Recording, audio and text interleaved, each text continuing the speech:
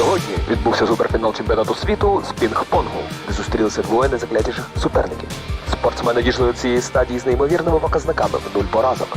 Інтрига трималася до останнього. Отже, світ вітає нового чемпіона Седрика Тушевича, а його противник Віктор Гатенко скоріш за все завершить кар'єру. Це були цікавинки спорту і їхній ведучий Олег Вогнюк.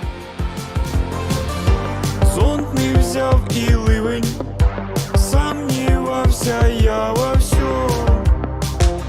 Долбойоб. Двері я провірив, но на відео не сняв. Завтикав. Серце б'ється, серце вже не б'ється.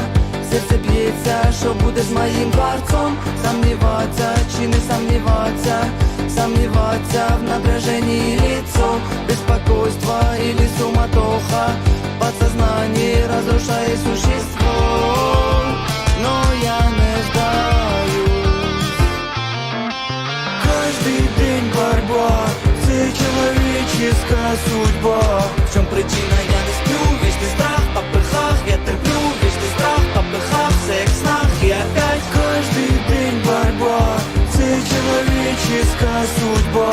в чем причина, я не сплю. Вечный страх по пыхах, я терплю. Вечный страх по пыхах, в своих снах. И опять Що-то я гундосю, курточку зря не одів. Простудився. Пройшов мимо бабки, в кармані дулю скрутив. Защитився. серце б'ється, серце вже не б'ється. Серце б'ється, що буде з моєю судьбою. Страхуватися чи не страхуватися. Страхуватися в напряжении лицо. Беспокойство или суматоха. Подсознание разрушает существо. Но я не сдаюсь. Каждый день борьба, це человеческая судьба. В чем причина, я не сплю. Вечный страх по пыхах, я терплю. Вечный страх по пыхах, в своих снах. И опять Каждый день борьба, це человеческая судьба. в чем причина, я не сплю. Вечный страх по пыхах, я терплю. Вечный страх по пыхах, в своих снах. И опять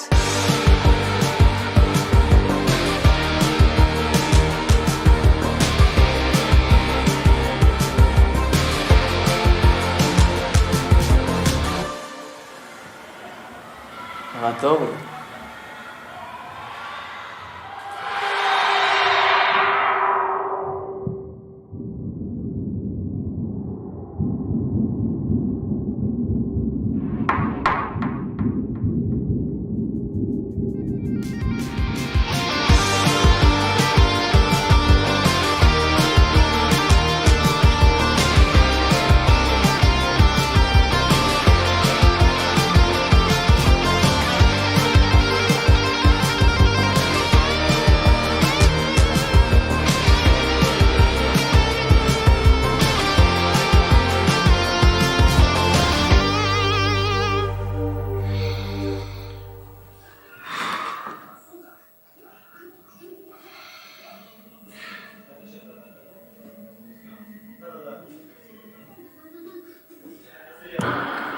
Кубок опять миг.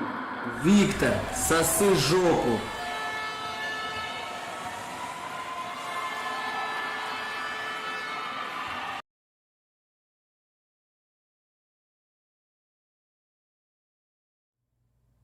How do you like that, guys? And look who I have here. A black screen. And Secai. Now, instead of the black screen. Happy to see you, bro. How you doing? Good. I'm doing good, man. Been a busy week, but a productive week. So, yeah, pretty happy. Good. Are you using the microphone on your table? Yeah. Do I sound a little off? Yeah, you need to become a bit louder. Maybe you can amplify yourself there. Yeah. Let me take a look. Okay. Let me check my settings. Thank you. Just want to sort it out right away, so the sound will be good right away. Oh, wait a sec. Is that better? Yeah, because Ah, that's why I was asking if you're using the mic on your table or the one on your headset, because the one on your headset was up there. huh. It says that I'm using the one on my table, not my headset, So but probably, yeah, probably it's not better. So, okay. Okay. Okay, gotcha. Let me see. guys, well, Testing. Sekai, Justin, okay, tell me something, not just say something. You better tell Yeah. me something. Yeah. Okay. Well, you know what? For right now, I'll switch to my other headphone. Are people in chat saying that I sound really quiet, or does it sound quiet on your end? Let's see. Let's see. Maybe it's just perfect. Maybe I made myself sounds fine. Say people say so. Yeah. Let's not make a problem out of it. Let's go. So guys, it's day 670. No, 97 actually. Not 79. 97. And we just listened, all of you, because I was listening to that too, and I vibed to that song for the whole week. That's a song of a Ukrainian band, Kurgan i Agregat, in Ukrainian, Kurgan i Agregat. So those guys are from Poltava, maybe Poltava itself, maybe Poltava Oblast, I'm not sure, but they have that accent that is called Surzhyk. This is the mix of Russian and Ukrainian language. So their Ukrainian is not perfect. They are using Russian words in that song, but that's actually the, as we say it in here, that's the raisin of it. You know, when we mean that some like the key element that makes it perfect. Not maybe not perfect, but so much better. So yeah, these guys are very popular in Ukraine, and the last album, just like this song, sounds like Daft Punk a lot. And Goldfish, thank you for 10 gifted memberships. So all rights to this song belong to Kurgan and Agregat. They will definitely how do you call this, restrict the monetization of this video, of this stream later, maybe already, but it doesn't matter. I just wanted you guys to listen to this. I will also write to them on their email and ask them to let me use this song officially. Like you can appeal, you know, by the way, saying it is being permitted to use this song here, right?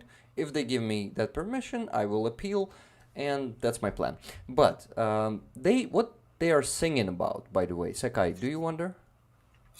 Well, I heard part of the song because I'm also listening from the stream, but I didn't catch the whole thing. What is the meaning of the song? Okay, so they are singing about everyday rush, everyday struggle of us people, all of us, you know, that okay, the main the verse, is it the verse? No, not the verse.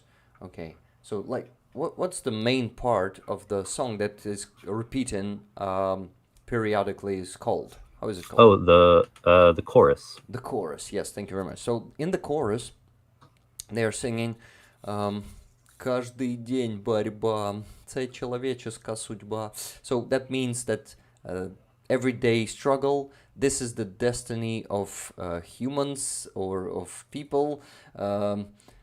Каждый день в попыхах. Okay, so every day we rush somewhere, every day we struggle, but we are not giving up.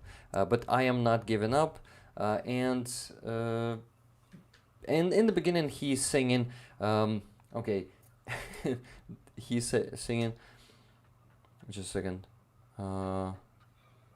Курточку не одів, затупив, or yeah, so he's saying that he forgot to wear the coat, and he's stupid because of that, or okay, he's insulting himself there, and he got ill and all this stuff. Like everyday struggles, like he's always worrying about everything. He is trying to figure out and find the best answer, and always struggling to find the solution. Like he has options, and he's always worrying about which option he should choose. So this song is not just about our struggle, but the struggle of the people who are always in doubt. You know, those people who always worry, who are always driven by. Just a second, I know the word. Fuck. Okay. Always driven by internal struggle, like anxiety, internal Anxiety, struggle. yes. Okay. People in anxiety, and of course, anxiety could be like a symptom of some disorder, right? But anxiety is also very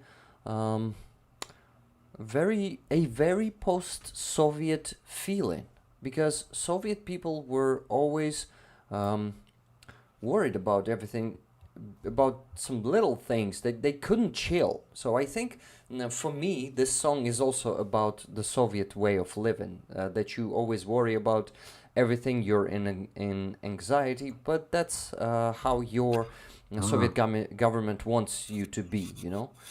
I think another word, because I was looking back at the video and the very first words they have in Cyrillic letters is paranoia. Paranoia, So, yes. Yeah. That's the name Which- of the song. Thank you. Yeah.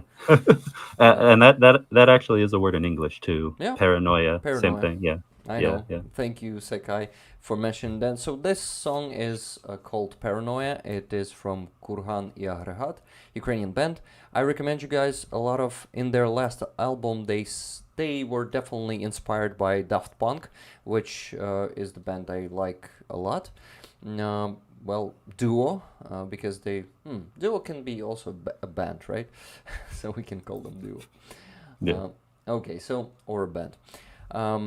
Yeah, guys, thank you for listening, and I finally gotta say hi to each and every one of you. No, not today. There's already 161 of you there watching. Thank you all for coming. I'm really happy to have you here, because we're gonna have an interesting stream, I'm sure of it. Andrew Mercado is gonna join us in 34 minutes. We decided to try this format where Secai is going to be helping me when I'm going to be having those boring moments of calculating something. You know, he's going to grab the mic and go answering your questions or just telling the news, because he's very good at this. And thank you for being awesome, Secai. Yeah. Anytime, man. Glad to be here and help out. Yeah, and by the way, I received a donation, $25 from Caitlin R. Thank you very much. Caitlin, let me read the comment out there. Did I? Yeah. Donation for fundraiser, Rick. Thank you for all your work for the defenders and Ukraine. Yes, and thank you very much for constantly donating, Caitlin. Okay, so I've been putting the names to the spreadsheet yesterday, actually. So I'm more prepared than usual. And I've put all the progress bars for our fundraisers. They are here. You see, guys, that's 3 of them. First of them is for the pickup truck for 56 Brigade. 328,000 hryvnias is our goal, and we have 293,000. So less than $1,000 left to raise. Let me actually be precise and tell you the exact number of dollars that we need to put there. 328 and 293. We have 35,000 and it's about $900. Yeah, I think it is. $900 is what's left to close this one, so I'm pretty sure that we're gonna close this one today. Next one is a pickup truck for Matvey.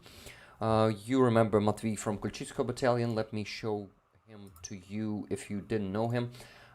You will see him now. He's together with Wolf. They've separated, I think, lately. This is why he needs his own car for his unit, not just for him. For his unit, and Wolf already has a car.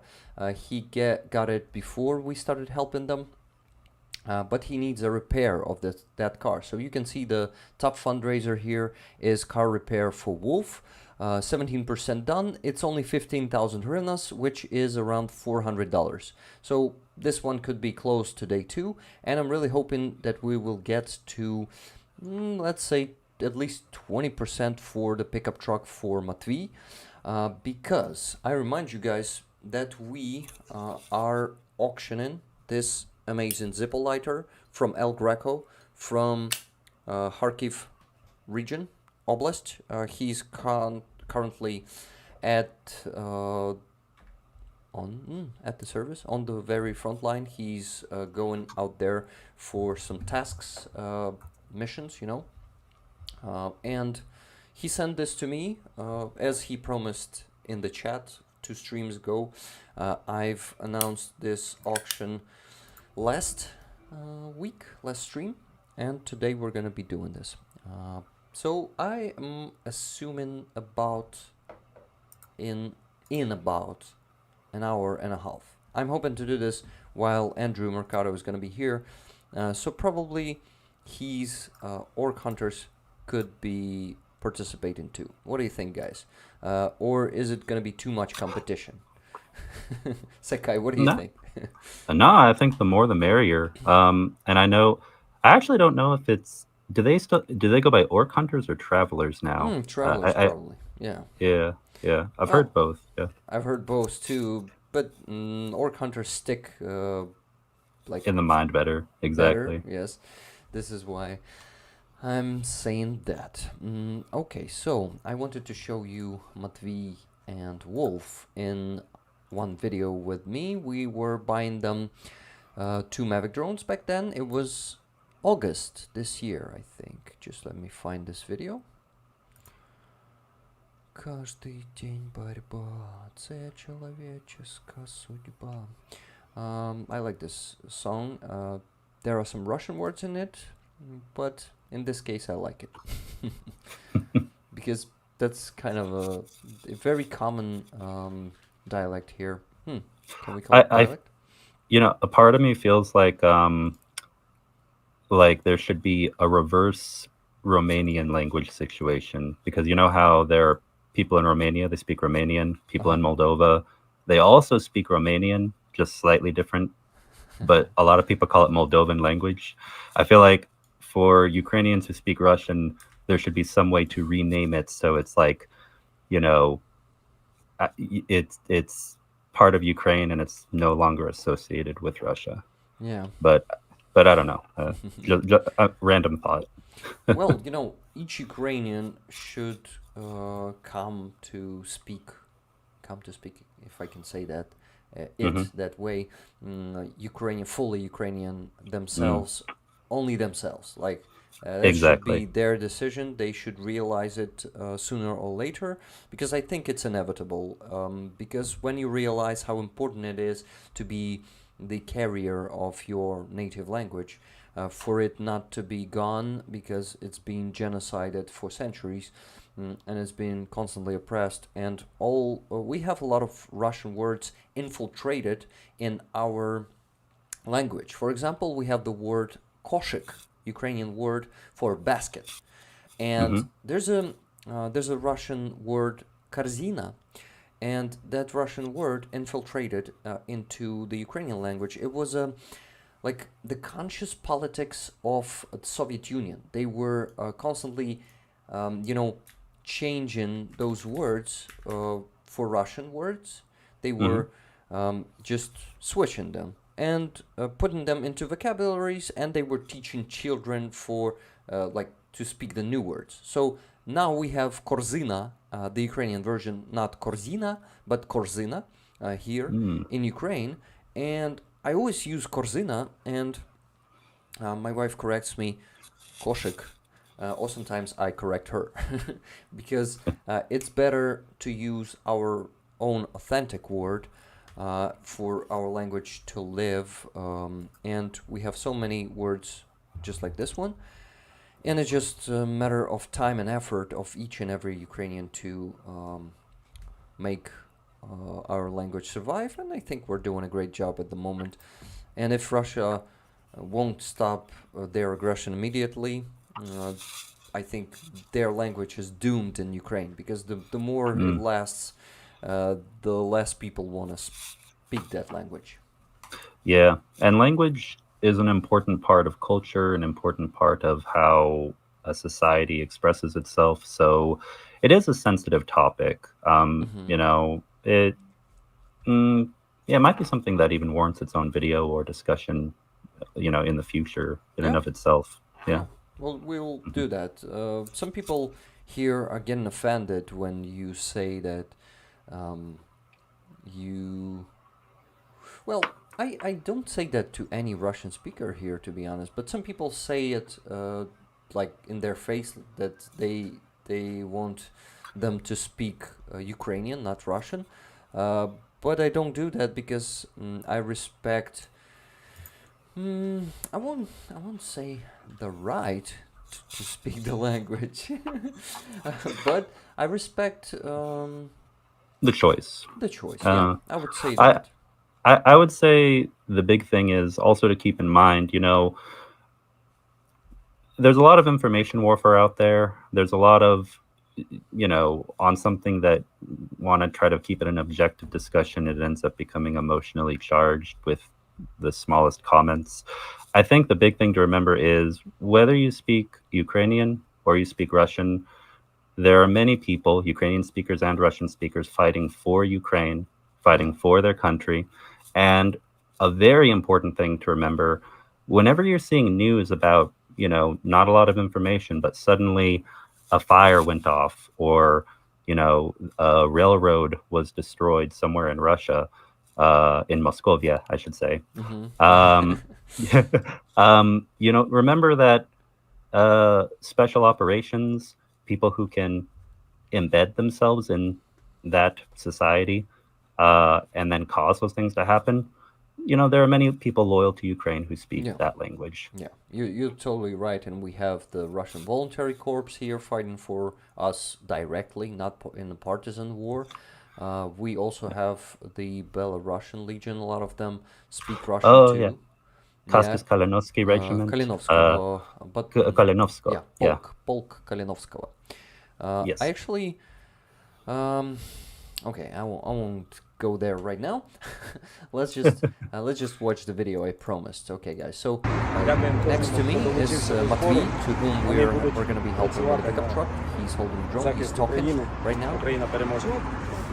Slow He's Ukraine. amazing. We've been Hi making guys, we're happy meeting to after. announce that And drones are going Wolf to the is guys to the right from right now. Geopolitical battalion, yes, of the I'm gonna give him the word, brigade. and he's gonna be speaking And now. they just wanted to thank you, yes. I give you the word, Wolf. Хочу висловити щиру подяку від So імені Wolf, батальйону who's speaking right now, генерала Під- needs the car repair. Yeah, man. особливо Ріку. Oh, sorry. No, go ahead. I thought it wasn't playing, but the audio should be okay. Yeah, it is. But the audio is pretty quiet because we had no mics there and cars were going through because we were standing next to the highway. So you won't Thank hear you guys for all your anything anyway, but donations. You're doing a great job. Let's yeah, keep guys, we were helping them with 2 Mavic 3 Pro drones. Then after that, we were helping them with Mavic 3T drones, 2 of them. Car repair for Wolf was already in here, but cars are breaking pretty often there on the front line. This is why we're raising money for that again today. 15,000 hryvnias. And actually 17% is already done, so we will definitely close this one today too, I'm sure of it. Okay guys, so please, I call you to send donations as always, and I know that you know what to do. Just give me a second, I am reading the comment from donation from Andreas Lach, $20. Congratulations to the Steel Border Brigade for taking out an E-war system, so that reconnaissance system, Murom, remember guys, yesterday I was posting the video, I'm gonna show it to you right now too, and all rollers for giving them TM means to do their work, community rigs and rolls, yeah, nice turn pun there. Please send the money to the 56th Brigade. Andreas finished with this sentence. Thank you very much for $20, Andreas. And yes, guys, please send donations for any of these fundraisers. We will close 2 of them today. I'm really hoping for that, and I'm really hoping to give the significant start to the fundraiser for Matvey. By the way, thank you very much, Ken Patterson, for 10 gifted memberships. Thank you very much to Nef for 10 gifted memberships. You guys are amazing. Those mean a lot to me. By the way, guys, we have a HIMARS here on YouTube since 3 days ago. Silver Earth upgraded her membership and became HIMARS just 2 days ago. I was impressed and shocked, and when I went there on membership section on my YouTube studio and have seen that update. Thank you very much, Silver Earth. You are amazing. Thank you for this support. This is getting me closer to the dream I'm having.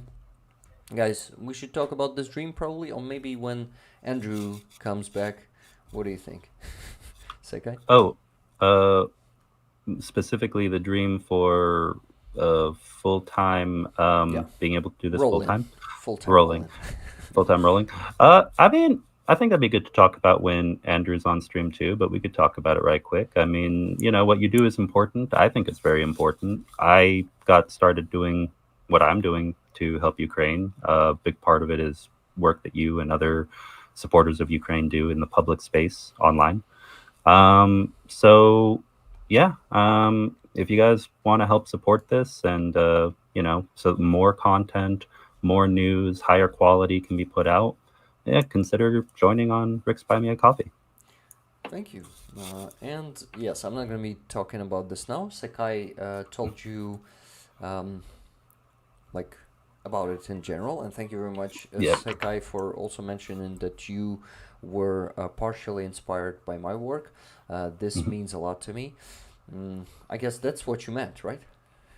yeah, exactly. Just yeah, we're all doing what we can to support Ukraine and support keeping information, fighting Russian propaganda, and winning the information war, because it really is that. Yeah. Okay, I will talk about this a bit later in what? Maybe an hour when Andrew is going to be here.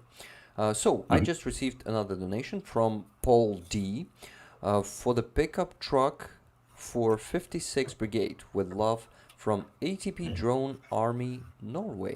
Thank you very much, Paul. $100 it is. Thank you for this donation. Okay, so I gotta start putting them to the spreadsheet, but before that I will mention that I've got $50 from Francis M today. Thank you very much. There was no comment there. Also, okay, I've mentioned the one from Caitlin R, and yeah, that's it for now, guys. Just mentioned. No, I think I received more. Okay, yeah, from Paul D, but that's another Paul, not the one that was donating 100. Yeah. Oh, I'm seeing a few messages in chat asking if you can increase your volume on your mic or get a little bit closer. Really? I think my amplification went off or away. Just give me a second, guys. I'm gonna fix it. And you, Secai, will tell me also, because you will hear my sound amplifying, right? Well, let me turn the stream volume on too, because I have the stream muted because I can hear you during our call. Yeah. Because people were saying earlier that I sound okay, but now they're saying there's a volume difference between you and me. So let me see what it sounds like. Okay, I'm gonna be talking. Yeah, the amplification got down, so I'm increasing it. Guys, now it should be much better. So, yeah, okay. Yeah. Sounds better now, yeah. Yeah, awesome, man. Thank you for also being a part of this test. Marino 4691 was saying that secular is louder. Awesome. Volume okay, better. Yeah. Obi. Yeah, Obi is saying that it's better now. Awesome. Let me check. So the second donation was from Paul D, but it was another Paul. Both of them have the same first letter of their name. They're $12 and 15 cents. Any fundraiser. Thank you very much, Paul, for your donation. Okay. So, guys. Oh, and Silver Earth just sent $100 for the truck for the 56th. No, not 6th, but 6th how do you say it with like multiple? Yeah, 56th with it. It is Sixth, weird. Uh-huh. Yeah. It's weird for non-native speakers, believe me. I mean, I think even for native speakers, when you slow down and think about it, there's a lot of times with English where we stop and I think we ask ourselves, why do we spell things like this? Like, who was in charge of deciding these rules? Yeah. Maybe some, I don't know who, but it doesn't matter. Okay, guys, so what do we have here? I have people buying me coffees, but guys, I wanted to ask you, probably this time, or maybe next time too, instead of buying me coffees, becoming a member on Buy Me a Coffee. You see the progress bar up top there. Yeah, so I gotta speak about this after all right now, right? Okay, you see the top progress bar. It is 303 out of 1,200. This equivalent of dollars I have there on Buy Me a Coffee monthly when you're becoming members on Buy Me a Coffee. So you're becoming the monthly sponsors. What I want to ask you, instead of buying me coffees, like just numbers of them, okay, one time, please become a member for just $3 per month. So per year, for you, it's gonna be around what, $36. I think that's not that much considering a yearly, you know what I mean, yearly spendings. So just $3 per month are gonna be charged from your card or from your bank account. And if I will gather enough members to reach $1,200 per month, I will be able to quit my job, my primary job, and become full-time, fundraiser, interviewer, dubber, translator. Who else am I? YouTuber, right? All of this. So guys, please help me do this. Become a member on Buy Me a Coffee. I will also give you prizes for that. I'm going to be talking about this a bit later today. I decided to motivate you with some cool stuff. So I'm going to be investing into reaching that goal, into getting... What do I want? I want around $403 members. So guys, you don't need to become a 10 or 25 or $50. Of course, if you want, you can, but it's better to have 400 of $3 sponsors than a few, like 12 $100 sponsors, because when people lose the ability or the means to be a member, that happens. It's totally understandable. If I lose, for example, 12 people who were $3 members, I will lose $36 of monthly incomes. And if I will lose 12 $100 sponsors members, I will lose all of it. So just become a $3 member on Buy Me a Coffee. I will appreciate it a lot. Thank you guys. Let's keep rolling. I'll talk about the prizes later. Let's keep the intrigue running, and yeah, just a bit later. That's what I do. Roman Trochimets, when we were meeting, we were talking with him. He said, "Okay, I see you're like that. You're constantly intriguing people." And I realized that moment that I constantly do it on the stream. I touch some topic and I say, "Oh, guys, no, we will get to that. We'll get to that in half an hour, maybe in an hour. Maybe we won't get to that at all today." All that shit happens every time on the stream. By the way, Niels Adam, thank you for 20 gifted memberships, and thank you Hugh G for 20 more gifted memberships. This is so cool. Welcome everyone who's on the stream. Don't forget to like it because it's important for the engagement. I think it will increase the engagement. Let's see how many likes do we have at the moment. 204 likes. Good job, guys. 206 people watching, but I'm sure we're easily gonna get 100 more because people come and go. And I think some of you, at least 70 of you, probably still haven't given the like to the stream. Okay, 20 more gifted memberships from Hugh G. Fuck, I'm hyperactive today. Can you hear it? How fast I'm speaking? Just like, I don't know. You sound like you just finished 3 cups of coffee. but I haven't, and I was staying up until almost 3 a.m. today because I was finishing creating the stream. I was filling the spreadsheet. I was posting those videos for the drone, the FPV drone destroying. Secai, did you see that one? I did, and if I'm not mistaken, was that still Border Brigade, one of their drones? Yes. I don't. Yes. Yes, that's right. It was Yeah, I there. saw it, and it was a very good video. I Yeah. thought it was really- That's such an honor for me, man. And I think for all the rollers too, because it was not just for me, it was for all the community.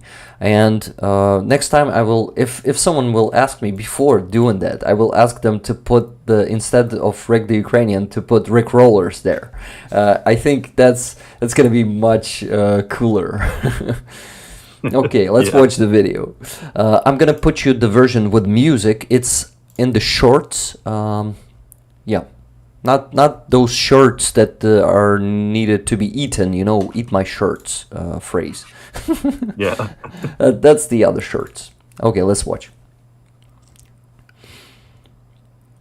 Okay, only 113 likes on that one. We gotta work on that, guys. Please go like that one. One thing I did find. Just a second, the music is playing. I mean, just a minute, sorry, Secai.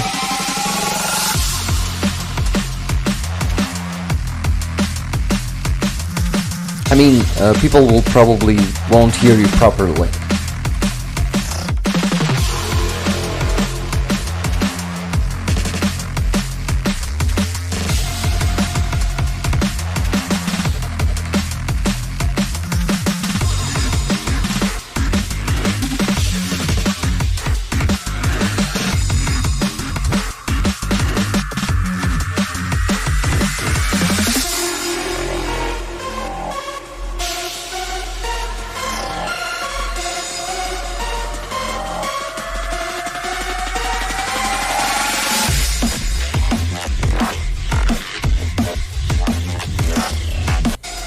Yep, and that Murom has no head.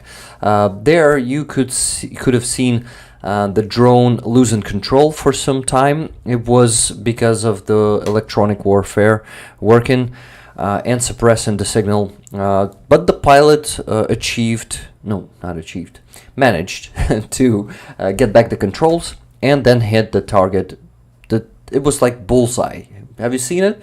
The head of that device was just falling off, and I'm really hoping it went to shreds when it landed. Yeah, Murom is no more. Yeah, no more Murom. By the way, I see you guys started to become a member. Thank you very much. I'm going there and checking it out. Meanwhile, I want to thank you for more and more 20 gifted memberships. Kent Pedersen gifted 22 times. Nils G. Now it's not Knudsen anymore. It's just Nils G. It tells me. But okay, I won't pronounce your second name anymore, Nils. Now you're going to be Nils G. As you've decided to hide it. Awesome. Thank you for 20 gifted. What do we have there? We have... that's it. And... who do we have here? Yeah, sorry. my tongue is not numb yet, but it's gonna be soon. Splitter Games upgraded membership to Javelin. Thank you very much, Splitter Games. This is also very appreciated. Guys, by the way, why am I mostly talking about becoming a member on Buy Me a Coffee and not on YouTube? That's because I want to diversify the incomes from YouTube and from Buy Me a Coffee, because if you're going to be members just here on YouTube and my channel gets blocked, I will lose everything. If my channel gets blocked, I will have a reserve like funding from Buy Me a Coffee. This is why it's important for me to reach the goal on Buy Me a Coffee. And yeah, for that you just gotta spend $3 per month. And I think what?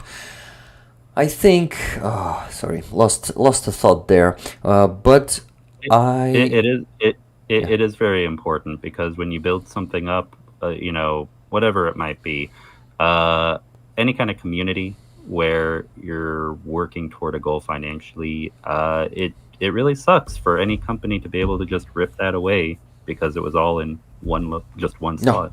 in one basket. Yeah, exactly. Yeah, so that gives me the ability to not lose everything when, in case I lose my YouTube channel, because you know, guys, how it happens with us Ukrainian channels. We fight Russian propaganda, then Russian bots starting to report the channel massively, and we usually are getting blocked, just like it happened to Warthog, or just how it happened to Andrew Mercado when he was attacked by Enforcer. So I think this may happen to any of us. By the way, Nils G just updated his membership to Bradley. That's huge. Thank you. Bradley, guys, is $25 per month. So yeah, pretty awesome. Also, Linda H just became a stinger, and Amarski also became a stinger. Thank you guys for becoming members. Thank you once again, Splitter Games. By the way, Splitter Games, you were the one of the donators today on my PayPal. I remember your user pick, but I know that you have changed your name, and on one of the streams I forgot your initial name, and now I remember it. I won't forget it now.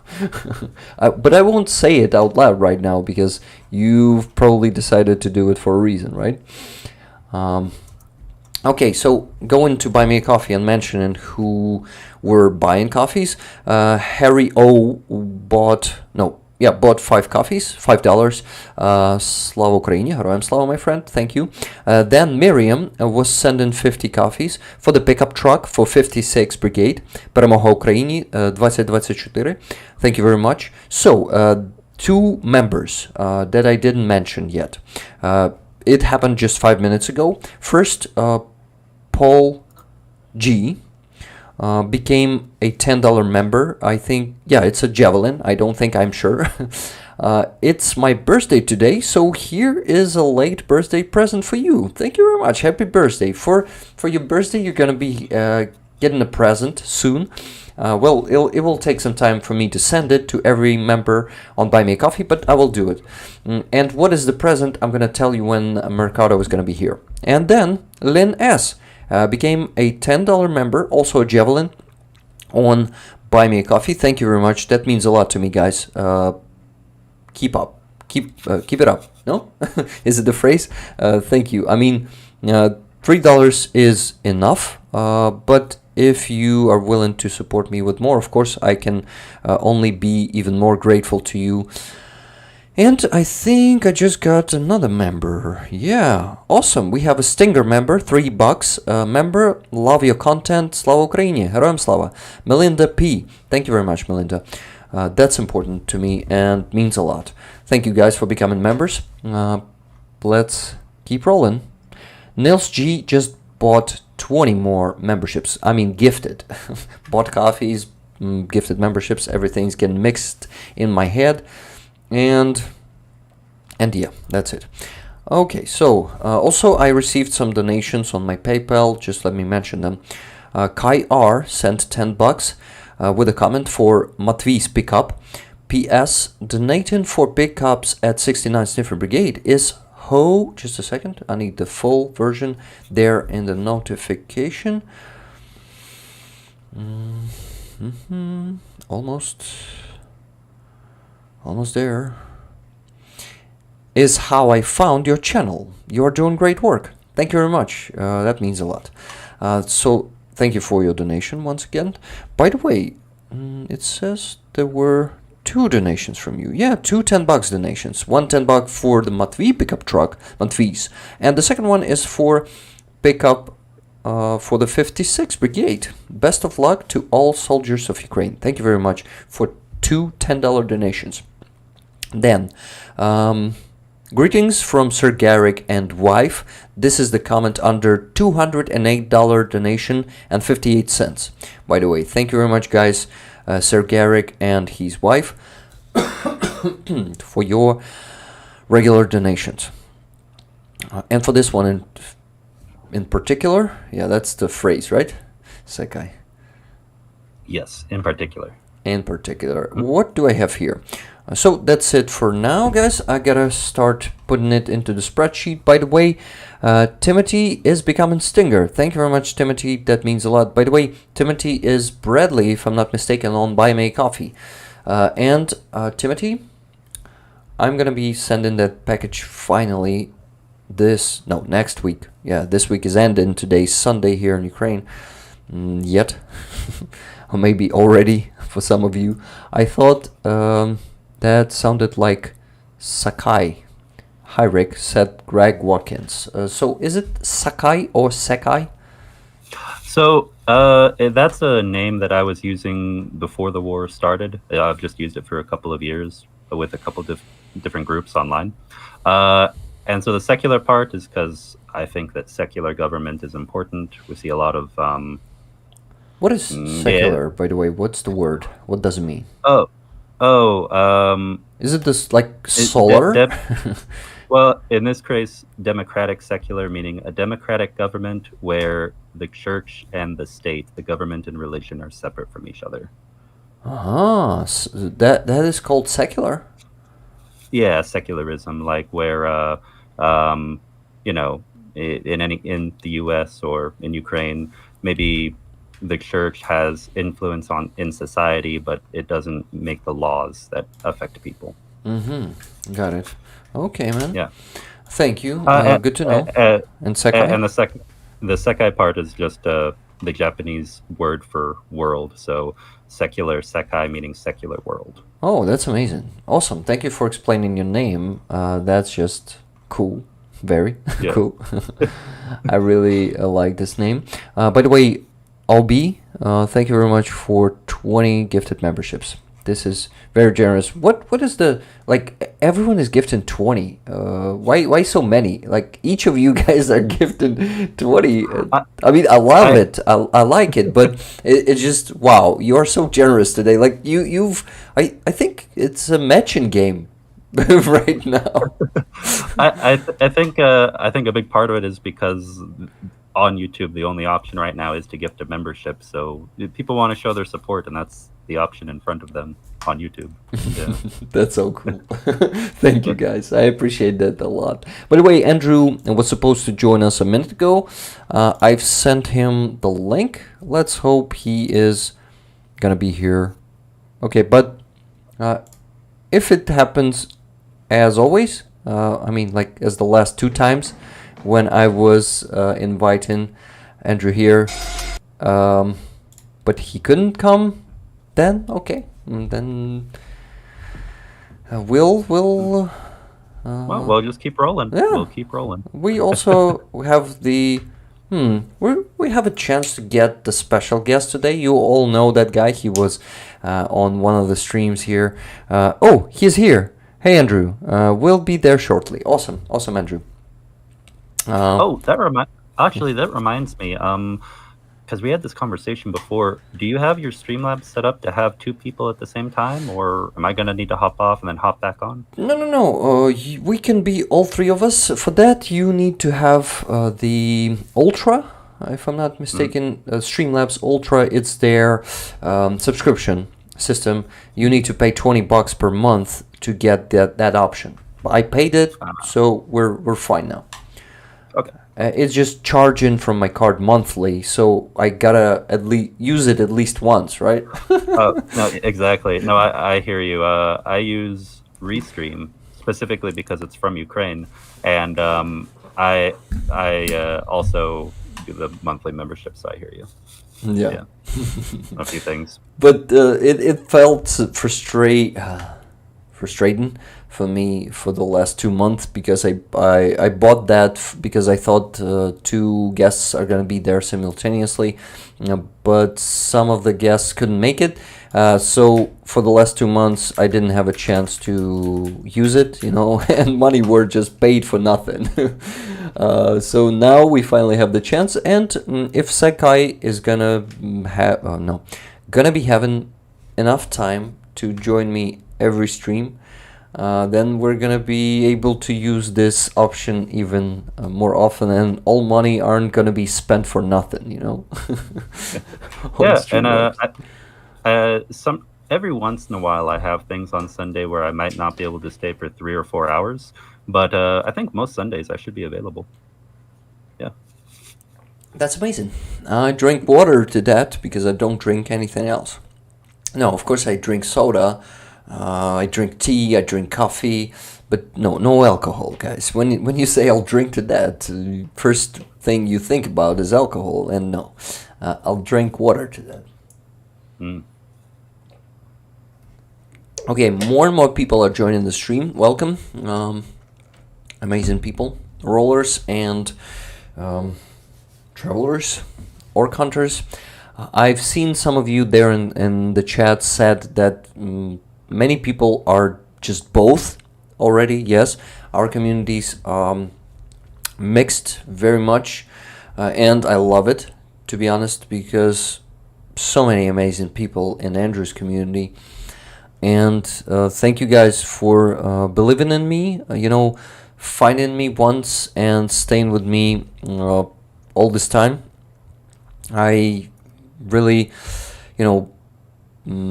receive it as trust. I think that's what drives you. So thank you for your trust. Okay. Oh, Okay. and you earn it, man. Yeah. Thanks, man. You earn trust. You're very transparent. Thank you. That's I think that's the key for the successful fundraising and for the good relationships between people, basically. Not just the fundraising. It's, guys, I said this first because that's what I mainly do here, right? But building up a healthy relationships, it can only be based on transparency. That's what I do in life. And I must say that helped me to create an amazing bubble around me, a bubble of people, and I don't have any toxic assholes and people who just... I'm direct. I demand the same from people. Well, not demand. Not always, of course, because that might, scare people away too. But I just kindly ask them to be direct, to be transparent, and that works out perfectly. I have so many amazing people around me, and I'm really thankful to each and every one of them that they are with me, and you guys also are one of them. I am dedicated to thank you for that. It just will take time, as also the number of you is growing constantly. So that might take time, but let's just wait and see what comes out of that. Okay, so while we're waiting for Andrew, we gotta talk about fundraisers a bit more. Let me show you.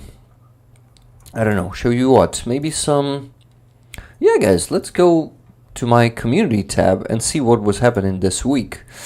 So, yeah, we met with Yulia.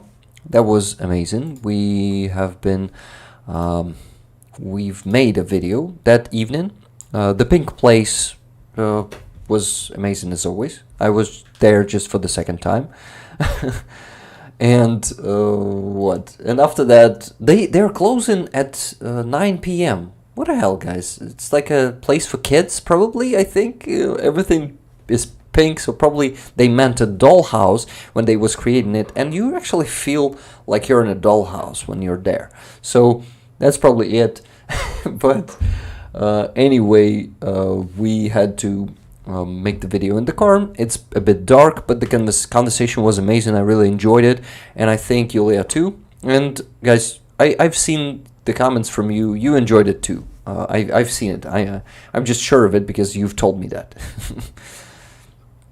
I also have invited Yulia to the handover event this Friday, so she's gonna be there.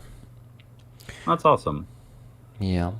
Yesterday, I was meeting with Roman Trohimovitz, and we went to the exhibition dedicated to the prisoners of war, Ukrainian prisoners of war who are currently there in Russian captivity, particularly to ones from Chernobyl. You know, Secai, that a lot of soldiers from Chernobyl went there. No, didn't go. You know, I mean, they were captured when Russians came to Ukraine the first day or the second day. Chernobyl is pretty close to the border, so the first place they visited, Russians, they entered, it was Chernobyl power plant and surrounding areas, and they've taken captives there. And a lot of them are still in Russian captivity for almost 2 years already. That's horrible, that's terrible. We need to talk about it. We must know their stories. We must remember them. This exhibition will end in 3 days. On 24th, it's going to be, I think, the last day. I still haven't filmed everything. There were stories from soldiers written in text on the walls, and they asked me, please also find the time to come to us again and read those stories. They were so grateful to me for filming that.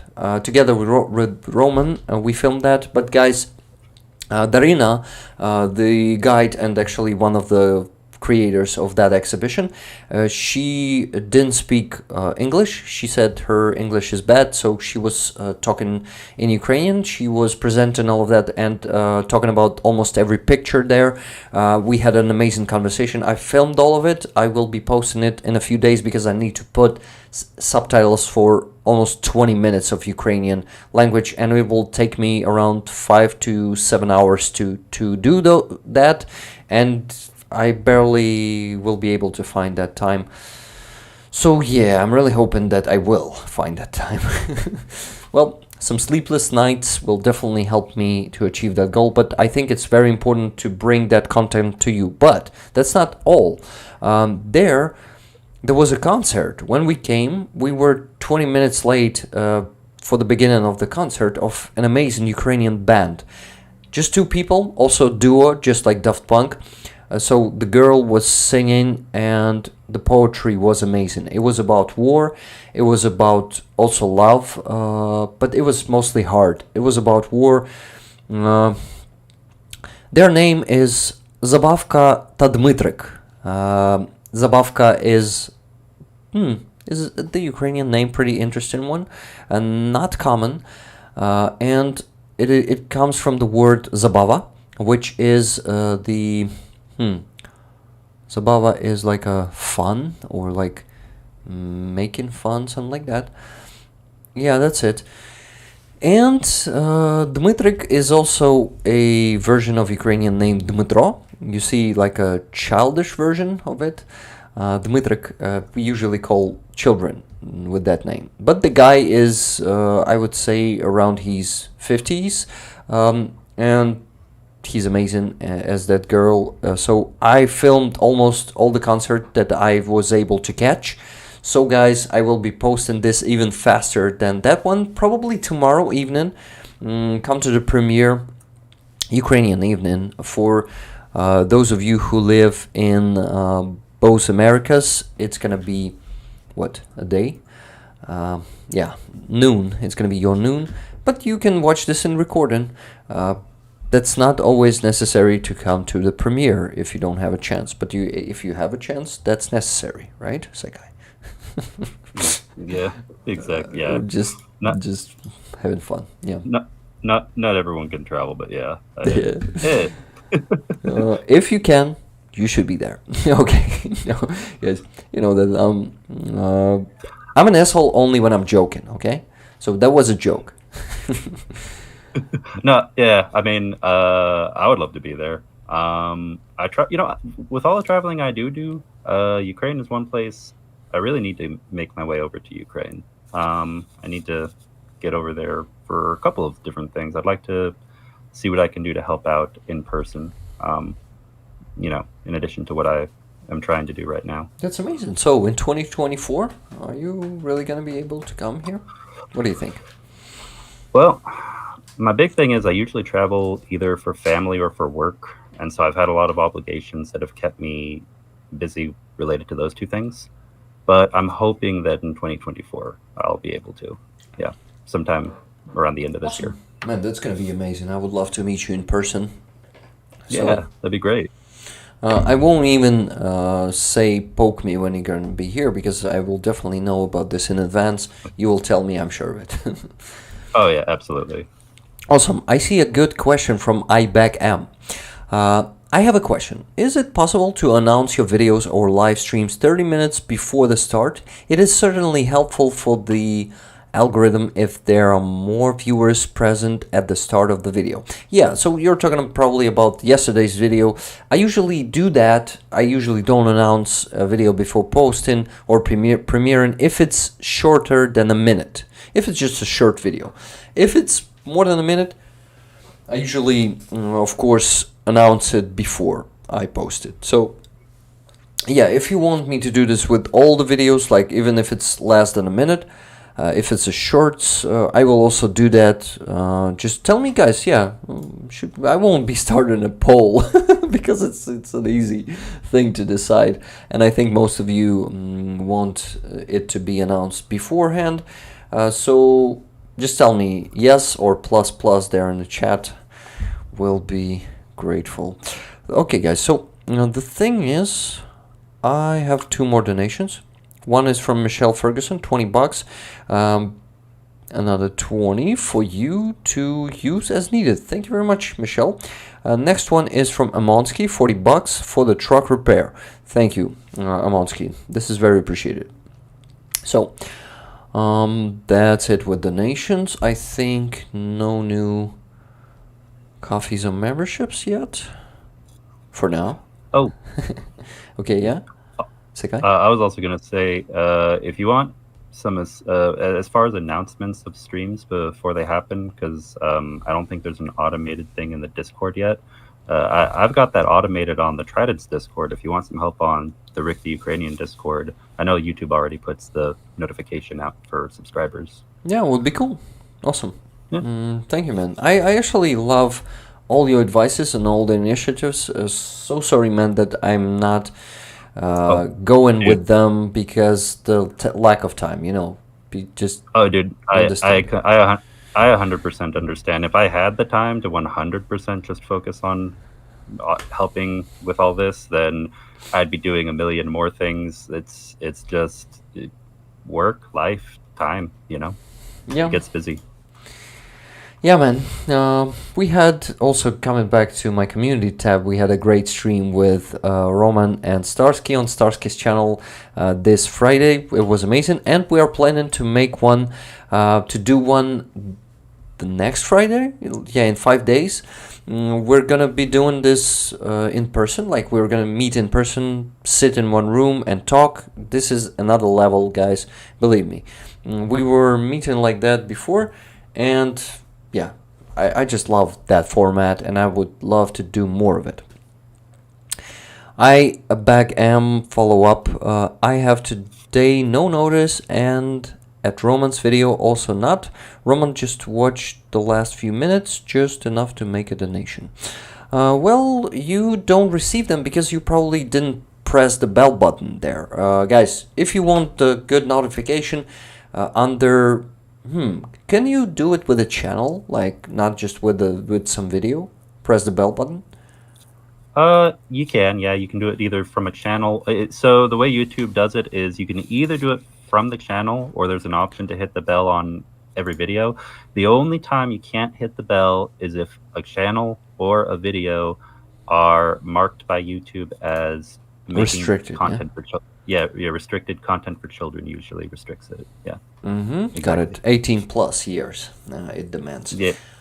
Okay, guys. Yeah, so just press that bell button wherever or whenever, or both, if you want to get those notifications. I think that might be the key. Oh, and I guess one more thing. Sometimes, even if you've got the bell hit, just because of the way the YouTube algorithm works, I hear people say that they still don't get a notification.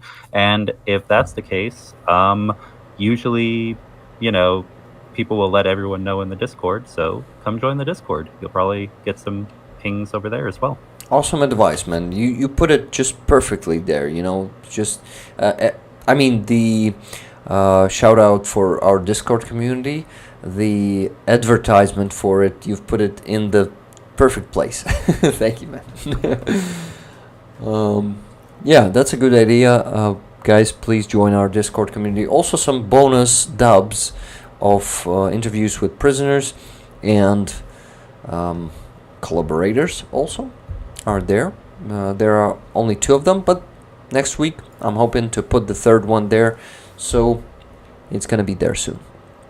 Okay, Marino asks, Rick, do you recommend normal people to visit Ukraine early this year or during the summer?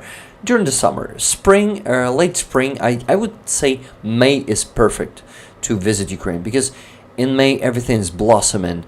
There are so many flowers, there are so many trees also blossoming, and if you come in the middle of May or in the end of May, this is a perfect time, guys. This is just a perfect time to visit Ukraine, and you will get much more impressions, I would say, from how good nature here in Ukraine is. So if you're planning to come either in May, yeah, like since the beginning till the end of May. I would say till the end of June is the golden season here in Ukraine, so you can come here those months. Yeah, just like that, months. Secai, can you say it? Many months? Many months. Months, just like that. What's the difference between months and months? Oh, so you mean saying it with or without like, the TH sound? No, I mean like plural and singular. Oh, I mean, it's just an S at the end. So there's month, it's month, and there's months. So, this month, next, how many months? Yeah, I guess some people maybe just string them together, and some people might say in 2 months.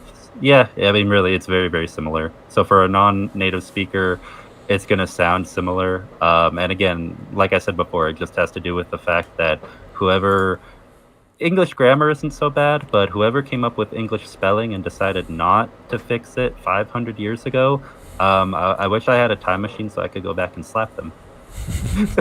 Yeah. Yeah, awesome. I would do that too, because that one is being one of the hardest for me, to be honest.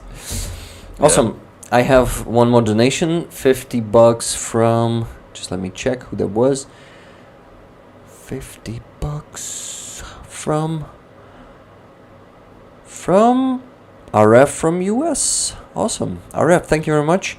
A donation for Zippo and a little extra for Helena or anywhere it's needed. Guys, with the Zippo, it is an auction, not the raffle this time. Oh, people are saying in chat, is Andrew still waiting for a link, or? I've sent it to him on WhatsApp. Bro, check it on WhatsApp. If you can hear us. And it's actually the same link that was before. It's always the same link. I try to keep it that way. So, thank you very much. RF, is it okay that it's not like... I mean, you send money for raffle, but it's an auction, so maybe it's your bet. You know, some people proposed to actually send money for bids, and that way raise even more money. Who knows? Just let me know, RF. Okay, so some and a little extra for Helena or anywhere it's needed most. So I'm proposing you to put all of these $50 to Helena. Yeah, I'm hoping to send her our regular $300 as always. So these 50 could be a start. 1/6 of those 300, right? Okay. Then KDS sent $25. Your choice been sent in to Roman too. Thank you very much. Roman totally deserves it, and you know, guys, Roman deserves all our love and support because he's the ultimate resistance guy, ultimate warrior, and I am honored to meet such a friend. I'm really enjoying spending time with him, and I think he likes my company too. So yesterday we had a nice dinner at some Poltava place, guys. Remember the one that I was taking Starsky to? So it's not the city, but the restaurant by Yevhen Klopotenko, the Ukrainian chef, a very famous one, but he's a genius, guys. Okay, I'm happy to help Halina because she's awesome, says RF from USA. Awesome, amazing. Let's just put these 50 to Halina's fund.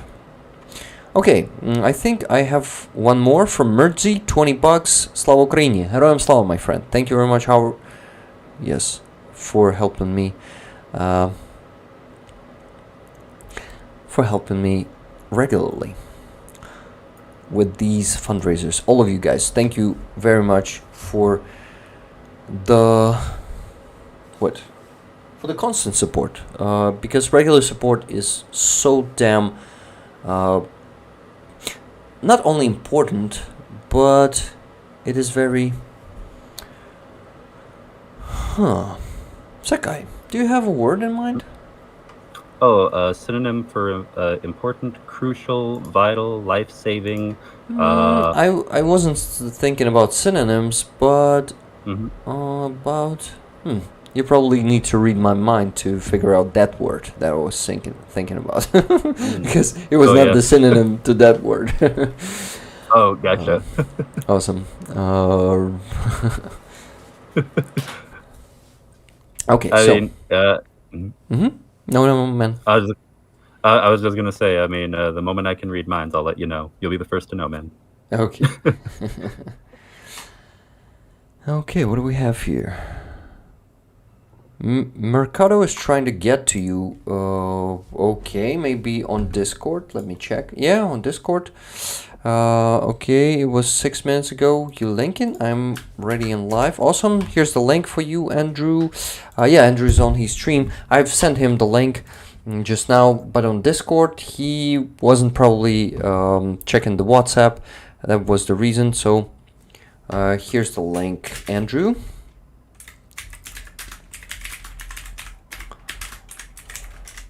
Just a second. Was sending it to you in WhatsApp. Awesome. So what do we have here? We have a new member. I love what you are doing, Rick. Believe in you, am thankful for you, and am proud to support you. Hope you get your wish of being a full-time YouTube. I am 100% sure that I will get that dream come true already this year, because I see how understanding and feedbacking. I'm inventing the new word here. How feedbacking you are, rollers. Thank you very much. So this one was from Just Me Anybody. Thank you very much. Just Me Anybody. This is a Stinger, $3 member. Thank you guys. We need to strive. I need to strive for strive for what, 300, 400 ideally of them, of $3 members. This is gonna give me a solid ground for the, I would say, basic expenses here in Ukraine, to yeah. Okay, Andrew is joining us. Just give me a second. I'm switching to the scene where it's 3 people and I need to actually make it smaller. Just give me a second. Let's add Andrew. Here. I see Elgato. Can you hear us, Andrew? I can. Awesome. Sorry, man. I was sending it to you on WhatsApp, and I just didn't see your message on Discord. I don't know how to put my camera on here and my own stream. For that, you need to make a virtual camera, I think. Oh. Oh, yeah. Can you do that? If you can't, Sure. Yeah. that's How okay. do If it's gonna be just so- voice. Oh, how do I do virtual camera? Where do I go for that? Secai, can you help us? Yeah, are you using Camera Hub, Stream? Yeah, or your browser? How are you connected, Mercado? I have my Sony camera plugged in with 4K cam link.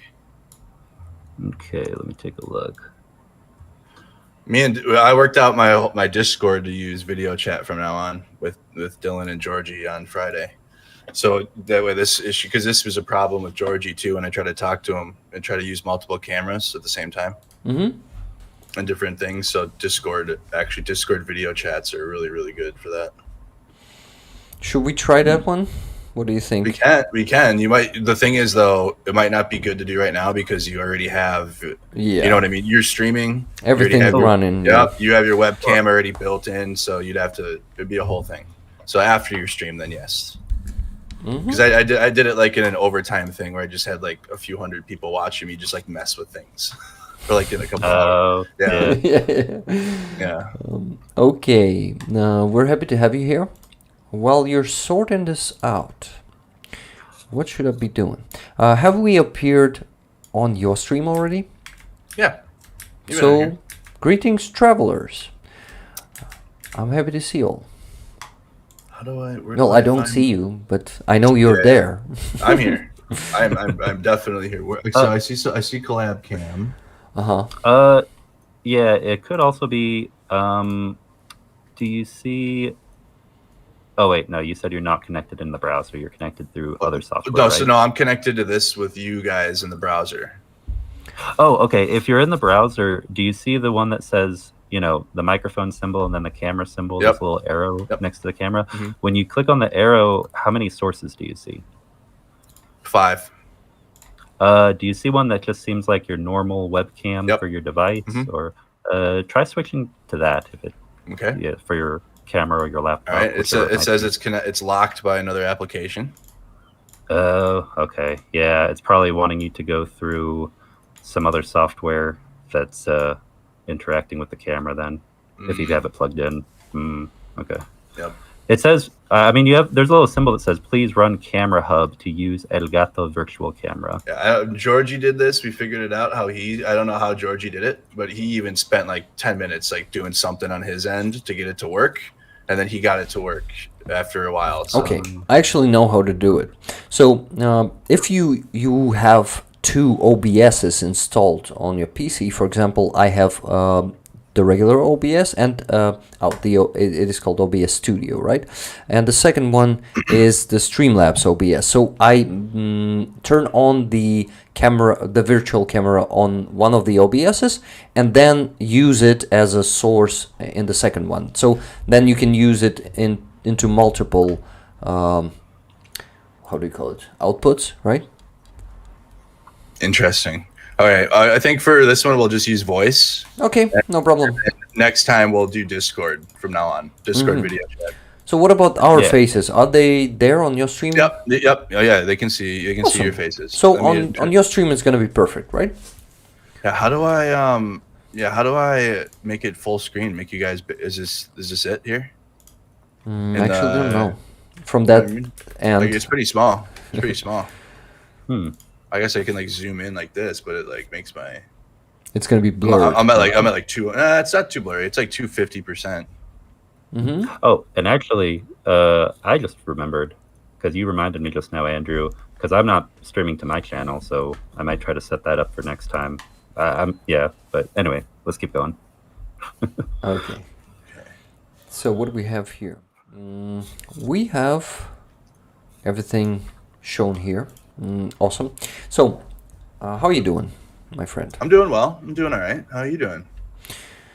I'm good. I'm pretty. I don't know. I feel like I'm living a life, and with this amazing community of rollers, I am able to achieve some good results, and that gives me so much motivation, energy to do more. All of that works just amazingly. So I'm in a pretty good place right now. What about you, Secai? I'm in a pretty good spot. I mean, just like all of us, busy. Got a million people trying to contact me for a million things, but yeah, been pretty good with work, with family. With getting things up and running with Tridents Against Tyrants, and joining you every Sunday to moderate and stuff. So yeah, it's been going pretty good. Mm-hmm. That's cool. So Andrew, I wanted to mention real quick that this Zippo lighter from El Greco, my friend who serves in Border Guard in Kharkiv region right now, is going to be auctioned today. And if you don't mind, we're going to do it on both streams, on yours and mine here. So more people will be able to participate in the auction. What do you think? Oh, yeah. So where do you have the details for that? Where do they go? This one? Yeah. So El Greco joined the armed forces, actually not, because Border Guard is part of our internal forces. It is not technically an armed force of Ukraine, not ZSU, but he joined it on the first day of the full-scale invasion. He actually wanted to do it in 2014, but he didn't do it back then, just for the family reasons, and that's actually totally understandable. But this time he said, no, that's enough. This time I will defend my country. He went there, and the line to the armed force of Ukraine was too long, and he saw a smaller line, which was a border guard. He went there, and since then his training began. I think for the first 3 or 4 months they were only training there on the border, not on the hotspot. How long is their training? How long do they have to train for before they get put out there? I think about 3 or 4 months. I think I'm not giving up any secret information here when I'm saying that. It's loose. Yeah, just block training basically, and they're brought out there. Yeah, so he actually went then to the central.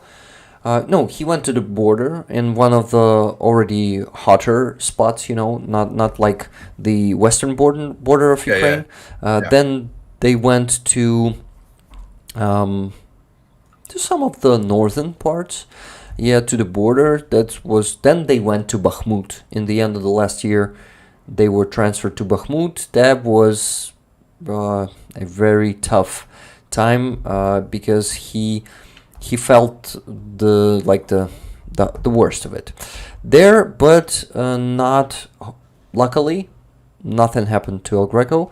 He was lucky to evacuate some fallen soldiers, and for that he thinks he told me that it was one of the, if not one, good things that they managed to do there.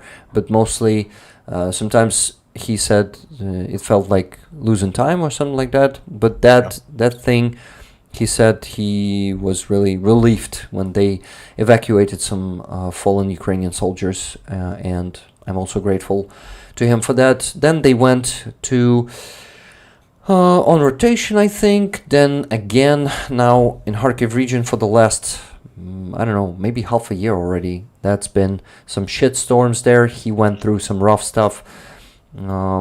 He told me that. I cannot tell you that, guys, but he, as my friend, told me that. He already lost, I can talk about that, but he lost his brother in arms. He was only 21, if I'm not mistaken, years old. And there was a mine that took his life. But he saved, at that time, he also saved, at that day, he saved his brothers in arms. He put some tourniquets. He made some tamponage, if I'm not mistaken. But yeah, he actually saved some lives. So he's my role model. El Greco deserves our support, and he received a lot already. He's very grateful to the community of rollers. We were helping him with car 2 times. We were helping him with optics, with sniper rifle. Actually, the last fundraiser for him was the 338 caliber sniper rifle with a good scope. And what else? Also, they've got a camera, as a bonus. They've added 23,000 out of 30 because there were like 7,000 left of the fundraiser for Coconut. He's brother in arms. His call sign is Coconut. That was pretty funny to say it out loud first time, you know. Yeah, the Coconut fundraiser. Yeah, so we helped him with camera, them also, and with some additional stuff. This was so cool how fast we actually raised that money. It was How much time total has been given to this, like overall, since you've started this with Greco? you mean the helping him with fundraisers? Yeah. So initially he was the first one who I've started raising money for. Yeah, he's the first one we started helping. It was the end of the last oh my god, not the last year, but the end of the year before the last one. Crazier. The end of the 2022, we were raising money for the Volkswagen transporter for them. T4 or transporter. Oh, Caravella it was, I think. It was pretty cheap. It was like 20 years old. Well, pretty cheap in terms if you compare it to Nefo trucks. I mean, Yeah. it was something like $5,000. But still, it was a challenge for me. As a first fundraiser, I wasn't doing it before, you know, but people were generous and helped a lot. So thank you guys for not just for all of this path that we took with you. We're really like a force multiplier when you think about it, and how much we can we can contribute with our channels and like our people that support us. Man, I'm personally grateful to you, Andrew, so much that you have you know, showed me to and my community to your community. So many people from your community joined Rollers, and you actually acquainted me with so many good people, with, you know, different people, YouTubers, journalists, just good people. I'm very grateful to you, man. I don't think I've ever told you this, but I appreciate thank that. you. But I think it's like it's all one team, one fight. You know what I mean? It's all of us together combining and doing what we can. Yeah. Whether it's like raise awareness or you know, fundraising, or going to the front lines, or providing aid to the front lines directly. It all kind of goes together. It all kind of goes hand in hand. Yeah, man. Oh yeah. That's just so cool that you stand by this goal or by this motto, right? That unity will save us all, you know? Yeah, it seriously will. It's like, again, like what Brandon Mitchell calls it, like force multiplication. Mm-hmm. Yeah. Yeah, force multipliers. I totally agree. I mean, yeah, and I mean, when I first because I got started back before I'd found your guys' channels with a few other things, but when I first started getting involved with, you know, trying to make donations and get involved in communities on YouTube specifically, I can't remember if I found Rick first or you, Andrew, but I found one of your channels, and then I found the other channel through that community. So, you know, we all interconnect. We all end up joining forces, which is important. Yeah, it's huge. We're starting our new Nefo fundraiser on Monday. Cool. Yeah, we have a truck and 10. Oh, something just happened. I lost both of them. Huh. Wow. Yeah. You're back, Secai. Now we're just waiting for Andrew. Yes, Andrew. Sorry, guys. I think it's either me or Streamlabs. Something happened. Once I pressed Control and I can see you. chosen the window, I lost you. No, I think it was just a coincidence because I did it just now once again and everything's fine. Okay, Andrew, you were talking. Please continue. All right. Yeah, I'm here. I don't. So you're not back yet, Rick? You're hidden from the thing still? Well, hold on. I'm actually looking at both streams because you know both have. Yeah, he has his. And on okay, you're showing up on your stream, Rick, but you're no. I gotta adjust it on his now. Armand. Yeah. Maybe it's a good thing I didn't stream to my channel too, because then we would have three. Now it's like, how do I? No, I wish. How do I? No, you're on the right side now. Damn it! I had it perfect because you two were like right next to each other. Okay, so the message says on. Yeah, it's Andrew's mine. Yeah, side- it's my Oh, camera. It's my camera. Yeah, I had oh, to fix okay, it, got it. but yeah, it was working so well. So is it? Can you hear me now? I can hear you perfect. Awesome. It's just now you got I have this ugly. Yeah, it's just like this. Okay. I also have the new member there. $3. Keep up the good work. Thank you very much. It is from someone, so it is private. Only me will be able to see who that is in what? In that Can section. chat. You guys can hear Rick, right? Chat really quick. I didn't break it. I didn't break anything.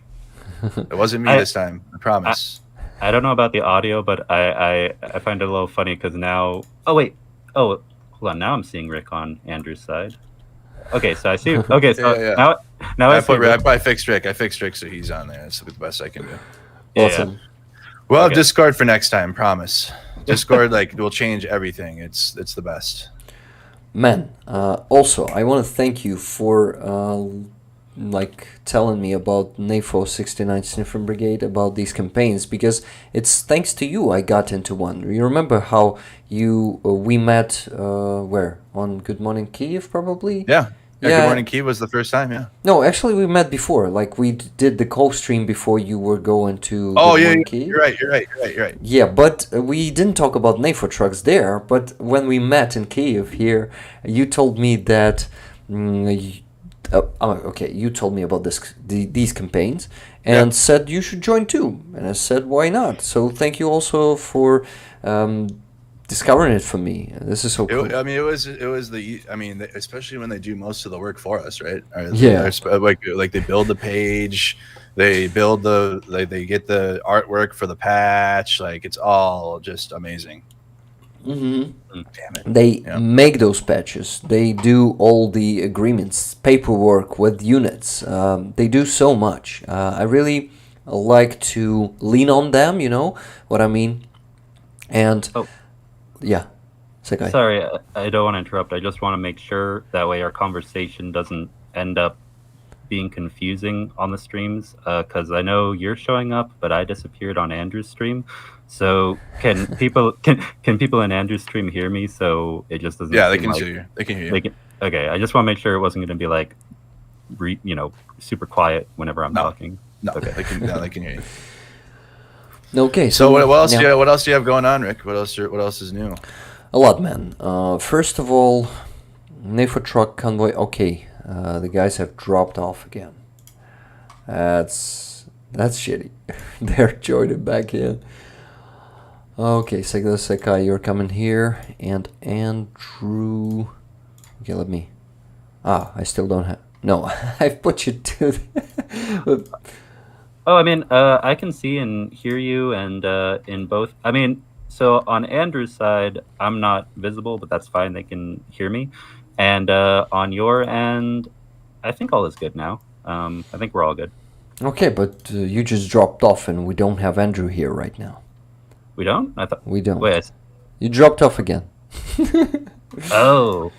Both of you, not just you. Oh, you're right. You're right. I see. Okay, Andrew's joined back in. Okay. Oh, hey, Greg. Yeah, we have Greg here now. Oh my god, that's crazy. Okay, guys, we need to figure it out. Just give me a second. Okay, what to do? Okay, this one? No, cancel. Okay, Greg. Greg is joining us. Hello, my friend. And I dropped off the Secai. Oh my god, just a second. We have 4 people here now.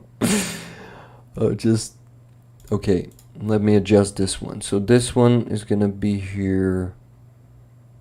Okay, no. Secai. Yes, now I have 2 of you here, Secai and Greg, and now we need Mercado to join back in. But Mercado is not actually joining via link, I guess. I'm here. I mean, I'm in. Oh, you're here? Just no camera. Shit. Okay, just let me figure it out. Andrew, so me and Secai are being displayed on your side, right? No. It's because there's 4 people. I have voices now. It's too much in the studio. Yeah, I understand. Greg, can you say something? We cannot hear you. We cannot hear you. Slava Ukraini. Героям слава, my friend. Awesome. So, Andrew, Greg, do you know each other? We do not. No, How you doing, I've Greg? never met Andrew, but hello, Andrew. How you doing? I hear good things. About Greg? From Greg and Greg. Yeah, from Greg. Yeah, Greg does a lot of work here in Ukraine, like every day for the last 2 or 3 weeks already, right, Greg? Yeah. Can you tell us a bit about that? what you were doing? Tell us like let me see. I hear you. Do I hear Secular Secai? Secai? Can you say something? Do I hear Andrew? Yep. Maybe. I think Secai might not be with us right now. No, I hear him. I don't hear. He doesn't hear me. Oh my god. That's getting complicated. Just give me a second. I need to add the third source. That's You what do I your need. thing. Do your thing. listening So, to but the symphony Greg, outside.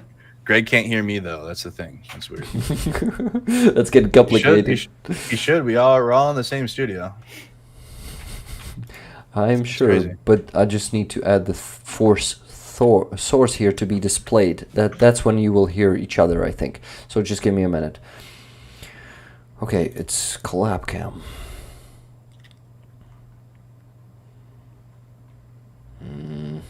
I've lost it. Yeah, found it. Yeah. Awesome. So I need to add the new one, collab cam 3. Let's call it that way. Okay, and this one is gonna be put here. Secai, can you hear us? Yeah, I can hear you guys. Can everybody tell me if they hear me? Yep. I hear Rick and I I hear- hear Secai. Yep. And Greg, you still cannot hear Andrew, right? No. Andrew, can you say something now to check? Yep. Speaking.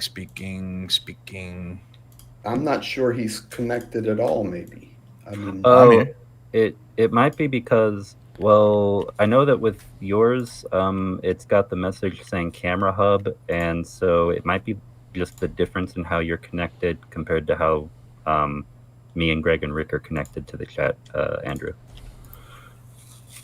So maybe there's a software misconfiguration. Oh, I know. Andrew, can you please try to connect again?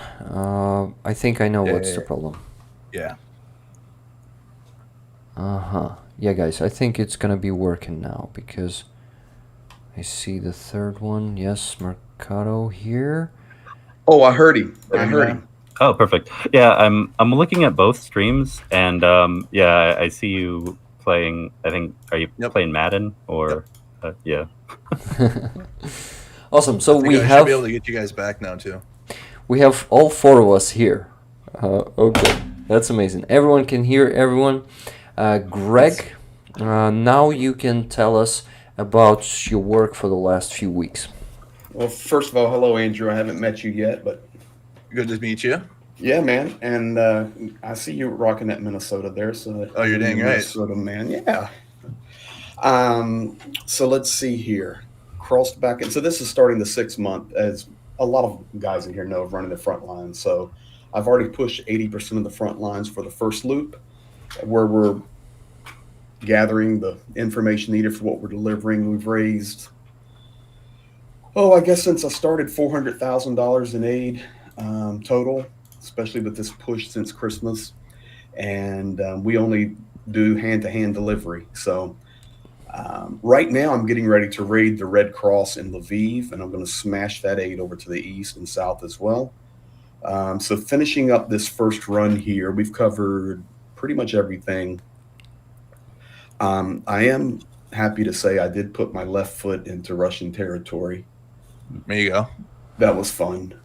And right now, I can't tell you exactly where I'm at, although Rick, you know, I'm about 400 meters off the Dnipro River, and I'm listening to a wonderful symphony of outgoing and incoming. So I'm enjoying myself, but I'm in a good secure spot here. This is where I always stay. and got a lot of. I'm well protected. So yeah. So just dropping aid, taking care of the guys. There's a new brigade coming out right now. They're finishing up their trainings. 500 guys. We're going to be outfitting them completely, discovering what the needs are. And they're kind of surprising. We're always thinking FPVs, which are vitally important, and of course vehicles. And I'm learning now about this sniffing brigade. That's awesome. But really learning a lot of guys are struggling with the mines and metal detectors. I can't tell you, at least a dozen commanders have asked me for metal detectors, and that's working around the entire front lines. Kind of crazy. And then medical. I was with a group 2 nights ago in Avdiivka, and they did not even have Z-fold galls. Zero. So medical needs, it's a challenge. So we're hitting it hard and dropping it, and all of these communities working together, we're making it happen. Got a big push right now. Going to really crank up once I get back to my home base there in Khmelnytsky. And Dr. Gertis, Johnny over there, Rick, you.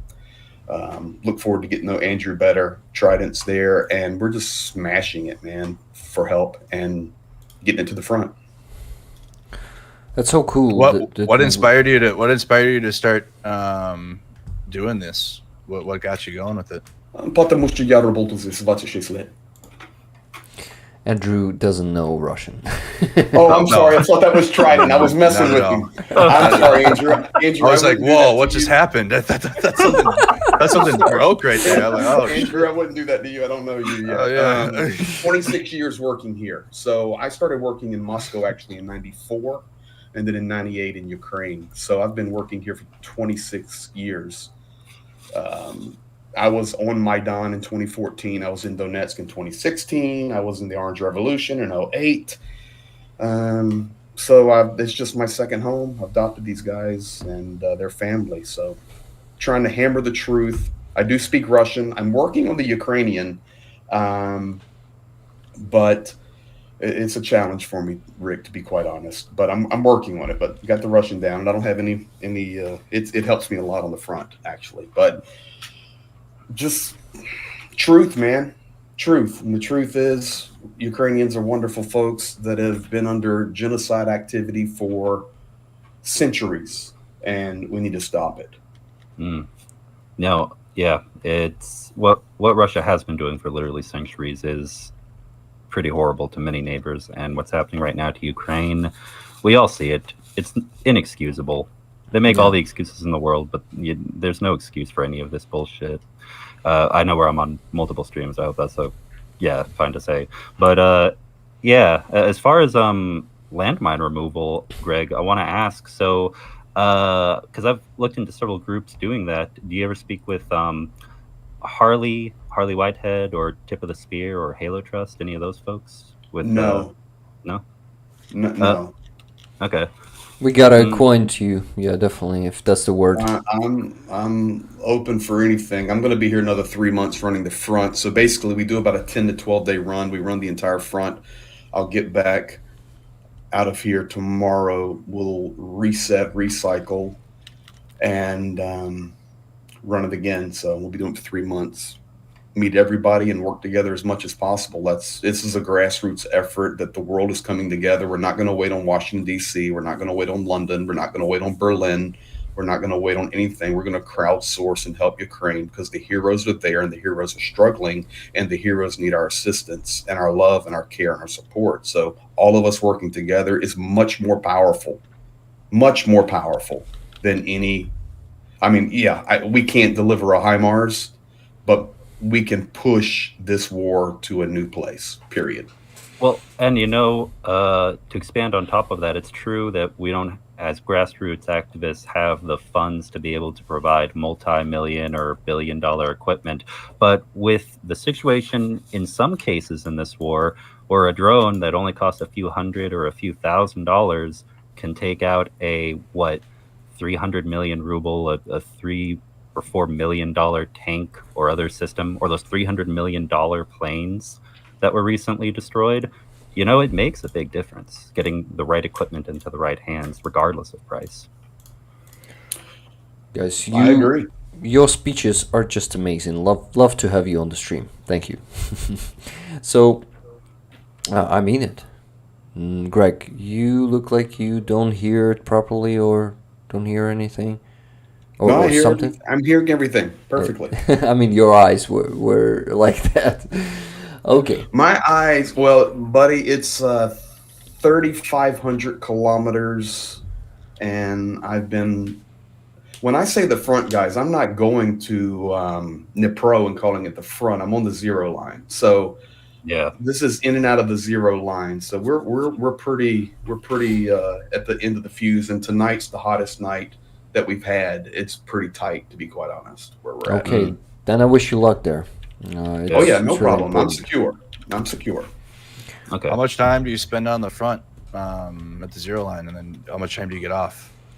So our run is about 10 to 12 days, and we work all the locations, and then Khmelnytsky's our base, west central Ukraine.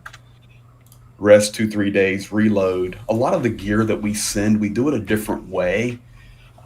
When we started doing this and the war was unfolding, we have an NGO here, an NGO in the U.S., and when we started doing this, we'd actually just, load a wagon up, carry anything we could to help people. And we were doing a lot of evacs early in the war. We processed about 3,000 refugees out of the East and helped them. But then we still help civilians out the wazoo as much as we can that are still there. But we're really focused on helping the military now, because if we don't, it's going to be too late. So about a 10 to 12 day run, and then a 3-day rest, recycle. And then what we're doing now is we're actually shipping. I've got a whole entire load coming out of the US that all of you guys from around the world have bought. It's en route. But what we do now is we use actually Nova Posta, Rick, and we ship, and we'll ship pallets, for example, to Kharkiv. Nice. And from Kharkiv, we'll run the Sumy line. And believe me, guys, you may not hear much about Sumy, and you may not see a red line there, but there is a red line, and it's called the border of Russia. And that front line area is being smashed every day. I was just there. And then from Kharkiv, we can take gear, come back, reload, drop it. In fact, the Nova Posta that was hit there in Kharkiv a few months ago, that was the one we used. So we're using a different one now.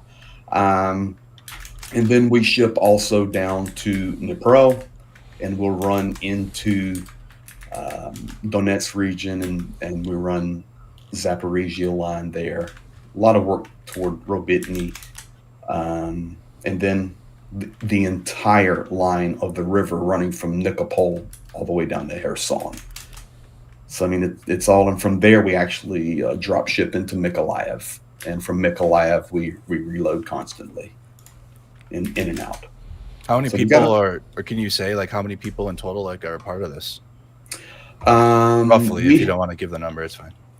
How many people are part of it as far as making it happen? Yeah, like making the dream work here. Like Okay, so the greatest thing is all these new people that we're meeting, and to be quite honest, Andrew, I'm just pumped to meet you, man, because all we're trying to do is work together, so it's really beneficial.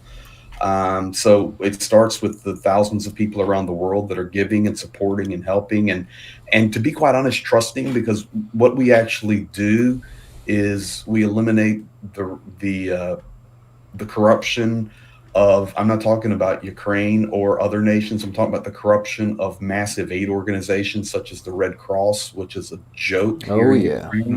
Yep. It's pure trash. And look, and I'm not smashing the Red Cross. I'm just telling you the story here in Ukraine, reality. So on the ground here in Ukraine, I have a team of about 20. A lot of administration that happens on the backside in Khmelnytsky there. But as far as running the front, it's just my partner and I. That's it, because it's too complicated. I have full military credentials. so that I'm able to go everywhere. And they actually gave me military press and military passes, so I'm fully clear. And my partner that I work with, his name is Yevgen Matsutsa. So Zhenya, Rick knows him. We had dinner together. Just a great guy fighting for Ukraine. He was a medic on Maidan. So when the guys were getting sniped on Maidan, he was saving their lives. So we actually just run the front together. It's we go to the zero line. So no way on God's green earth would I take anybody else there with us, unless, you know, I'm I'll ready be to back take soon. Rick, or no problem, Rick, or if we could hook up anytime. We'd go. I am going to take Johnny Pierce from ATP Geopolitics. He's got this desire to go and visit, and we're going to do it as secure as we can for him. So that's the team. It's really streamlined, but 26 years working here, I've just got a lot of friendships and relationships. That sounds like a really dedicated team there. That sounds like something to be proud of that you got going on. Well, they're fighting for their lives. They're fighting for their country. Most of my team members have lost family and friends to this war. For me, I was actually live streaming on day one, talking to a guy in Ukraine when the first missiles pounded in, and he says, "Man, the missiles just hit Kyiv." And from that moment forward, you know, we've been hammering it hard every day. But I don't know if you guys can remember early in the war when there was a famous picture when Russia had came in north of Kyiv, and they were coming through Bucha and Irpin and Gostomel, and they killed a guy riding a bicycle. And there was a famous picture of a guy laying sideways on the bicycle, laying on the ground, and that picture kind of went viral. That was a personal friend of mine. Oh my goodness. Yeah, so it's personal. That person was murdered. And everyone on our team has lost somebody. What are some of the biggest lessons you've learned since doing this that you might not have had before? Maybe some new things you've learned.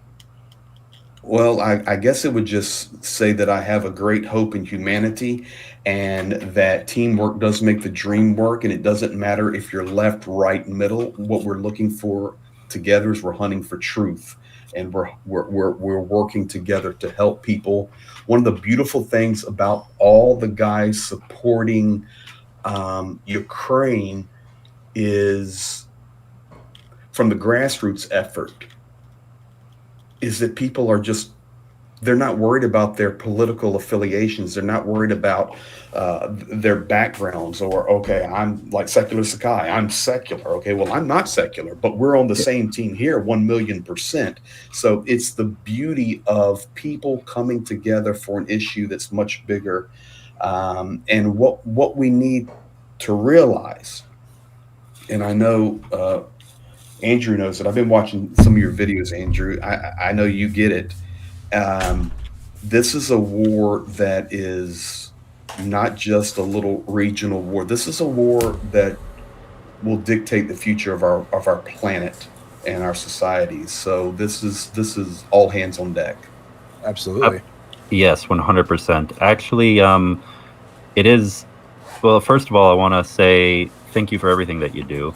And with what you said about, it doesn't matter if you're left, right, centrist, you know, this more secular, non-secular, however a person defines themselves, the fact that not only within Ukraine, but among the international community that is working to assist Ukraine, the message that we're all trying to convey is we have to stay united against the common threat. And that common threat, absolutely 100%, is the Russian Federation, so-called Federation. I don't even know how long that will last. But yeah, it's... Well, I'm not going to disagree with you there. I agree with you there, but the problem is the propaganda machine and the power and the media machine that has been in control for decades and decades. And if anybody thinks that this war just came out of Putin's head or something over the last few years, then I'm sorry to misinform you, but this has been formulated and been planned for decades and decades. And we're coming to that place now where we're seeing the fruition of it. A few months ago, I was in Washington, D.C. In fact, in Odessa, there's a deputy in the Rada that, or in the Verkhona Rada that I'm very good friends with, and he says, "Greg, I need you in Washington D.C. again to go to the Capitol building. We're having these meetings again with, the military leadership and the Prime Minister and all these things." I said, "Man, I'm in Ukraine." He goes, "Oh, well, stay in Ukraine. Just call into the meeting." I said, "Okay," because they were looking for some Americans that they knew had been running the front to just give their perspective. So I was invited to these meetings, and there were senators and House of Reps there, and one House of Representative member, Victoria Sparks. Victoria Sparks, yeah. Yes, thank you. Out of Indianapolis. Actually, she is the most amazing person. So we're sitting there in all these closed meetings, and she looked at the Ukrainian ambassador. She looked at the Ukrainian delegation that was there, lots of military brass that were there, and then all the other people from all over the world, which I can tell you that there was even government representatives from Hungary who were there apologizing for Orban and their nation. It was beautiful to see, to be quite honest with you.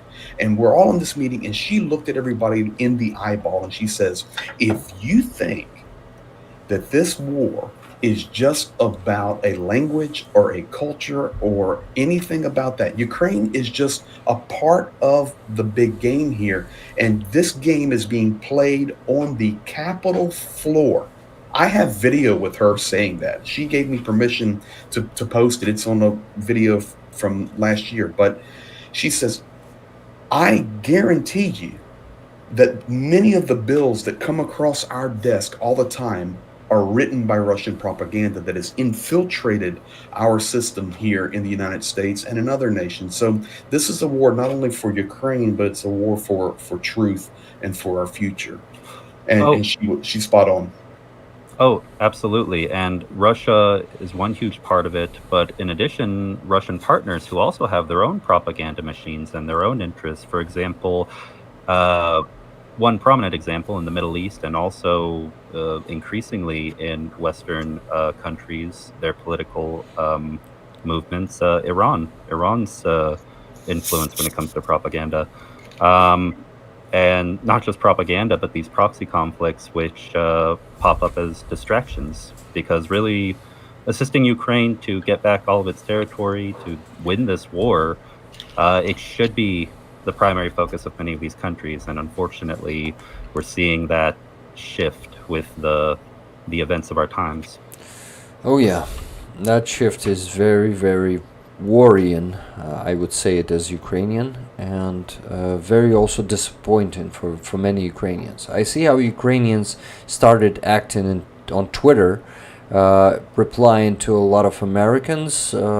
It seems that they were, that's a good word, like not insulted, but they, okay, Greg, you can help me with translating the Russian word. Обижены. Они были обижены этим. That's a tough one, Rick. Yeah, for me too. Smysly. Let me translate it. But it's important, guys, that we translate this word, because you need to know how many Ukrainians feel because of that.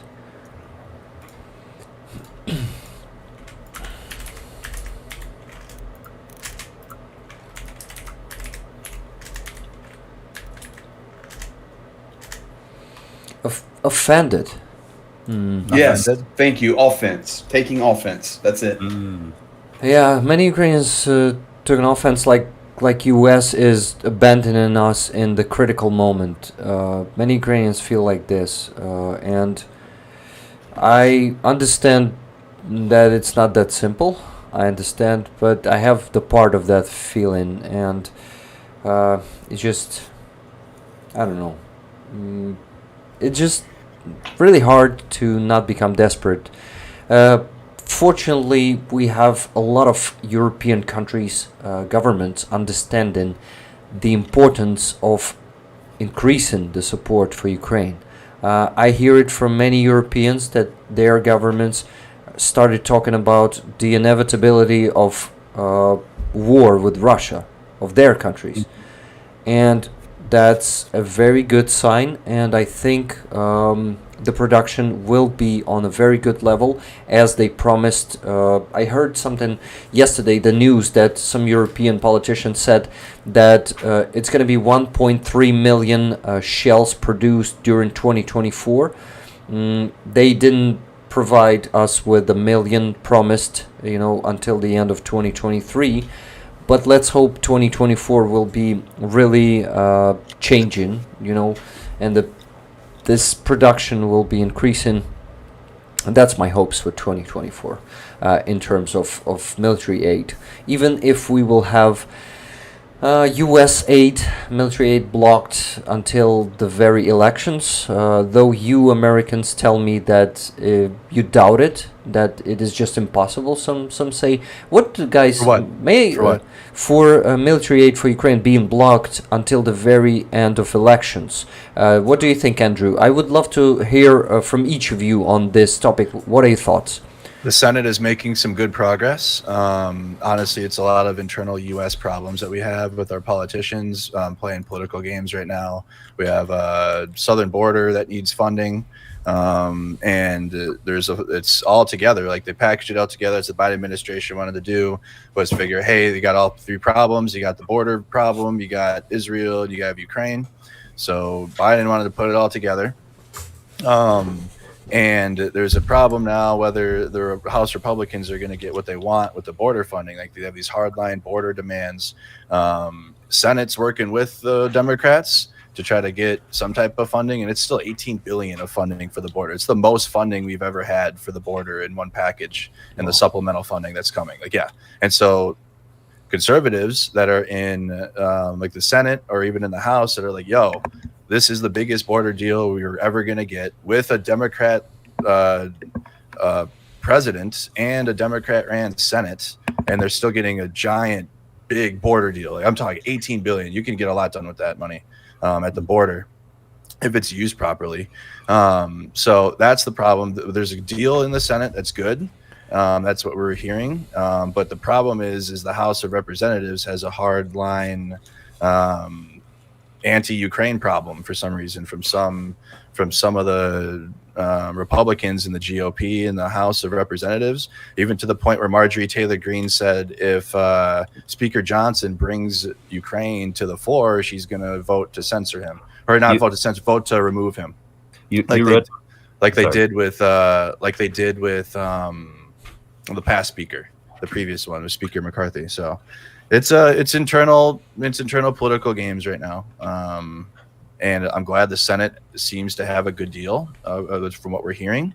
And I'm hoping that Senate Republicans can talk with the House Republicans and tell them, again, it's all political stuff. They don't want to give Biden a political advantage before the 2024 elections. In combination with they don't know if it's a good deal for Trump yet if Trump were to win. So they're trying to figure out like, hey, like the fine line between they don't want to give Biden an alley-oop to, hey, if Trump wins the presidency in 2024, this border deal will actually help him significantly with his own presidency if he were to win. So it's a whole lot. It's just lots of factors with the U.S. aid. Yeah. Oh yeah. We could sit here for hours discussing the internal intricacies of exactly why Ukrainian aid is being blocked. What you said about like Marjorie Taylor Greene, Lauren Boebert, Mike Johnson himself. Johnson, I think a big part of it. Anyone unfamiliar? He's the current Speaker of the House. Yep. I think a part of it also is the fact that McCarthy, not just related to Ukraine aid, he made enemies on both sides of the aisle, Democrats and Republicans. People just did not like him. But I think Johnson is trying to be very careful because he doesn't want to become the next McCarthy. I think that was the first time in decades, if if not a century, that a House Speaker was actually removed from their position in that way. And they set up the rules so that way they can do that too, like idiots. Mm-hmm. So, I mean, again, we could talk about it for hours. It's internal political bullshit. Yeah, that's a whole other topic, Rick. Yeah, exactly. But again, but it is. But I don't care. That's why I talk about it on my stream while I'm talking about Ukraine news, because it's very important. Like who's going to be the president and what happens in U.S. internal politics clearly matters to Ukraine. Yeah. It clearly matters whether if Ukraine is going to get money or funding or not. So I don't care if I hurt feelings. I don't care if people like, oh, he's being partisan or blah, blah. I don't like. It's the fact of the matter. If it was the Democrats doing what the House Republicans are doing, I'd have the same energy for them. You know what I mean? But we have sensitivity in the U.S. when it comes to talking about politics, and I don't have that anymore. So what I will say is this, because I know plenty of American. Well, first of all, I consider myself a centrist on several different things, but I know many American conservatives who do support Ukraine, and Republicans who do want aid to be unlocked. But I think a big part of the problem is in the media landscape, meaning those who aren't very connected to U.S. politics, who just kind of get a glean of it from the outside. A lot of media coverage tends to be of MAGA faction, of the really hyper-conservative, several of them anti-Ukraine, groups within the U.S. And, there's kind of this quiet discontent, I think, among those who don't belong to that faction, and trying to, working with the other side, with Democrats, to unlock that aid. It's not easy for them. I don't know. At the end of the day, this is the reason why it might take until November. Maybe in March, when primaries happen, something happens to knock a few things loose. After, even though they're primary elections, maybe something will happen. But yeah, this is why. So, in 2024, thousands of Ukrainian men and women will fall because this aid is going to be frozen. Am I correct? Oh, probably until the November. I will say this: I don't have an inside line on whether or not this will happen anytime soon or not. But I do know I have seen murmurings around the grapevine, I guess I would say, that because of this issue with everything being frozen, because of internal dysfunction in U.S. politics, there has been more discussion, I think, of that $300 billion that's currently, frozen in the U.S., and majority of it is in Europe, to provide that to Ukraine as an alternative to the $60 billion or so the U.S. were supposed to provide. The thing is, with those money, they all talk about them being used only for building Ukraine, nothing about military aid. That's the problem. Those money won't help us win this war. Without the congressional money, without this supplemental aid, there won't be a big push or a breakthrough in the occupied territories. Ukraine will be able to maintain its current held liberated territories, but it won't be able to push into without this big military aid. The confidence is the Senate is a good deal. That's the confidence, is the Senate has a good one. What happened?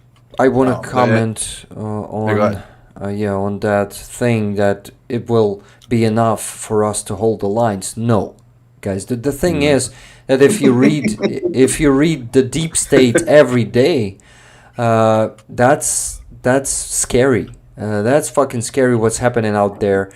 You want the truth? Yeah. Mm-hmm. No. It's too little, too late.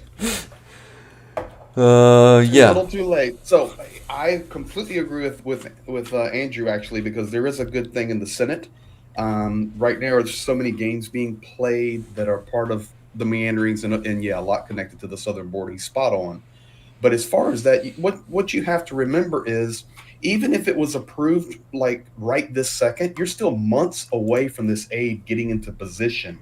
And with what's happening in the Middle East, with the Iranian mess going on now, with the United States saying, you know what, we're probably going to increase our activity against the Houthis in Yemen. You have a distraction going on there. and then you have all the political mess that's happening in the United States. So even if it happened right now, you're still months away. It's not like there is a load of HIMARS sitting at the border waiting to roll over to the east. And what I can tell you guys right now is Ukraine is out, period. I was on the training grounds in the observation booth just a few days ago with the colonels, and we were watching. I was invited there by one of my buddies in Azov Brigade. He's way up, and he says, "Come on, I'm gonna get you in here to the training grounds, and you can watch the war games and watch how we do this, and I'll show you everything." So I'm there with them. They're training, and he goes, "Greg, what is your opinions on what you're seeing right here?" I said, "Well, I'll tell you what. It looks to me like the guys need a little bit more training." He goes, "Oh yes, I'm supposed to have these guys on the battlefield in 3 weeks, and they're not going to be ready, and I will not send them there to be slaughtered." I mean, there was just common things they were doing incorrectly that I could just observe myself. And he says, "Yeah, we got to fix it all." But then I noticed, he goes, "Watch this sniper." And it's like an old war movie. You're up on the observation deck with all the high-ranking brass, and they're writing down all the reports because the tanks are running around, the grenades are coming in, the artillery's firing, and everything's a full war game, and they're practicing. And he goes, "Watch the snipers." And snipers were actually working in groups of 3, not 2. And they got to their position, and you heard one crack,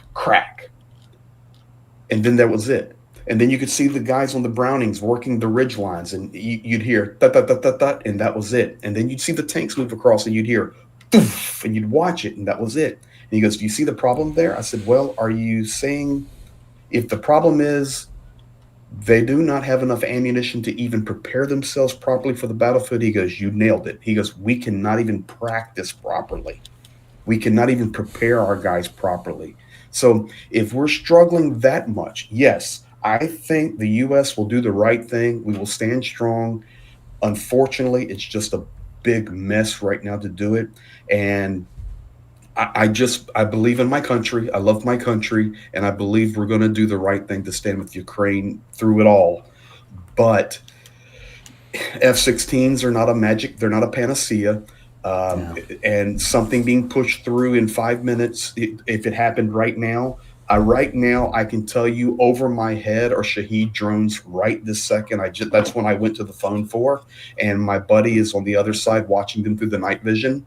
And there are airplanes over my head right now, and the air defense is ripping. So this is the real war, and we have to realize that every day people are dying, and a lot of the deaths do not need to happen if Ukraine was properly funded. And I'm not talking about money, even with supply and medical aid, a lot of guys, their lives would be saved. Yeah, guys, the situation is shitty here. We need to start our conscription real quick because we don't have enough men. All the brigades who are fighting there for months, they are exhausted.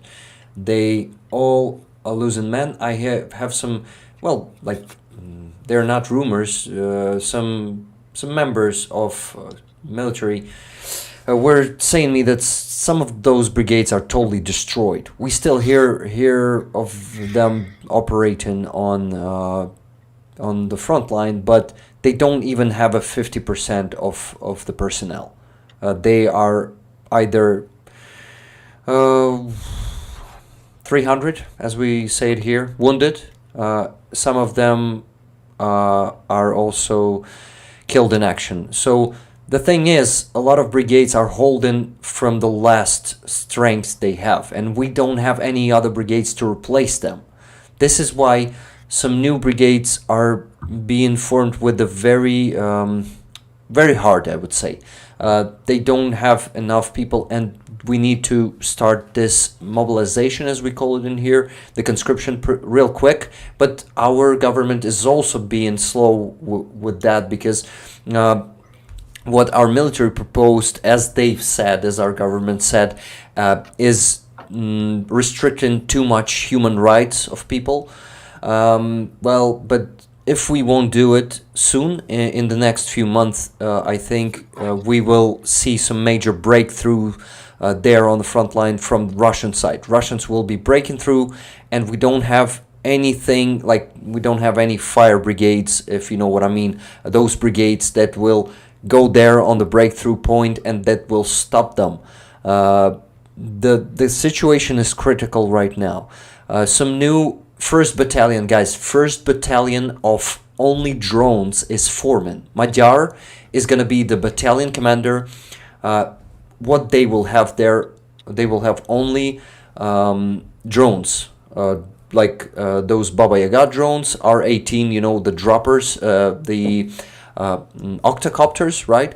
Of course, FPV drones, reconnaissance drones, some wing drones. They will have all of them there.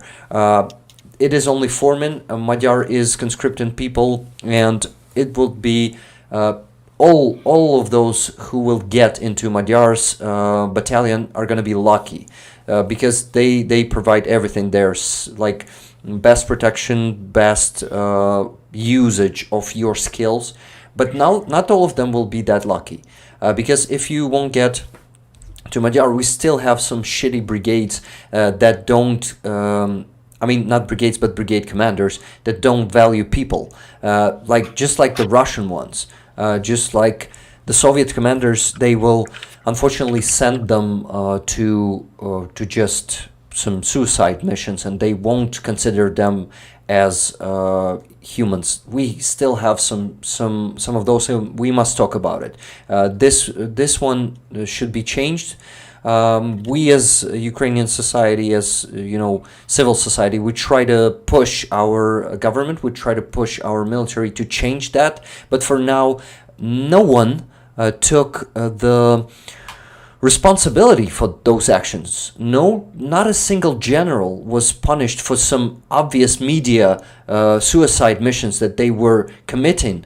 They were sending some Marines last year to just die out there, and there are so many operations like this one happening almost every month. Deep State is reporting about that. Guys, please read the Deep State. I know it's only in Ukrainian. They were actually making a Telegram channel in English, but they stopped doing that. I don't know why.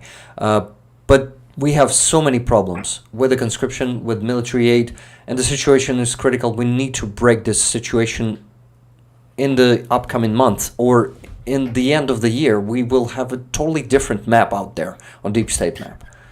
In my opinion, we got to pressure those that are pushing against it the most. Just saying that there's a problem, but not like addressing what the problem is coming from, or like the politicians that are causing these problems is adding to it. Like, we're saying that there's a problem, and yes, but it's, for me, it's coming from specific people. It's coming from specific energy. Yeah, Biden did too little, too late. I call it trickle-down weapon systems. The way they were sending batches, like literally, like, here's 16 Abrams, figure it out. Like, here's 20 Bradleys. Good luck. Atacms, yeah. Yeah, terrible. Also, HIMARS with the limited range, where they made it so you can't attack inside of Russian territory or do something significant to actually, like, like long range weapons. But yeah, the current issue with the U.S. is the House of Representatives. So Americans, if you have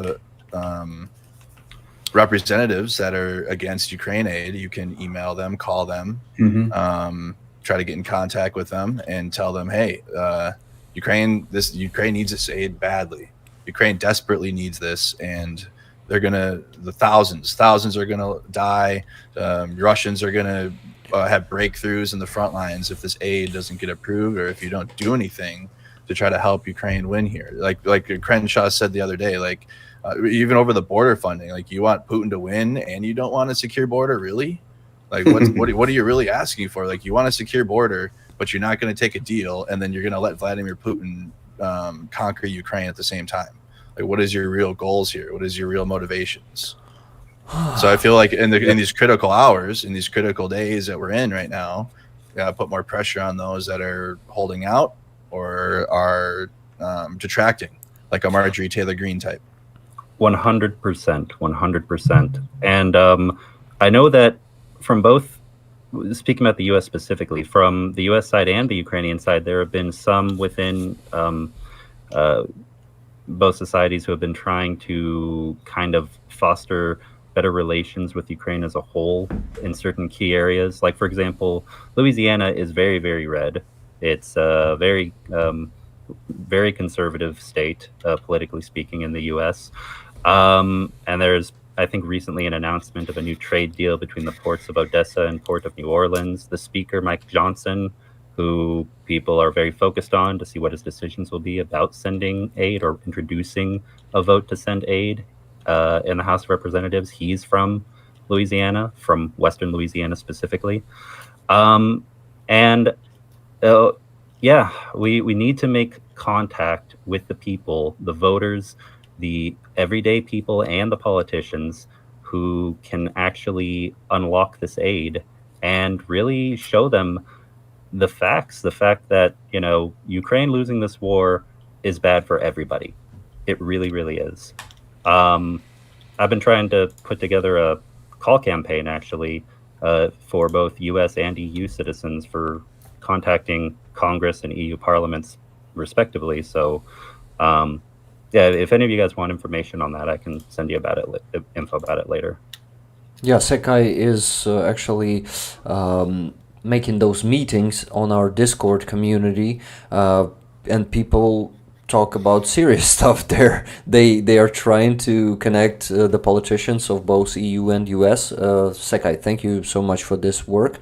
I really hope that you guys from Andrew's community will also join this. Join our Discord community. It's in the description of my stream, always there, and moderators are usually sending it to the chat. So if you're still not there, please join it. Also, guys, I wanted to talk about fundraisers more because there were no donations for the last almost hour, and we need to close those two fundraisers today. They are almost done. So please, travelers, am I using the correct name for your community? Yep. Awesome. Travelers, please donate to my PayPal to first, close the campaign for the pickup truck for 56 Brigade. Secondly, close the repair. This one is small. We need just around $400, and $60 are already there. So to close this one, and on the first one, as I've told you, close this one is about $900 left for that one. So these two campaigns, and the third one that we just started is for the repair. No, is for the pickup truck for Matvey from Kulchisko Battalion. This is the Hartia Brigade right now, formerly Buravi Brigade. So they all need trucks. You see, that's the focus for these weeks for me. So many requests for the trucks. We've just finished the campaign for the Nefo truck on the previous stream when someone donated 10,000 euros. That was insane, just in one donation. And that person also contacted me on email and left a pretty funny comment. I will ask that person if I can share it with you. Thank you very much, everyone who donated. This is crucial. Andrew, I've sent you my PayPal, if you will be kind and add it to the description of your stream, so people will donate it, and send it to the chat also, if you don't mind. I just sent you $20 right now, man. Awesome. And Thank you. Anyone who wants to assist who's listening, I invite you to join me. Yeah, I know that a lot of you are keeping your donations for the auction that we're gonna have soon for this Zippo. By the way, Greg, I've told this to everyone except you. This one is from my friend El Greco, who is fighting in Steel Border Brigade. It's for him. Kharkiv Border Guard. What? Kharkiv Border Guard. Yeah. Kharkiv Border Guard. So he is. He's a sniper. We were raising funds for a 338 caliber and a good scope, as you know. And he sent me this Zippo to raise even more money. So we're putting this on auction. Let's do it in 30 minutes. If you, Andrew, still have another 30 minutes to stay with us, and beyond that, to do the auction. Okay. Awesome, thank you. So yeah, in 30 minutes I'm gonna start the auction, but before that we still have a lot to talk about. First of all, guys, to let you then, after some of my promotions and news, to talk about the politics, because this conversation is gold, guys. Your perspectives, your information, I really like what I hear. I don't like what I hear about U.S. politics, of course, but how you say it, what details you are providing, and some information that I didn't know, actually. When you were talking about internal games in your politics, I just don't have time for it, dealing with all that stuff that I have here. But what? Hey, Rick? Yeah. Before you go to your next topic there, let us turn the table on you on that one. We also appreciate you as a Ukrainian telling the truth. So that's an equal statement. I'll just say this to encourage you, brother. One of the greatest things that has helped Ukraine has been, the positive spin, the positive words, the care and the love of the world. But at the same time, one of the things that has hurt Ukraine and Ukrainian people, especially those that are really dealing closer to the fronts, is the positive spin on everything. Okay, this is war. It's hell. 15 guys were flanked today and 12 lost their lives in a frontline battle. The commander called us. We were supposed to go and drop them stuff. He says, there's nobody to drop anything to anymore. Okay, I just lost 12 of my 15 today. Okay, and that's in the East. So that's the reality. So I appreciate you as a Ukrainian, and you really have the combo Ukrainian there, being a resident of Donetsk, an Eastern Ukrainian, now centralized, and your whole life changed and turned upside down. For you to look at your own country, just like the three Americans in here, we have to look at our own country and look at our own self in the mirror and say, okay, this is messed up, and we need to do our part to make it better. You as a Ukrainian, you're sitting there going, okay, everything is not, pixie dust and roses. We're having some tough times here, and we need to figure it out so that we can work to victory. So I really appreciate about you as well, Rick. Thank you, man. That's important for me to hear, because it is scary to tell the truth. You gotta find the guts in you to say it sometimes, because the truth is ugly. We also have corruption here in Ukraine and some scandals. What are politicians doing? What our actually anti-corruption, some of the institutions doing right now, when they are just handcuffing the guy who was doing a massive corruption. It is known. It is not a secret. It's everywhere. He was doing the mass corruption in Ministry of Defense, like billions of hryvnias, like millions of dollars. That dudes have stolen so much. And those fuckers from our DBR, it's like your FBI, the investigation, Bureau Розслідувань, the investigation bureau, yeah. So they do what? They handcuff him, and they don't actually put them to the pre-trial detention center right away. They let him go, they let him escape, and they are saying that they are looking for him, that he disappeared. Guys, with the resources that you have, that's a fucking bullshit. We see it. We Ukrainians see it, what you're doing. We see that you are a part of that fucking scheme, that you are actually helping the corruptioner to escape the country, probably. Maybe staying in the country yet. But we see so much bullshit in here, and we're screaming on our politicians, on our institutions, to stop fucking fooling around. Because all of that is stopping the aid, and that helps our enemy, and that is something that I cannot be quiet about. We need to stop that fucking corruption, and I think the best way is going to be to tell all the world what the fuck is going on here in Ukraine. I think that's the only way. So let's fucking talk about it. Let's start to talk about it massively. Yeah, no, I agree with you on that, and I mean, I think one of the most frustrating things, and this is true at any point in time in peace or war, but especially in the midst of a conflict like this right now is knowing that there is legitimate corruption, and also knowing that there's influence from propaganda, and it can be Russian propaganda, it could be a propaganda from any source. But like, where is the legitimate corruption and where are the false accusations? Where can you get the heart of the truth to make sure that any actions you take are helping your country instead of hurting it? And that's where it can become very complex. And when you're jumping into it without professional training on it, it's a little daunting. Yeah, the thing is, in Ukraine, to be honest, if it concerns corruption, like I would say 80% of them won't be false accusations. If it's a smoke here in Ukraine, you hear there's going to be fire that's causing that smoke. In 80% of cases, I would say unfortunately that's true, and they are just so damn unshameful, or what? Is there a word?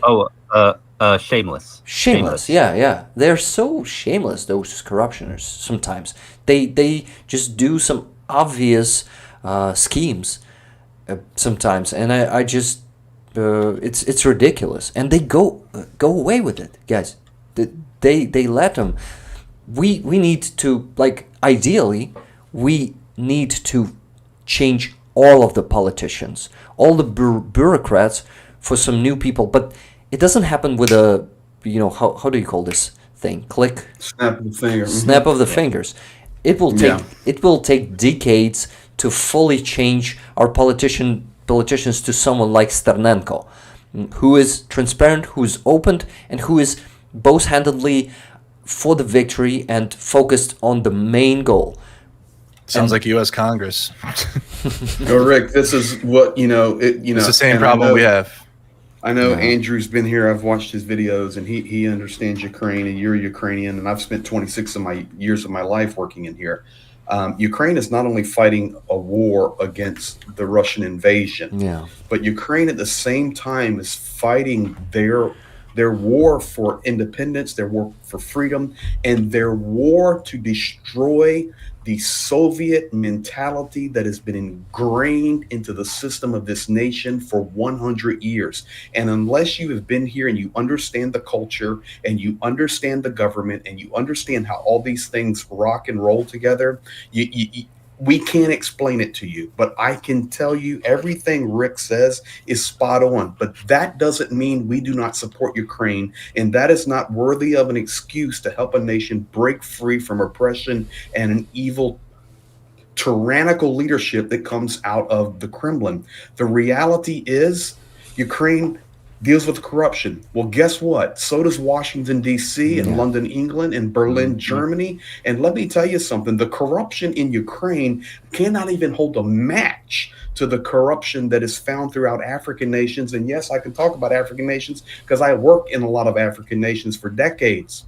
It's horrible. It would make Ukraine look like heaven. Ironically, who's militarizing those nations too? And of course, you have the Wagner, the PMCs in Russia down there, and China, all of that. They own Africa, but I don't want to switch topics. But the reality is we're standing with a very important people that have been oppressed and acts of genocide against them for decades and decades and decades and decades. And not only that, this region of the world is vitally important for world stability, whether it be the amount of natural resources that Ukraine supplies to the world. Folks, not just grains, not just food, but we're talking about iron ore and platinum and diamonds and gold and oil. There's more natural gas in the Carpathian Mountains that is in all of Russia.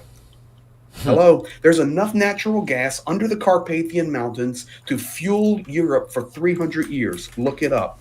Ukraine is a golden chest, and that is another reason that Vladimir Vladimirovich Putin is doing what he's doing. But let's make it clear. We're fighting a war on many fronts, and we have to stand together. We're all fighting a war, okay? It's just Ukraine's having to deal with a military war at the same time. Guys, just imagine in 1940s, Churchill not just fighting Nazis, you know, together with the rest of the world, but is fighting greedy politicians in his country who is stealing from them. Can you imagine how hard it is for us these days to fight on both these fronts? And that's not all. We're also fighting on the informational front, which is so damn, I would say, harder even in some sense. Well, So, yeah. it's Rick, you know, it's like when you look at the history of Ukraine and so many people, they get scared by the red and black flag of the Bandera. And they go, see, there are a bunch of Nazis and fascists with that Bandera. That Bandera word in English even sounds kind of like a Nazi or something, that Bandera. Folks, you don't even know what a Bandera is. Let me tell you what a Bandera is. A Bandera was a warrior who was fighting against the Red Army and against the Nazis at the same time. That's what a Bandera is. Yeah. So, you know, it's just, we need education too. All right, This I'm is- getting, This is- there's a nice little buzz out my window right now. The Shahid. It is. Oh yeah. Yeah. Oh, and problem. just as a quick aside, on that topic, my preference has always been for among the own, that portion of history, the other faction, the you and I discussed him before, Rick. Yes. The Shukhevich. Oh, Andrei Yes, Melnik. Yeah. Melnik, thank you, Andrei Okay. Melnik. My preference, thank you. The one who has the same name as the current modern day ambassador. Yes, ambassador in Germany. Yeah. Yes, exactly. So Andrei Melnik, compared to Bandera, he is my preference. But what people don't know is people don't have education about that entire time period. It was very complex. There were controversies at that time. In any war, there are controversies. But I feel like the educational system needs to do more to educate people in the U.S. And anyone who wants to look into Ukraine should really open a history book. Somebody in Andrew's chat wrote Antonio Banderas. That's pretty funny. Yeah, by the way, guys, in one of the interviews I dubbed, there was... Oh, with a collaborator. He said that Stepan Bandera died in Mexico. And and Zolkin put the part of the movie where Banderas is singing. So, and I was like, I put the subtitle Antonio Bandera or no Stepan Banderas or something like that. I don't remember exactly. But it was damn funny. Okay, guys. I need to do a few things before we go to the auction. It's going to be soon, in just 20 minutes. But I've received a lot of donations. Thank you very much, everyone who donated after my call for donations, because there were a lot of them for the last hour. Definitely, not the like, but zero. But thank you so much. You really... make it alive again. So Gail Roberts sent $50 for either of the two campaigns you are trying to close. Thank you very much. Then Julie K sent $50 with the comment Slava Azov. Amazing, yes, Heroям Slava, because there are a lot of heroes in Azov too. Then 50, like in every of our brigades there are heroes. You know, guys, but okay, what's clicking out there? Dunk on you, $20 says Rick is back. Slava Ukraine. Dunk on you, 5 gifteds, and then Bendy Bot with a gifted membership there. Amazing. Thank you so much. Thank you. Okay, so then I go to the next donation. It's from Chris Lunday, $50. Chris Lunday from YouTube. Use this wherever you need it to go. Thank you very much. Will be used in one of those 3. Then Silver Earth, send in 50 more bucks, whatever is needed most. Thank you very much. Then 20 euros from Pasi K. You decide. If I'm not mistaken, it's from Finland. Right, Pasi? Thank you very much. Then Kai R sent $10 for repair of Wolf's truck. Thanks to all for telling us the truth. I will try to increase Just a second, need to go there and read the full comment. I should do it from here, from now on. Awesome. So I will try to increase my donations soon. Thank you very much. Linda H sent $20 for whichever fundraiser you want. Thank you very much, Linda. Then $20 from Lotta L Pickups. Thank you very much. Ann Hill sent $50. Send and close the fundraisers. You pick. Thank you very much. Would be ideally close all of them, but one of them just started, so we won't be able to do that. Who knows? Maybe auction will go who knows, above the clouds. We'll see. Okay, $15 from RF from USA, hopefully to start a donation train. Awesome, guys. So, do you want to start a donation train with $15? Is it the same that matching game, Sekai? Yeah. You know what? It's been a while. I'll do a matching game today. Awesome. $15. Started by RF from USA. Amazing, guys. You travelers, if you want to join the donation train, send $15 or less or more, preferably the same or more, but less will do too, because there are no small donations, guys, and even $1 is already something, and it makes a difference, because if everyone will send just $1, and there are thousands of us here on both streams, well, probably hundreds, not thousands yet. How many people are watching right now, Andrew? Well, about 320 to 330 when I'm active on the screen. Yeah, hundreds of you guys, hundreds. It's also usually my day off too, like Sundays. So if we were doing this like during a prime hour, it'd be thousands. There'd probably over 2,000 actually. Well, we gotta do it. Gotta do it sometimes on your primary time. set up. You gotta set an alarm. Yeah, I think it'd be a 3 a.m. 3 a.m. stream for you. I'll actually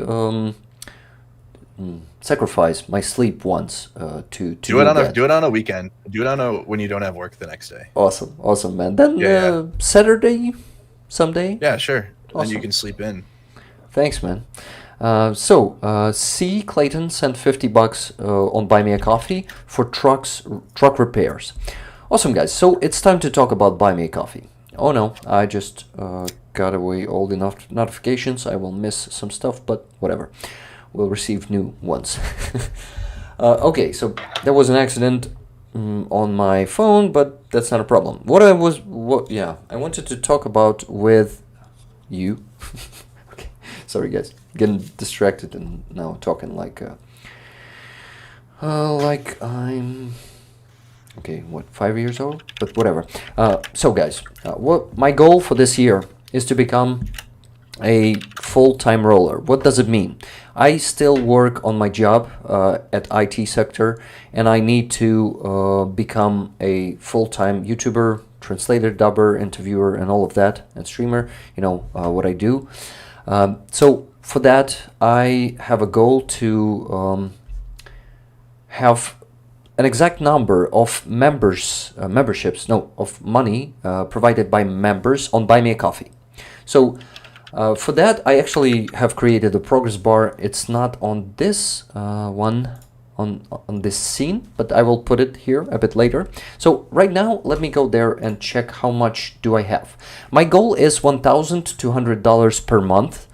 It is totally achievable, and I see how you guys are becoming members on Buy Me a Coffee. It's $3. It's only $3, and for $3 per month, if I will gather 300 or 400 members, I will be able, ideally 400, I will be able to quit my job this year and provide you with more dubs, with more interviews, more streams, and that will increase, our efficiency in terms of fighting Russia, definitely, because all our communities combined,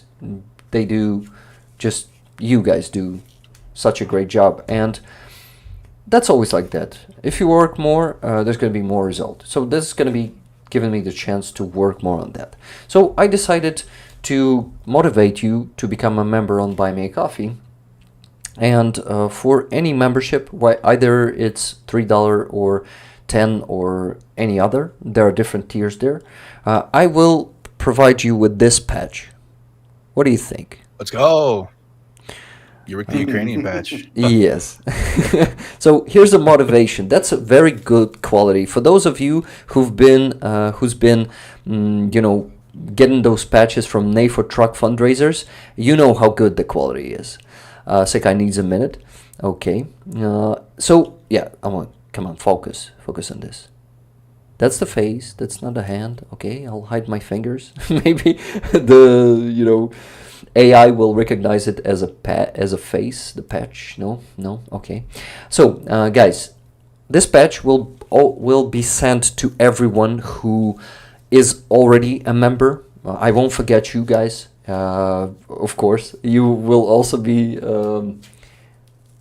given. This patch will be given to you too. So they're very good patches, high quality. Yeah, very, very well done. 69 Sniffing Brigade is doing a great job with those. Well, it's not them. They ordered from a good company, but they found a really good supplier and producer of those.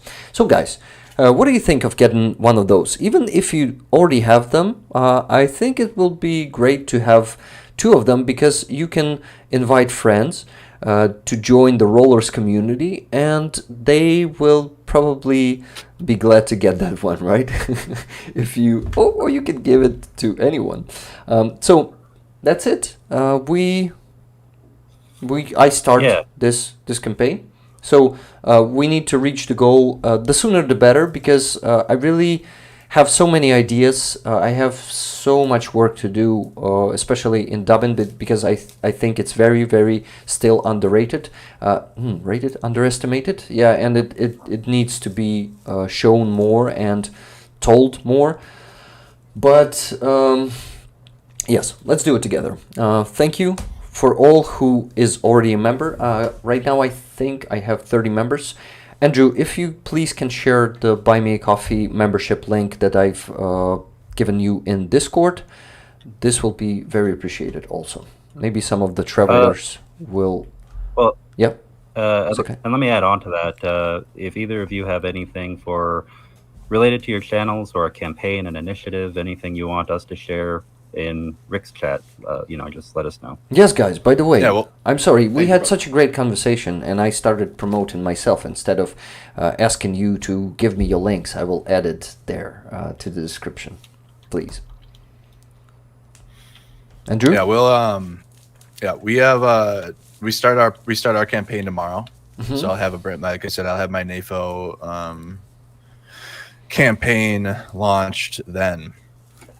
Man, what I will do, Andrew, I will post it on. I will make a community post on YouTube promoting your campaign. Okay, I will call people to send money for this, and next time we meet, either online or offline, I will also contribute to that. I mean, I will definitely call people to donate to your campaign. Okay, will it work?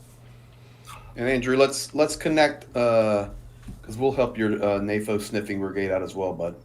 Yeah. Cool. Oh, and this is actually what I was going to grab a minute ago. I just needed to cover it up because I've got my name and address and everything on it. But I've got framed here from the last Nefo Sniffing Brigade campaign, and then the same Rick the Ukrainian patch. So, yeah. Everybody, it goes to a good cause. The letter I've got here was when Nefo had gotten to a little over 270 trucks total sent. So these trucks make a difference. They do help save soldiers' lives. Yeah, definitely. And guys, this one, you've been actually getting this one for 100 euros before. Now it's just $3 per month, so per year it's about $36. Think about it. Thank you. Yeah. Okay, enough of me promoting this campaign. Last thing I wanted to show you today is this, guys. Woo! Oh. That's a Stinger and Javelin cups. Who wants one of those? Huh? Look at those cups. Both sides. Yep. Yeah, you know those logos, not well, like stickers. So guys, yeah, launching the merch finally, merch. Yeah, I really hope you would love to buy some of those. Beginning with cups, some items of clothes are going to be announced soon on the next streams or stream. Let's see how it goes. But I've finally started working on it. Anton, my friend from um, from Halina's family, her husband, Halina and Anton. He's helping me with that. He is a good entrepreneur, I would say, and he wants to help me with it. So he started, finding contacts, suppliers, all of that. He found everything. We've been already meeting. You see, the result is already here. So for now we have Stinger and Javelin. I had a proposition what to do with these two cups, but I think I already messed it up today, because it's too late with that idea. But whatever, guys, what do you think about those? Stinger, Javelin. Would you be willing to drink of one of those? Have a cup. Yeah, have a cup of something. I mean, I would absolutely do, yeah. I'd purchase a Stinger mug, have a cup of Joe out of that. Guys, important thing I forgot to mention about all the merch I'm gonna be selling. 50% of all the profits are gonna be sent to our fundraisers, or not our. It's gonna be sent for defense forces of Ukraine. So 50% of all profit made by merch will be donated for our victory. Another 50% will gonna be as my and Anton's income. Everything is transparent. I will have to live for something. If not buy me a coffee, then merch will be compensating some of that. Let's see how it goes. Let's see how people will want to get those items. But I think they're gonna be pretty, how do you call it, okay, you know what I mean. Let's see how it goes. So that's the announcement. I really hope you like it, guys. Okay, I think I was pretty quick there. Thank you. The last thing I need to do is to thank everyone who's been sending those gifted memberships. That's crazy how much you've been gifting. Let me mention Nils G 20, thank you very much. K Bell 5 gifted memberships. Then K Bell sent another 5 gifted memberships, and Thomas X gifted 10 memberships. Thank you. How is it there, Greg? What are you hearing right now? My building just rattled, so we're good. Oh, there it goes again. Shit, because I see you've been a bit I'm paying attention over here. out there. I'm pretty close tonight, bud, but we're good. We're good. Okay, that's well. We were talking about internal U.S. stuff really quick. Just update. I saw. Yeah, Ron DeSantis just dropped out of the presidential race, and he endorsed Trump. Well, yeah. So that's another. I mean, he wasn't supportive of Ukraine, regardless, anyways. So. For anyone who's unfamiliar, there were still 3 people really for Republicans who were to be candidate for president. Donald Trump, of course, and then Ron DeSantis and Nikki Haley. DeSantis is kind of seen as being more similar to Trump, more aligned with Trump. Nikki Haley is seen as being more, being more in opposition to him. So this puts it between an anti-Ukrainian, obviously, candidate Trump, and the long shot. I mean, Nikki Haley, her comments on Ukraine, I don't know. Would you guys call her neutral or? No, she's supportive of Ukraine. It's just her other problems that she's got going on. But yeah, she's supportive of Ukraine for sure. Okay, then yeah. So it's between an anti-Ukrainian and pro-Ukrainian candidate. But unfortunately, the anti-Ukrainian candidate is Trump, and people go insane regarding anything involving that man. Yeah, he's polarizing figure. Yeah, good word. Yep. Polarizing. Yep. Mm-hmm. There we go. Yeah. But yeah. So Ron DeSantis is done. So I mean, but again, he wasn't like a Ukraine supporter at all, really. No, he wasn't. He actually called it a border dispute and like dismissed Correct. it completely. Yeah. So if you were hoping Ron DeSantis was your person for Ukraine, he wasn't, but he's done anyway. So I mean, him dropping out and endorsing Trump probably just is, going to be his attempt to secure being the VP pick for a running mate. If Trump is the candidate. But if Trump, I don't know how this is going to go in court, but if Trump does legally become disqualified or basically, barred from being on the ballot in at one or more states, and it makes it very clear, okay, with Trump as the candidate, Republicans won't win. That does poise Nikki Haley to be the next, the only other option other than him. So, I guess we'll see how things turn out. Gonna get interesting. Tell you what, do you have gonna be a big year. Do you have any thoughts on this, Greg? Well, I can tell you this: we're a long ways from November, and there's a lot of things that can happen. I'm not sure. First of all, if you look at the history of primaries, and I know Rick's not here, so we'll drop some American civics, I guess, now. But if you look at the history of primaries, for example, Joe Biden won the 2020 election, and the Democratic Party does a little differently, but he won 0 primaries.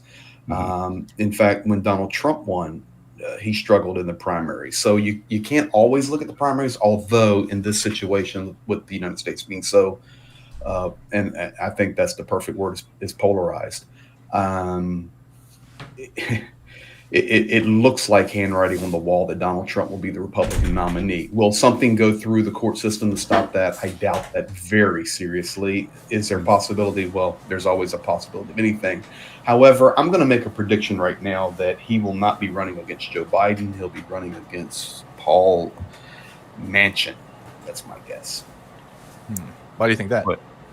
I just think that the Democratic Party is going to feel that they can't beat Trump with Biden this time, and I think they're going to try to push another candidate. Listen, I'm just throwing a guess out there.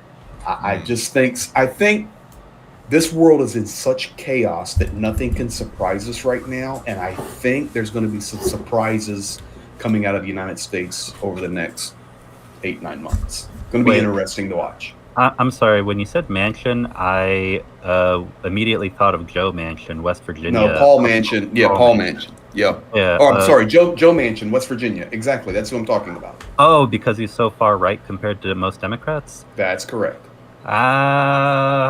I don't know, because you got to remember they still have, exactly as Mercado was saying, it's a polarized country, and while they may see it as, okay, we need to go with an unconventional candidate, maybe, possibly. I think they want to continue the message of stability, and even if he gets mocked a lot, Joe Biden kind of is that representative factor for them. I don't know how that's going to work for them, and messaging I listen, and I'm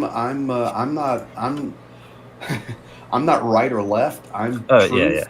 I'm a truth guy. I'm actually, sorry guys, but I'm actually a Ronald Reaganite, but I was born in 72, 51 years old, and Ronald Reagan is my man. If Ronald Reagan was president right now, he would have already smashed Vladimir Putin to pieces. So that's my opinion, but I just think by the time we get to November that this is going to look completely different. Yeah. Interesting. It's just my guess. I don't know if I see that for the Democrat side. I know that progressives are for sure like talking about boycotting Biden, but I don't know if they have another candidate that they're going to rally around at all. I think they'll just I think they just won't vote.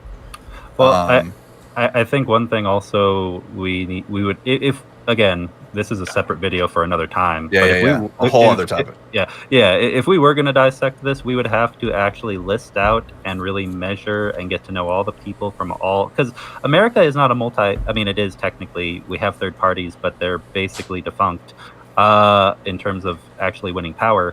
America has it has only 2 parties, but those 2 parties are not monoliths. They're big tent. You have many factions within them. If we were going to sit here and really analyze this, we would have to list out like all 15 or so factions among the two parties. It's like when you look at Chinese, and by Chinese I mean PRC, People's Republic. I'm not comparing the two countries. But people think, oh, there's only one. There's only one political party in China. It's like, well, yes, but also they have their own internal struggles and factions. And if you want to analyze it, you have to look at those factions. That's what you have to do with the two-party system in the U.S. People smashing me for saying mansion. Listen, guys, I didn't say it's going to happen. I'm just telling you my guess because of the polarization. It's going to be something surprising for us come this fall. That's all I'm saying. And they're going to try to pull some of that polarizing Trump crew. There's something going to happen. That's all I'm going to say. I say let's move back to the topic of Ukraine before we transform all of the chat sections into U.S. politics. I'm ready for. Listen, I'm ready for those conversations. So I'm gonna be a part of them as best I can in a separate forum this year. Yes. Let's do it. With my own platform, because I mean that's how I started my platforms. Was in 2020. I was out there in the middle of the riots and the protests, like live on the ground, getting tear gassed, flash banged, buildings on fire. So like that's where I started. So I'm going to be out there again, whatever happens. But I'm definitely going to be a part of panel discussions and talk about it. I want to expand it because, like I said, like again to put it to rest, like what happens in the U.S. will affect Ukraine. Period. Like who is the president? Who's running Congress? Who's holding positions in Congress? And it all matters. And I don't think enough in the people in the U.S. are participating in the process, or are they're not really educated on the process, and they have no clue. They're told what TikTok tells them, or someone else, and then they run with it. So we got to be a part of those conversations and have deeper conversations around it this year, guys. But because again, it affects Ukraine. There you go. 100%. I would actually love to stick or at least to listen of some of those conversations, because as it affects Ukraine, I would love to know more. And you actually already told me a lot new stuff today, because I'm not following at all. Don't have time for it. It's actually really interesting.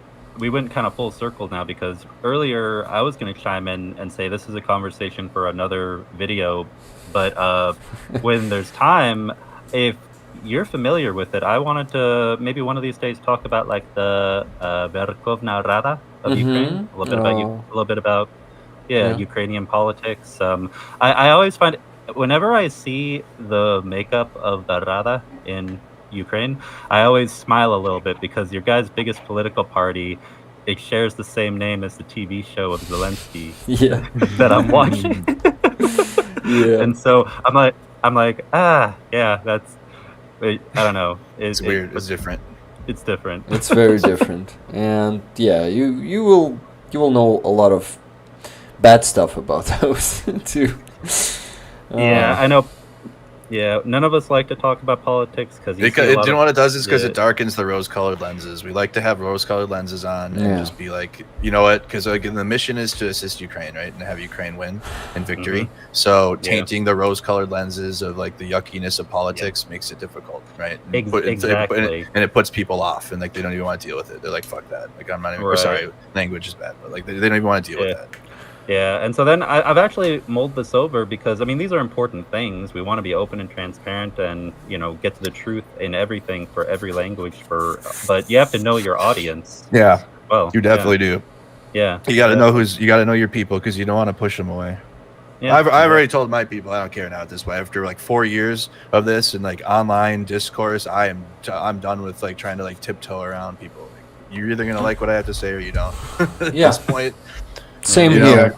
It's 4 years of online internet garbage, and it's just like I was literally out there in person streaming, not even talking, and people were like, "This is fake." So at this point, I don't care what people have to say, and I'm going to say what I have to say.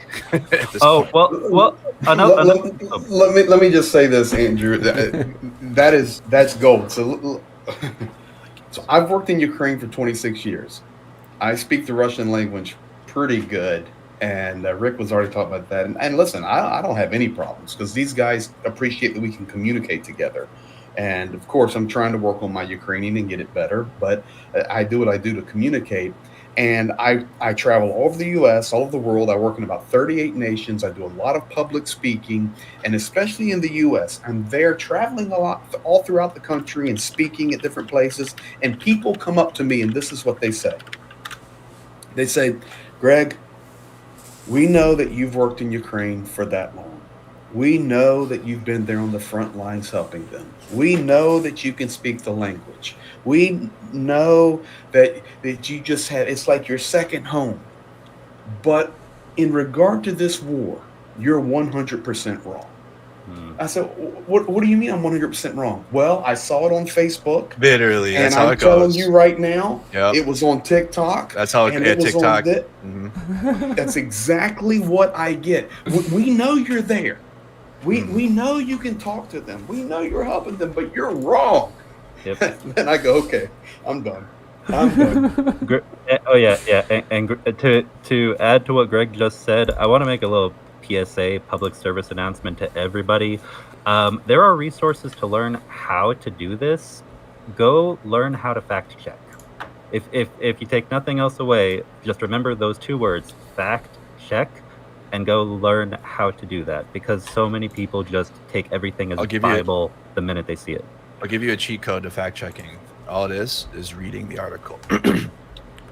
When an article comes out, most times you can fact check just literally by reading, because a lot of people will take a headline and run with the headline, or the headline is clickbait on purpose, so you just take the headline and like that's it, and you don't even read it, and that's the fault of the author, the news, because they know what they're doing. But at the same time, if you literally just like read, you will like break through a lot of that stuff. And like the title is often clickbait, or it can be sensational.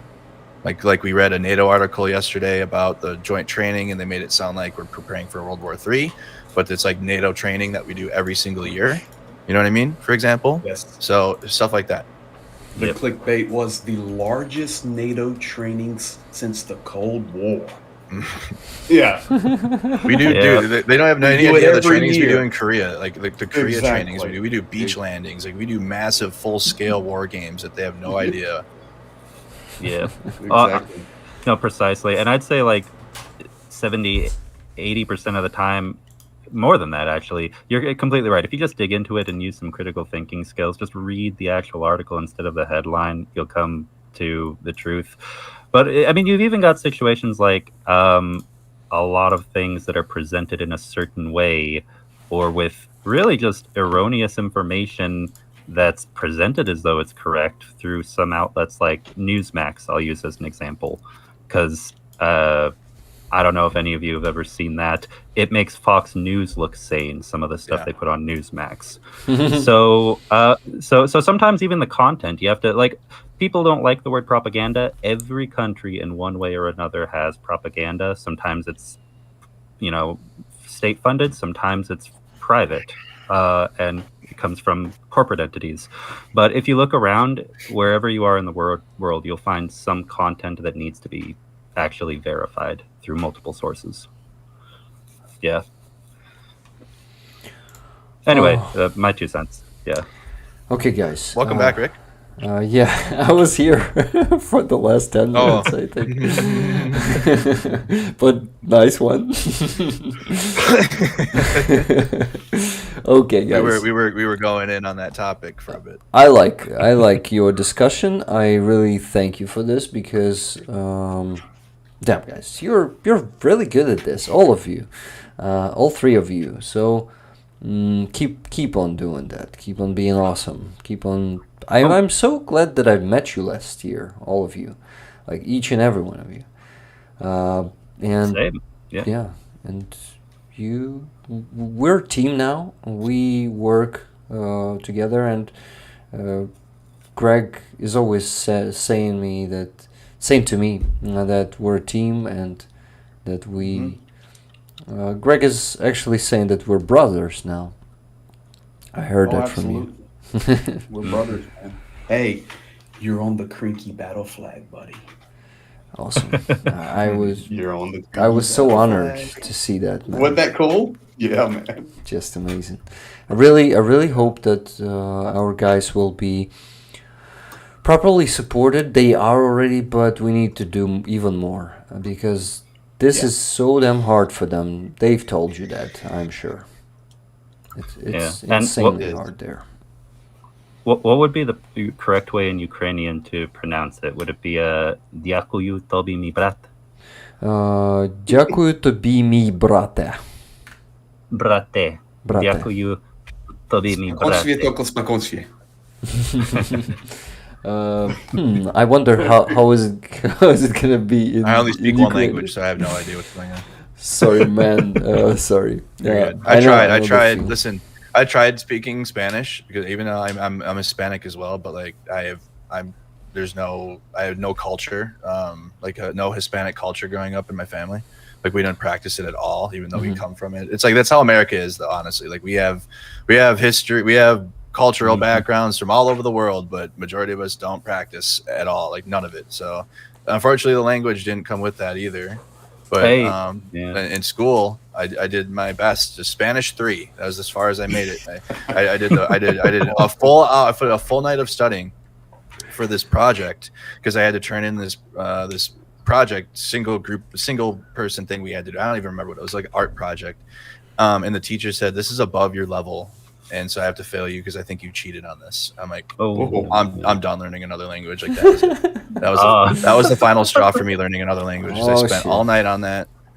I sucked at it anyways. I sucked at learning another language anyways because maybe in the mindset like I didn't care to. Like I was being forced to learn another language instead of like right now I want to learn Ukrainian and like I want to learn other languages. So I feel like maybe the mindset I have now it might be easier because I actually want to.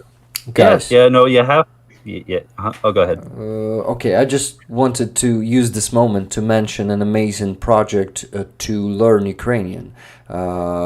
It's actually also to learn English for Ukrainians. I think it's the first thing. Balakun, the project's name is. I want you guys to go check the channel. It's in the description of the stream. Maybe some of our moderators will post the link into the chat too. But this is the teacher from New Zealand. Her name is Sandy, and she, together with Ukrainians, have created this project. And actually, people voluntarily, like native speakers, just native speakers, not teachers, regular people, are teaching Ukrainians to speak English. They manage all the arrangements to make those classes, to arrange meetings and all of that. Amazing work they do. They also have podcast. I visited their podcast. It's on their channel. Go check it out. Also their own podcasts with where they were talking about Ukrainian winter holidays. So Balakun, A Bridge to Ukraine, the name of the channel is. If you are struggling to find it, it's in the bottom of the description of the stream. Thank you, guys. And I wanted to say, I know that I've interrupted you, Secai, but I really wanted to say that we really need to do the auction for the Zippo. Because We should do that. Yeah, the time's running out. It's 11 p.m. here in Ukraine already. So before that, let me just mention those who became members on Buy Me a Coffee. I appreciate it so much, guys. Once I motivated you with this patch, I received 7 new memberships. Amazing. Let's go. Awesome. So what do we have here? Let me check it quickly.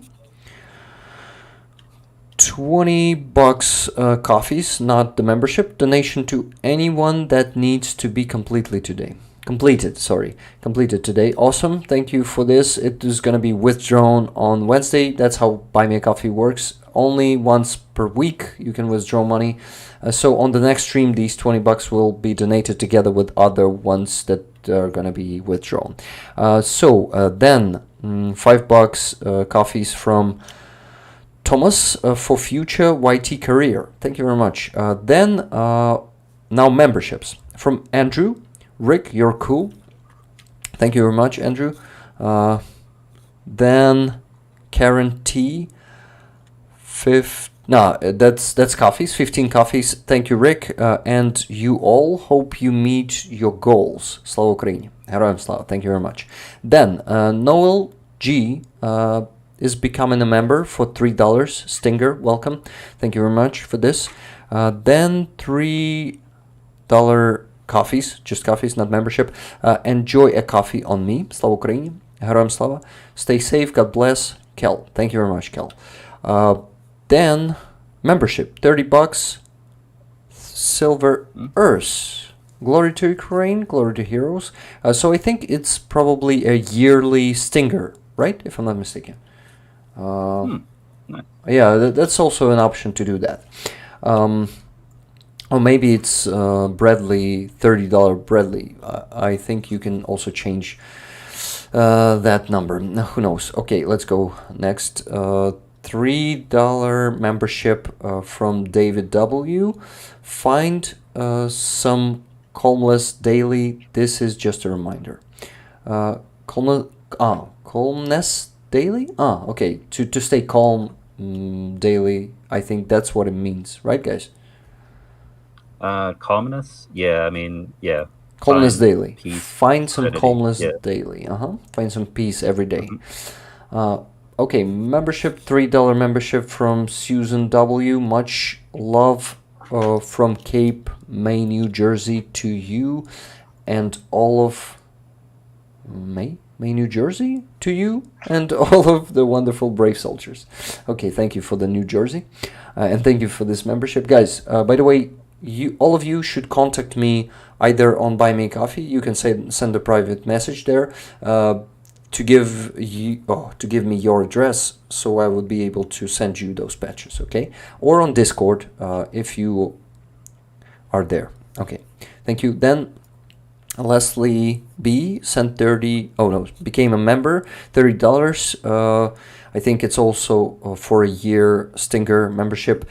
Keep up the great work. I paid for the year. Together we will win. Don't lose hope, Rick. Thank you very much. I won't ever lose hope while I have you guys, because you really encourage me so much. Thank you for all the support. Kai R, less membership to mention. I am joining long term, promise. I like your idea with the patches. I love the design. Hope. Thank you very much, guys. Contact me. Everyone contact me and give me your address. I will send this. So I'm investing to get this career. I will be sending patches to each and every one of you. Okay, so another membership just came now, $30. I think it's also a stinger for a year from Vegan Runner Australia. Thank you very much, Vegan Runner.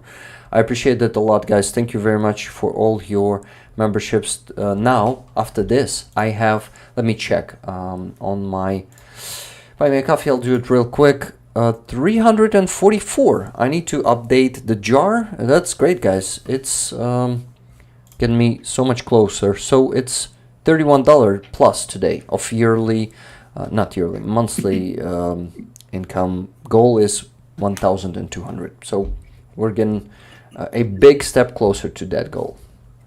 Thank you.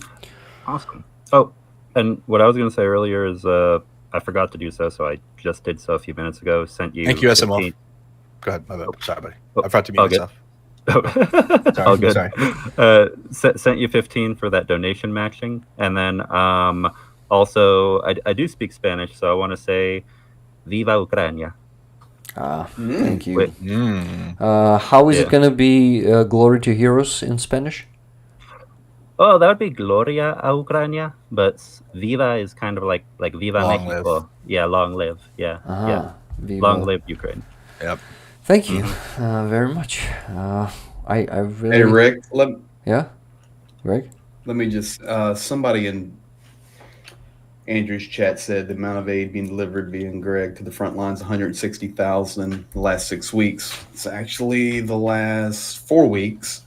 It's amazing what's happened. But just so you know, from our stream yesterday with Dr. Gertis and Johnny, we raised another $10,000 yesterday. So thank you. Oh yeah. Yeah, man. Yeah, straight to the front. That's why, Andrew, I want to connect with you and help you on the Nefo stuff, bud, because we just got a lot of momentum pushing right now. Yeah, we do. It will. starts tomorrow. It starts tomorrow too. Brand new. I have Okay, a video. we'll get I have an appeal information. video and everything. I'll buzz you a message and we'll connect because we want to help everybody. And then somebody said how to to do direct. So that just in the description of my videos on my channel, and I think Rick has them as well. It's just through us. We're nonprofit to nonprofit, so it's direct. There's no admin fees. There's nothing for us. So that's another reason it's been really successful for us. So that's how you do it. It's just in the descriptions, and if you give there, every penny you give comes. So thank you, whoever that was in Andrew's chat. So appreciate it. Thank you very much for also taking time to talk about that, because I really want to support your initiatives too, Greg, and I will add the links to that to the description of the stream. I promise. But now we gotta finally do the auction. But there were also donations. Yeah, let me mention them. $10 from Cats. Thank you very much. Then Mark K, $25. Your choice. Fuck Muscovy. Awesome. Fuck it. $28.44 from Lynn S. 56 Brigade. Thank you very much, Lynn. Then those $50 that you've sent, Secai. Thank you. The matching game is being played. Then David K sent $25 more dollars for drones. Thank you very much. Maybe in this case this is gonna be for pickup trucks, but I'll also try to send some to Secai's fundraiser for the anti-drone gun. Actually, we are trying to close that one. By the way, if you won't close it until we finish the Matvei's pickup, I think I'm gonna take it, and we're gonna finish that one. Secai, I really want to help you with that one. I appreciate it, man. Because there was one more question there. Let me just answer before you jump in, because somebody's wanting to buy stuff on our Amazon list. So, is it worth buying on Amazon here, Medical Stuff UK? No, actually, now that I'm in country, it's so much better. If you are compelled, just do it direct, because I'm buying Cat 7s here in Lviv, no problem. So, everything direct right now. Okay. Thank you. Awesome. Yeah. Also, I'm going to let you finish, Rick. After you're done with that and we finish with the auction, I just realized we haven't gone through any of the questions, and we've got questions for all three of you, for you and Rick and Andrew. So much stuff to do. Let's come back to that. Awesome. Okay, last donation I want to mention, but it is Pandin.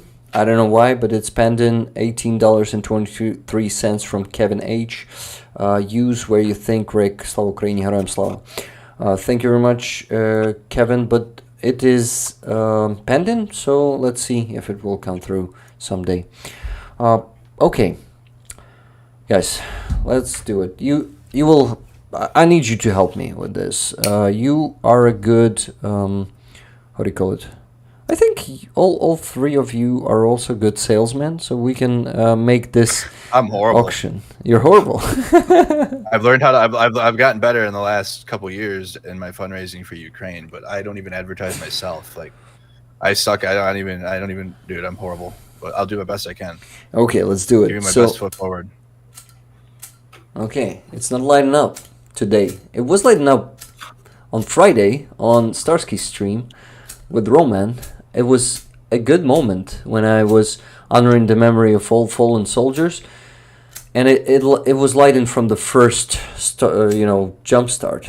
But now, you see, guys, you just need to fill it with gasoline. You know how it works. Oh yeah. Okay. Bladder fluid. You need the depot fluid. Yeah, you just need to add it. So.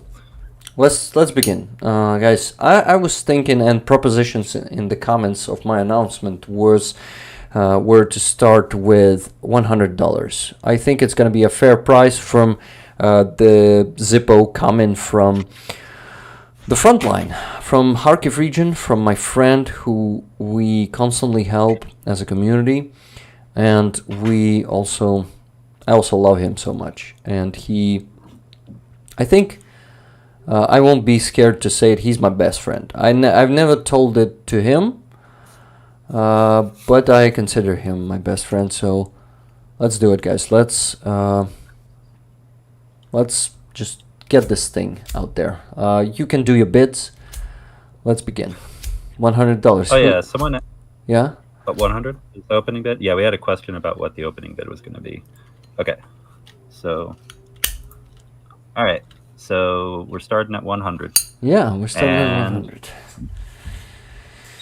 And we're gonna monitor Andrew's chat also, right? Yep. Awesome. Thank you. $100 bid so far. Carpathian just repeated it so far. Mm-hmm. So what's the background of it again? Like the history of that ladder? Well, El Greco didn't tell me how long it was with him, but I think might be for the whole full-scale invasion. Probably like that, because this one was dear to him, and he was so grateful to you rollers that he said, you know what, I want to share this Zippo because you supported him so much. So I see we have 110 from Andreas Lach here. Amazing, guys. 120 from 20. Andreas 130. Andreas 130. Awesome. We have a fight here. Anyone is bidding on your channel, Andrew? Not yet. Not at this time. Okay. What is it? What are the increments of? Increments of 10? Yeah, I would do 10, but Secai maybe was proposing more. Well, I was just going to say, usually with the auctions we've done on your channel, people usually go by 5 or 10, but sometimes they'll jump it by 50 or even 100. Yeah, It I just see kinda depends on the 160 from Tune. Yeah, even 160. It was Andreas given 130, then Leslie Bochel 150. Now, actually, yeah, Tune is the last one with 160. Awesome, guys. I feel like we can do more. I feel we need a bigger competition. Okay, guys. What is the possible? I see 180 from Leslie Bochel. Rick, you've got to get your auctioneer skills better. You got to get 140. We got 140. We got 140. 180. Here, 180. Here, 180. 180. Start with this stuff. Okay. Like an old some of that, Rick. Okay. I know. I'm definitely not an auctioneer. I wasn't even pretending as one. You have 140 in my chat. You're 140.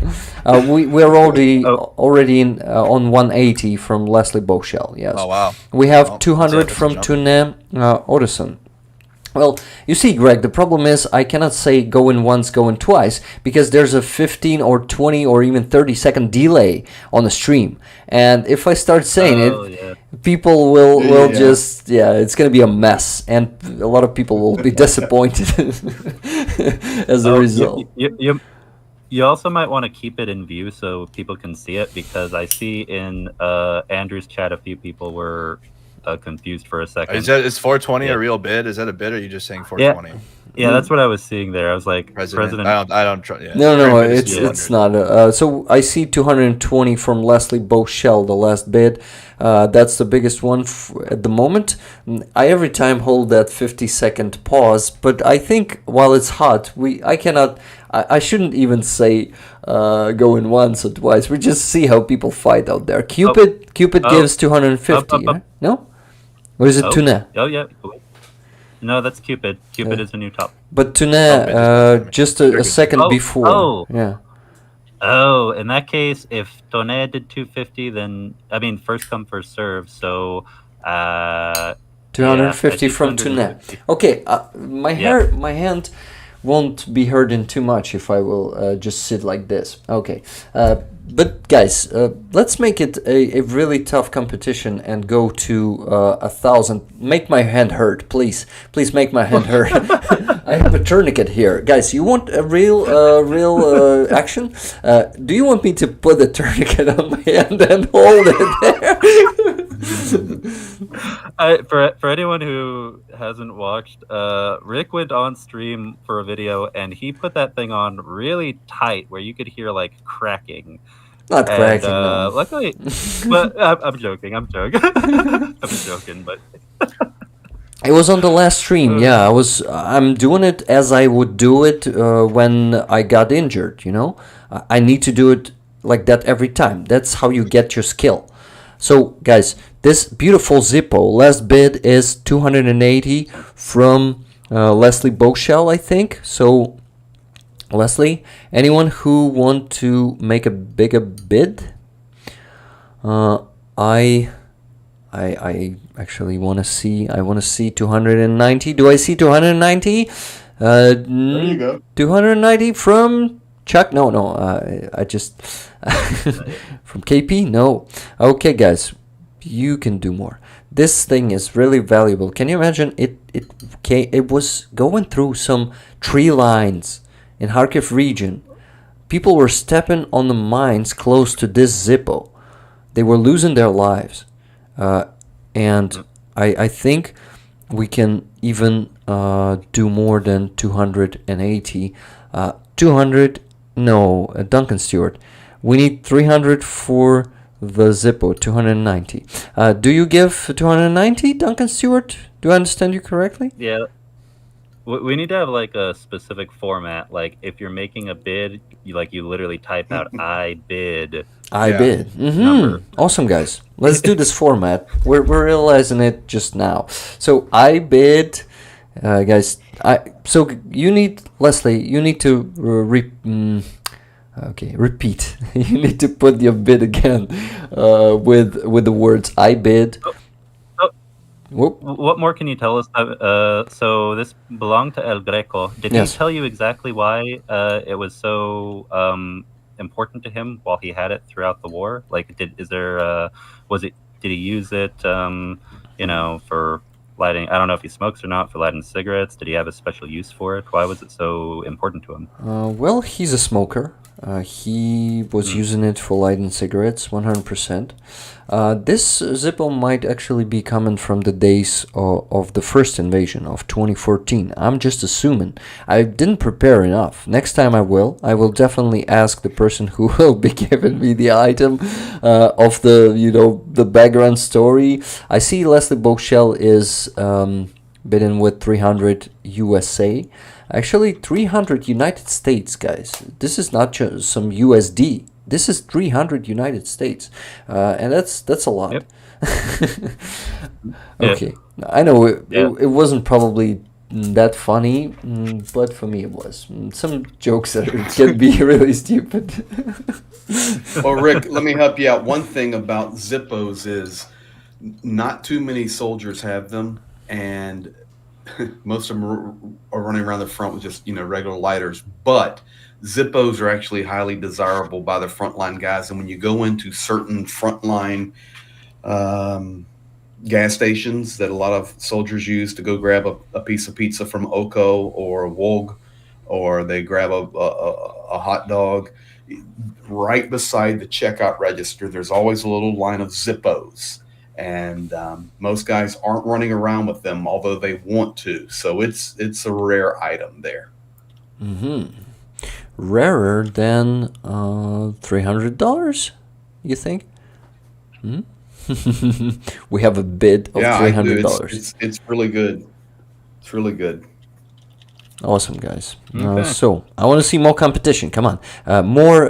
How was it in that meme? More leg work. Come on. Was it? No. You're getting it. You're getting it. Yeah, guys. Do I see 310? Do I see 310 from Tune? I don't want to make you broke, but maybe you will light this fire a bit more. 310. Do I see 310? No. Okay, 15 seconds delay. Now we're just gonna be sitting silent for 15 seconds. Okay. I'm just joking. We won't, but this message will go to Nea just in 50 seconds. Guys, for now, Leslie Bochel. I see. Congratulations to Leslie Bochel. It's not the end yet, guys. I'm still hoping to get more of this auction, because this thing is pretty awesome. Guys, I know that a lot of you there in the chat smoke, And can you imagine? You will be lighting your cigarettes with this lighter that came from the front line of Ukraine, from the defender. You know, I have an idea. Yeah. Mm-hmm. I have an idea for the next time you get an item similar to this from a soldier at the front line. Ask them if they can engrave their name or their initials on it, or this somehow would or be- scratch it on there. or scratch it on there. Okay, we have no bids on Andrew's channel. I think travelers Nothing yet. are not really interested in this. Well, travelers. Oh, Leslie says at 300, I will donate it to Greg to give to a soldier. Okay, so here's what. Okay, Rick, listen to me closely. Yeah. I'm gonna teach you how to do an auction from America. Yeah, let's take that offer. do it. No, take that offer.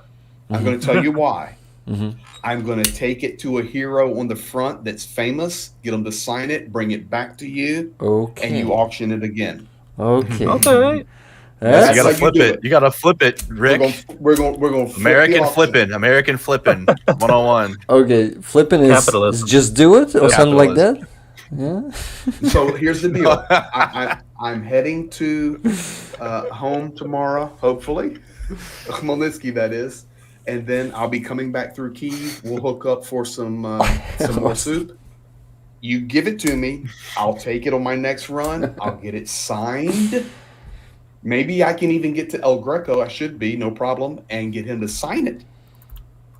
Get it back to you. That'd be fantastic. And honestly, if wait, so El Greco and also another soldier you were saying, Greg, or another? I'll get the whole stinking army to sign it if we can raise more money. But we'll get some special signatures on it. That's just perfect, man. You make it so much more interesting. Leslie Beauchel, That's what, I think we should Leslie start. started it, but it's a good idea. Okay. It's a good idea. Yep. I actually had a few donations here while we were talking. But yeah, you got me really intrigued. So what do we do? So if I receive this offer, then how does it Here's work? the deal. Listen to me. Close the auction. Let Leslie do it. Be done. I'll pick it up. I'll get it signed. And then bring it back to you. Auction it again. She's donating it. So in America, if you want some culture, when people do fundraisers on auctions, they'll sell an item and the people will bid on it. And let's say they just buy the item for $100. Then what classically happens in a fundraising auction, not where somebody's trying to make money, but if fund bought it, says, all right, I bought it, throw it back in, sell it again. Throw it back in, sell it again, and you're raising more money. So with Leslie doing that, I'll be very happy to run it to the front. And I'm sure I can get El Greco to sign it if I can connect with him, or whatever you prefer. I'll take care of you and get it signed good. Okay. Just an idea. That's an amazing idea, but I think we need an agreement with Leslie Beauchel before we do that, right? 100%. 100%. Yeah, Leslie, if you're still with us in chat, just let us know if that sounds good. Okay, Barry, you're right. I'll get it signed by El Greco. We can make it happen. Oh, also, I just want to say one thing, because I know you had mentioned that he recently lost a brother in arms, El Greco. You said that earlier, Rick. I want to give my deepest condolences to him and everyone he's serving with for losing a brother, and say, because of his namesake, his call sign, both gracias and Evharisto Parapoli, which are Spanish and Greek respectively for thank you. Thank you. And as he says, Evharistuna Parapoli. He's adding para, I think, there also. Probably it's a lot. Probably it's a lot. I thank you a lot. Yeah. Evharisto is thank you, and Parapoli is like a lot. Thank you a lot, I believe. Parapoli. Yeah. Okay. We don't have Rick, the reply from Leslie. We will, but everybody's right. So El Greco will sign it. El Greco will sign We it. can make that happen. Go. Yep. This is true. This is true. Yeah. El Greco to sign. I will do that. Can I have a patch from El Greco? Of course. I'll ask El Greco to get you a patch, definitely. So what we're doing, if I'm understanding it correctly, Leslie Bushell donates 300, wins the auction, puts this item back, and receives the patch for these $300. I'll make sure that it's gonna be more than a patch, Leslie. Definitely. I'm making some additions to the packages, and I will of course do it with your package too. So there's gonna be more than just a patch, but definitely patch from El Greco. I will ask him to send me one more. He has some. Actually, maybe one of those. Okay, we'll think about it. We'll think about some good special patch. What do you think, Leslie? Now we have the 20-second delay, I think, before we wait. Yeah, before we receive the message from Leslie. Yeah. Yeah. Well, she said earlier in chat that she would do that for the patch. So yeah, let's see what she says now. Yeah. So if I understand it correctly, yeah. Thank you, Leslie. Playing along with us is just amazing, and you're a very kind and understanding person for that. How much for one of the cool masks? What masks? I think you could get it for 50 cents at the dollar store. Maybe even cheaper. Yeah. Yeah. Hey, Pat Chellen, thank you very much for upgrading it to Javelin. Upgrade it to Javelin, thank you. Leslie, yes, right, absolutely perfect. I will send you the money on PayPal. Amazing. Thank you, Leslie. Thank you, Greg. It seems that people are hip on patches. Yeah, the patches are a big push. So I'll tell you what. I'm going when I'm in Kyiv, not for tonight, but I'm going to bring this to you, and you can auction off this patch. You're not buying this one on Amazon. Oh yeah. Okay, this is the real one. I have a few from my Azov buddies, so I will drop this to you. And this is a really this patch you're not getting on Amazon. So this is the real deal. Yeah, guys, okay? if anyone still doesn't know what it is, it's an Azov patch. I think it's an original one. Yeah, it's the real. Yeah. It is. Wow. It's the original, real. Nobody has this patch unless I recognize that design, and there's a lot of history behind it. They don't use that design anymore. No. This listen. The only reason I would donate this is because of this. Okay? Because you have the second one. I worked. I've got two, but I worked my rear off for these patches. I was in tough situation, and I would donate one, and I'll give it to you, Rick, and you auction in the future anytime you want. That's amazing, man. You're just but you're a legend, man. We're a team, buddy. We're a team. Thank you. Okay, so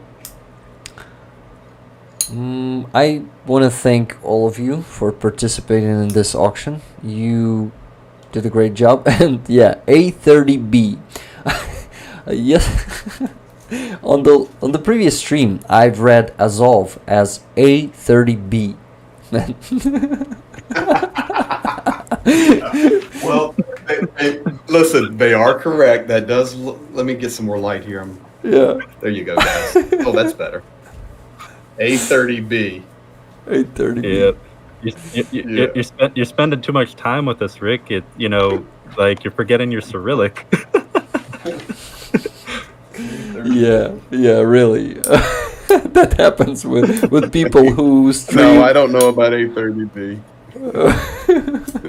Yeah, I was laughing at myself so hard last time. Ooh. Andrew, how do you like it? Andrew? Andrew, you still with us? Still with us? Nope. I'm looking at Andrew's stream. I'm looking at Andrew's stream. He stepped away for a second. Oh, okay, okay. So, yeah. That was a long, boring part for his community, I think. Auctioning the Zippo.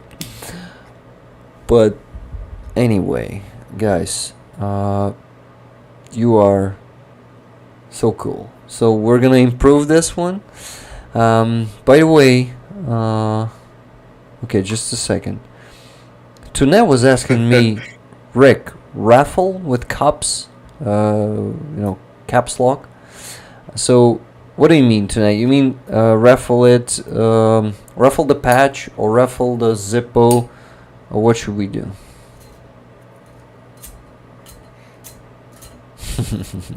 Okay, Tunet is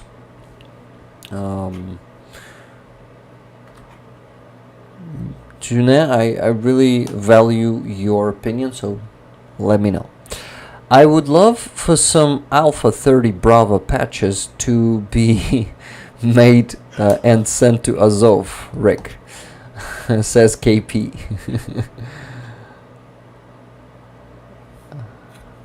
So, what is Alpha 30 Bravo? Greg, do you know this? No. that's yeah. I know what Azov is. Yeah. They're just making the jokes because of the. I understand. It looks like 830p. Yeah, I understand. I am gonna Google it quick just in case. I don't know. Yeah, maybe that's some squad or something like that.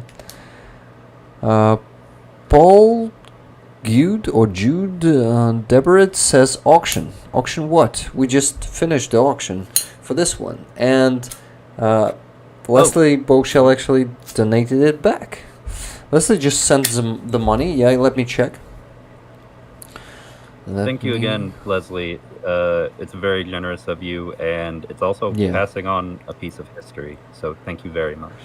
Yeah, Leslie, thank you very much. I'm so grateful too. And just a second, guys. So I'll mention all the donations that were coming while we were auctioning that. So $25 from Timothy. For your fundraiser, you needed it, as my grandmother would have said in her... Just a second. I need to go there for the full comment. As my grandmother would have said in her native tongue, Gloire that's in French, I think. I won't be able to read it. Sorry, Timothy. Sorry, but something like Gloire aux heroes de Ukraine. Glory aux heroes de l'Ukraine. L'Ukraine. Something like that, maybe. I got closer to French there, I think. We can actually ask Google Translator to pronounce that, but I will have to spend time, and time is limited, unfortunately, to type it. Yeah, I was actually going to say, since we're done with the auction, do you guys want to jump over the couple of questions we have? Yeah, we need to do that. Right. Andrew, I was actually wanted to ask you how much time do you have, and all of you guys, how much time do you have? Because we can go, of course, we can go for 8 hours, but I wouldn't like to do that. Let's do the questions. I need to get some sleep. I got to roll early in the morning. So let me take a look. Maybe I'll finish with mention donations real quick, okay? Just like the speedy mode. Steven Walsh sent $200. Stop Russia, fix his borders. Okay. Steven then sent 200 more.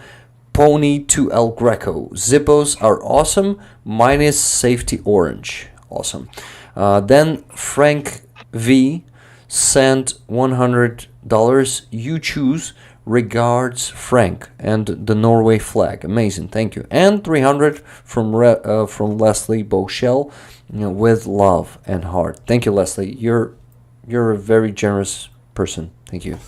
We're gonna even make it even better. And you will get the patch and some additions. Okay, Secai, let's go to questions. Thank you very much, man. Yep. All right. So the first one that we've got is, well, I mean, we actually, well, we could start with one from Mercado for Andrew. Okay. Cool. So from Armand, the question is, I saw the premiere last night on Mercado Media and was really moved by Project Constantine. And me being from South Africa made it even more interesting. Can Andrew maybe tell us in a few words about Project Constantine? Yeah, it's a NGO that's out there supporting the Ukrainian military with their medical expertise, whatever that is needed on the front lines. They're in conjunction with the 67th Brigade. They work alongside them and some others. So very, very important NGO that's providing medical aid to the front lines every single day. I mean, they're literally at the zero line, just like Pastor Terry is. But they're in body armor. Pastor Terry, you're in body armor often? Am I in body armor? Yeah. Are you in body armor often? Oh, I'm in body armor. Yeah. Or, so you know, yeah. So he's just at that level, and then also Pete himself does security stuff as well. So it's a lot. They do a lot. I highly recommend if you want to learn more, watch the video with Pete that I just posted yesterday. Oh, also, actually, I looked them up because I learned about them just through the grapevine yesterday too. I wasn't able to catch the stream, unfortunately. So I noticed they're very active on social media. They got more than one social media account. When I went to the website, it mentioned that back, I guess, in October, there was unfortunately a member of the team passed and the main website was currently down. Do you know if they're going to be updating that? Oh, I don't know. I have no idea about that one. No, I'm sure if you ask them though, like they're like you said, they're active on their social media, so they'd be able to answer that. I'm sure they'd respond. Okay, awesome. Next question. Let's see. From Linda H to you, Rick. How long was your power out yesterday? Oh, a small one, just for an hour or maximum hour and a half. Then the light got back on, then just for 5 or 10 seconds off, and then on for good. So yeah, experiencing nothing else like last year. In Ukraine, electricity, I would say, is pretty much solid. Of course, not close to the front line. But by the way, man, now what about Kherson? How is with electricity there, Greg? Did you just tell people where I'm at? Oh, shit, man! I didn't mean right good. Now. I meant you were in Kherson. You've been moving around a lot, man. Yeah, I'm. You were there. Let me. All right. It's quite hot here, but I can tell you, Kherson is completely. We got power right now, but it's completely blacked out. Like I've been coming and working in Kherson and working this whole riverbank. It's out the bag now, but I'm leaving in a few hours, so I'll be okay.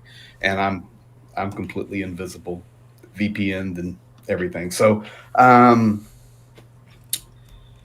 Kherson is interesting. It's a beautiful city that is now absolutely demolished, and every day I've been listening to incoming and outgoing while we're streaming, but Kherson now, I've been coming here since the whole war.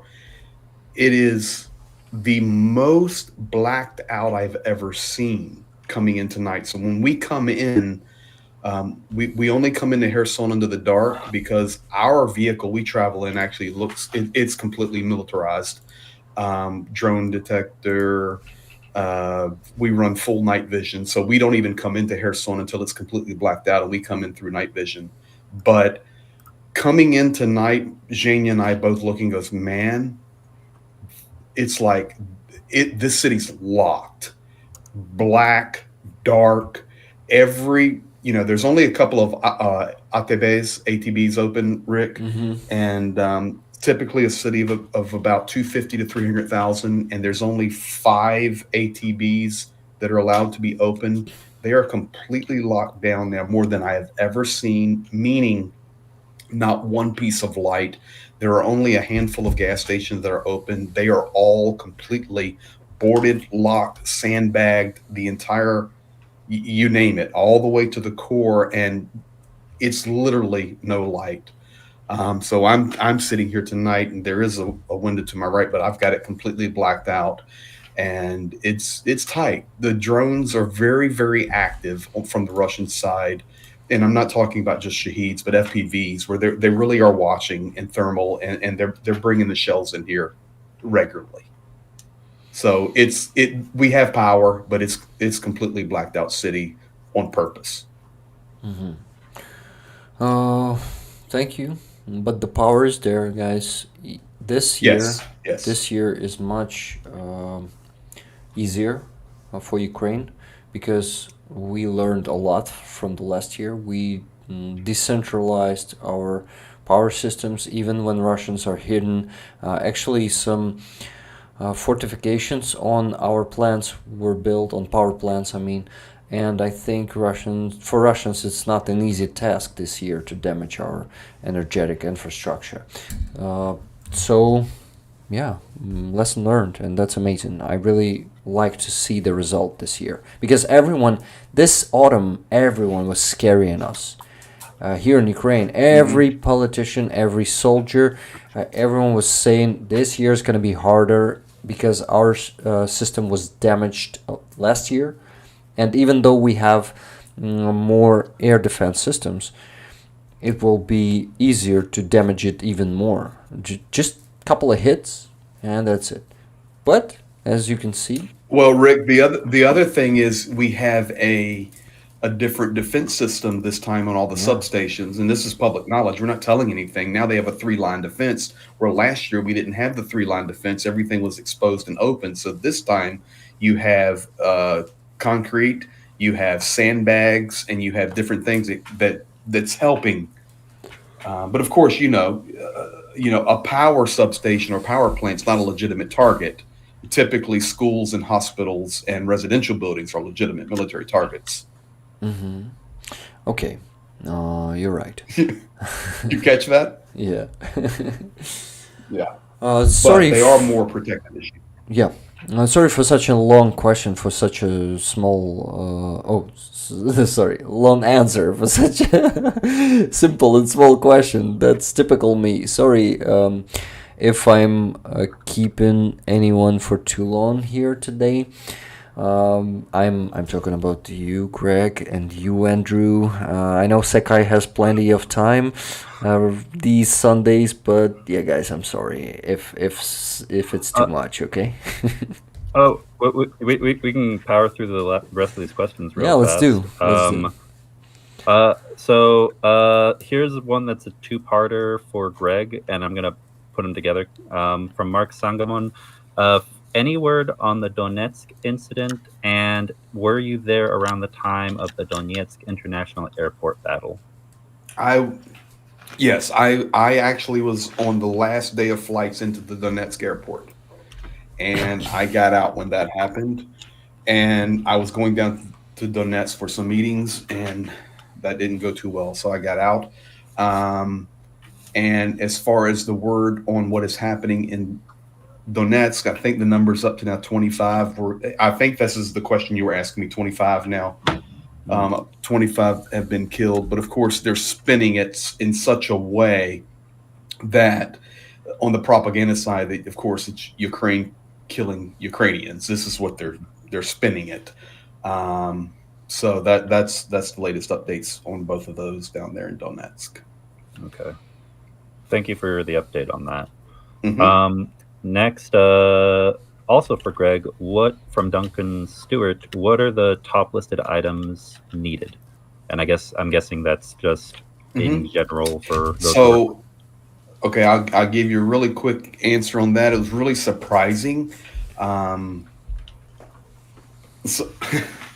So what I've done on the first run around is meeting with all the commanders and specifically talking to them and asking them what is needed the most so that we can help and be effective and efficient. And some of the answers were not surprising, and some of the answers were surprising for me. So the not surprising answers were, Greg, tell the world we need more soldiers. Okay, we know that. Honestly, that was, we need more soldiers. Okay. Secondly, we need medical. We know that. Tourniquets are really in low supply. And one of my greatest joys is to go up to a soldier and take his Chinese trash tourniquet off, throw it in the trash can, and put Cat 7s on his Bronick, on his body armor, and see the smile on his face or her face. Lots of women heroes at the front that we need not to forget too.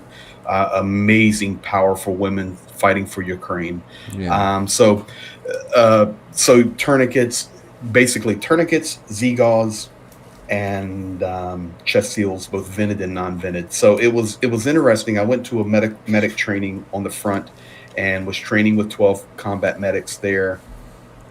I was invited to go to it and had a great time. But the chief trainer there he goes, when we ask for tourniquets and the world doesn't understand, we don't want to run around with one tourniquet. We need 3, really 4, because if a soldier, for example, gets a wound on the lower leg, a shrapnel, a mine, or something, first of all, we've got to stop the bleeding, then we can control the bleeding. Well, then we want to try to save the limbs, so we're moving the tourniquets down, and we need to run multiple tourniquet systems. So we really need tourniquets.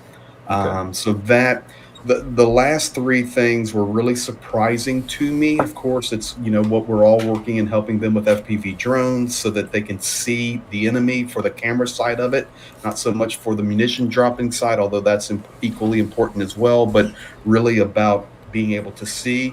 Because what most people do not understand, if you're in the American military, the European military, Australian military, you're moving to your frontline position in armored personnel carriers, APCs, all these other things.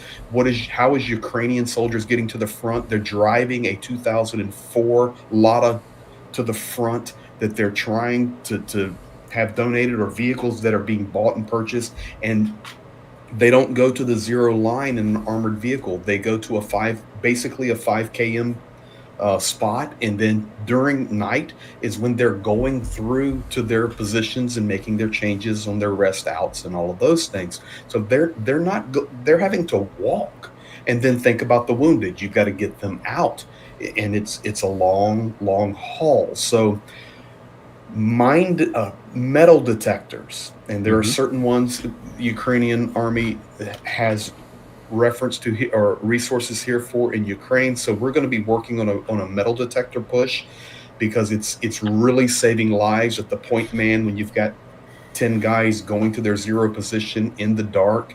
And a few nights ago, I went to a zero position under the ground in the dark through the snow, and I'm telling you, it's scary. And you need that metal detector there, because what Russia is doing is, you have the zero line, they're bringing in the capsules over behind the zero line, even during the battles, and it's just slinging out hundreds of mines. And then when they change positions, Ukrainians are hitting those mines. So it's very dangerous. So mines, stretchers, and sleds for evacuating. So that's what I've heard. Very good. Oh, actually, I have a follow-up query too. How many anti-drone guns to electronic warfare take enemy drones, Russian drones out of the sky? Have you seen? They're not okay. So maybe Andrew knows much more than I do on this, but what I can tell you is, from talking to the guys, they're not working as well now. Russia has modified. Okay, so even the ones that are being made in Ukraine, because I know there was an industry growing around that. Well, yeah.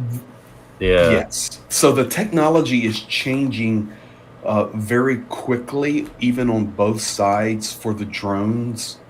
So both sides, whether it's Ukraine working on the anti-drone guns, trying to keep up with the frequency systems, and Russia right now changing their frequency systems, going into some technology that Ukraine is trying to break into. It's a constant. It's always in a state of flux as far as that technology side. But the anti-drone guns, the EW, is not as effective as it was. That's the answer. Okay, that's actually good to know. We're on my channel fundraising for the 110th in Avdiivka area, both 110 drones and an anti-drone gun, one of the newer models. So I'll keep that in mind. Thank you. You're welcome. Okay, next question for Rick. Oh, actually, I'm going to answer this one just because it's really fast. It was a question directed at me. This one's really fast. Someone asked, why the Nihongo, Japanese, in your name? I grew up with a lot of Japanese culture around me, and I speak a bit of Japanese. Boku wa Nihongo o waruku hanashimasu. So, yeah, I'm a secular person. Secai phonetically works with secular. I don't know. I thought that it was a good name. So I thought you were a karate expert. Everyone thought that for the longest time before I started, like people heard my voice and saw me on camera, everyone thought I was a European woman, like a woman living in Europe, or that I was Japanese because Secai is also a woman's name. Anyway, all right. So, question for you, Rick. And that was from KP. Thank you for the question. From Sir Garrick, Rick, I read around 30% of losses are caused by FPV drones, and 80% of them are fundraised. Is that plausible? Oh, wait.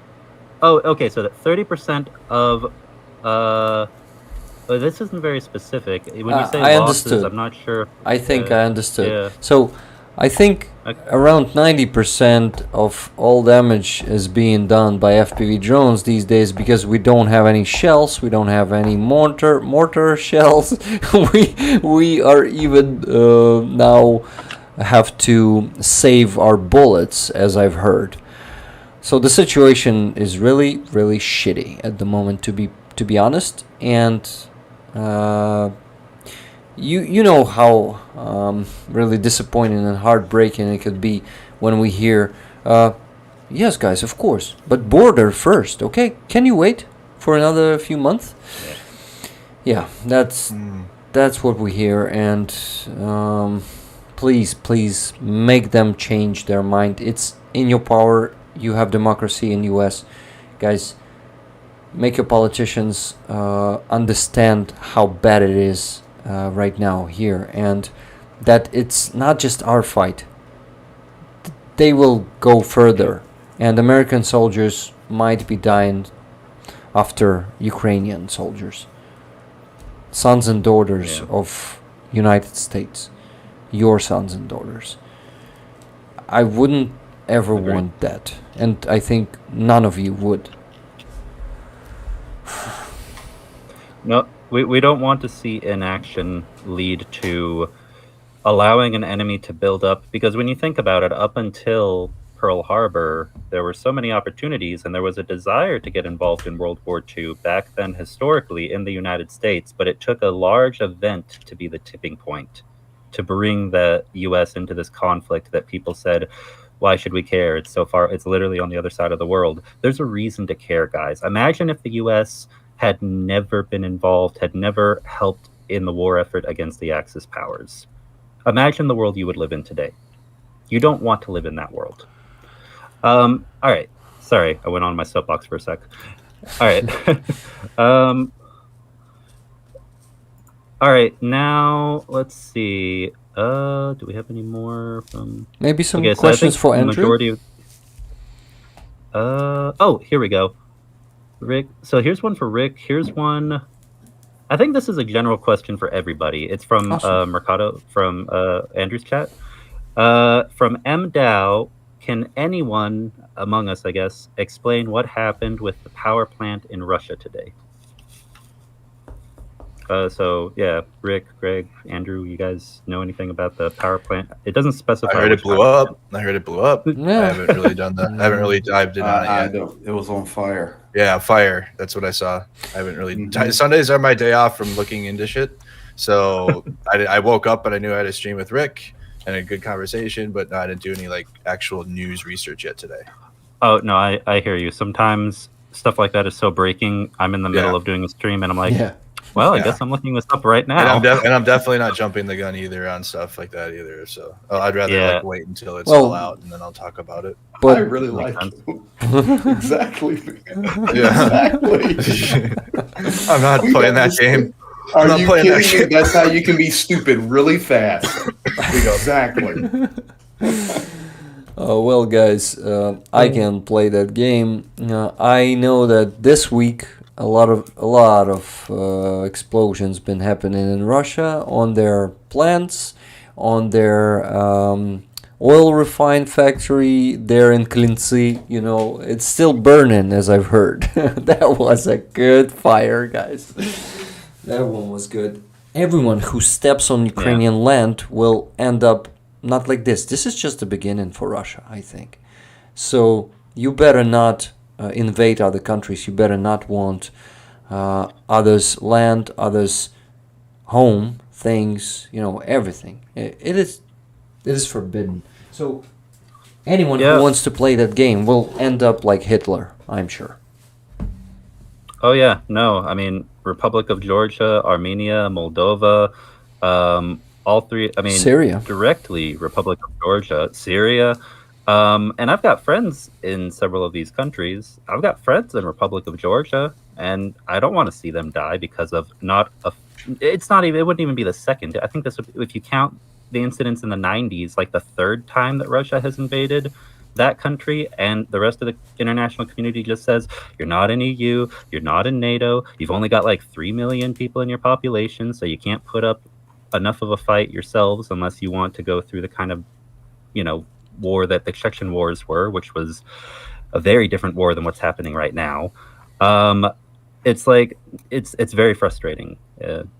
Yeah. And we don't want to see that happen. Yeah. All right. So, okay, now next one. Also from Andrew's chat, from Lucy Aya. Rick, how many men can be mobilized in the near future so that the situation is not catastrophic? Oh, and also, I'm gonna tie this together with another similar question because they're related.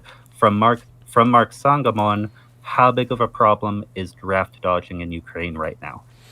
Okay, guys, I won't tell you how much we'll be able to mobilize to conscript, because I don't know who knows that. No one. But what we need is an exact number that General Zaluzhny, our commander-in-chief, said. It's 450 up to 500,000 men. We need 500,000 men being conscripted. That's a very hard task to achieve in just, I think, in a few months, because we don't have a year. If we won't do it now, those men need to go through training, and that's a very hard task. It's also a lot of money to spend on this, and we have no other option. Either this or we will lose our country. This is why I see that probably even me someday going on the front is inevitable, and I started preparing. By the way, guys, bought myself a tactical backpack today. It's not a big one. Already put my patch collection here. It's Amtech, Ukrainian brand, like very good quality. Just a small one. Damn, I like the quality. And I'm supporting the company who's been struck by 3 Russian Iskanders. They destroyed all the Ukrainian production, their factory. They destroyed their warehouse of all the items they had in the warehouse. They totally are gonna build this up from scratch. So if you need any military equipment, buy it from Amtech. Everyone here in Ukraine like Amtech. Are you familiar with Amtech, Greg? Oh yeah, buy a lot of it. And Rick, I'll tell you what, I'll go ahead and donate to you your first MFAC. My first what? Your med kit. Ah, medkit. Awesome, man. Oh. I actually am Got you already gathering it together with my wife. She bought almost all the ingredients already, and I still need Okay. a tourniquet and everything, actually. I'll get you a tourniquet. Awesome, man. So next time you're in Kiev, I'm gonna bring You get a my tourniquet. bag, a small bag for the IFAC with me, bring and the we'll put bag. it right there. Okay? Yes, sir. Thank you. I'll Yeah. gladly receive this donation, man. Yeah. Yeah. Let me know later too if you need anything for that. I'll pitch in too. All right. So, all right. Next question. I'm gonna do another one that's for everyone. So to everyone here, from Leathercat, what are everyone's thoughts regarding the apparently real possibility that Moscovia will lose Kaliningrad? And I'm gonna add on to that. Let's say, what's the real possibility that they'll lose Königsberg? Because that's what it used to be called. I have a quick answer to that. I think the probability of losing Kaliningrad is much smaller than losing together Kursk, Rostov, Bryansk regions, and of course Belgorod and People's Republic. All of those are gonna go first, and Kaliningrad might be one of the last ones. Greg, I think you really need to go to sleep, my friend. Oh. Yeah, No, I've got the bob and the weave going, man.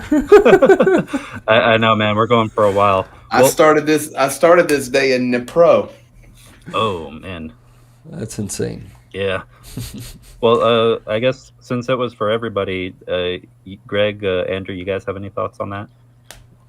Yeah, I mean, I don't have any like serious analysis on that. There's nothing like. There's like an operation to get Kaliningrad back, unless you want to watch my Broken Arrow stream. It's a video game coming out where the first mission is to liberate Kaliningrad with the U.S. Marine Corps. Wow! Wait, really? That, yeah, deadass. That's the very first mission of the game. Yeah, so it's a beach landing, and then a whole lot going on Kaliningrad. But yeah, beyond that, damn, I'm not seeing anything real for taking back Kaliningrad. Is it the first-person shooter? Sorry, man. No, it's an RTS. RTS. Oh, good. Yeah, you control units and like move them around, and then order more. And yep, that's so cool. Wow, I think there will be many vatniks and gopniks in Russia who look at that and are like, "Look, see, we knew it was true." Yeah. They were planning it all along, and they are not even hiding it. Look at this video game. Yeah. Yeah. There at least someone saying that. All right, and then last question I see here. Hold on, let me double check. Well, actually, here's a real fast one. We can answer this pretty fast. Rick, from both Tone Otteson and Hugo Figueras, how much is left for the pickup for the 56th Brigade? Just a sec. 900 and something, right? You were putting 923, if I'm not mistaken, into the chat before. Yeah, I don't know how much it is with donations now that we've received, but it was at about 923 after converting, I think. Let me just put the progress bar real quick into this scene. This scene has been used for a long time, having 4 people here. Oh my god.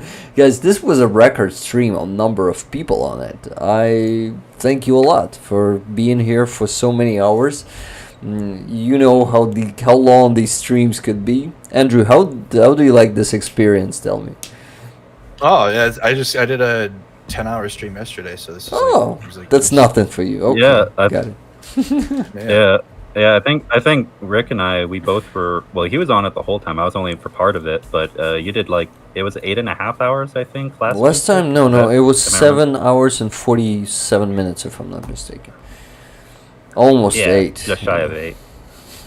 Yeah.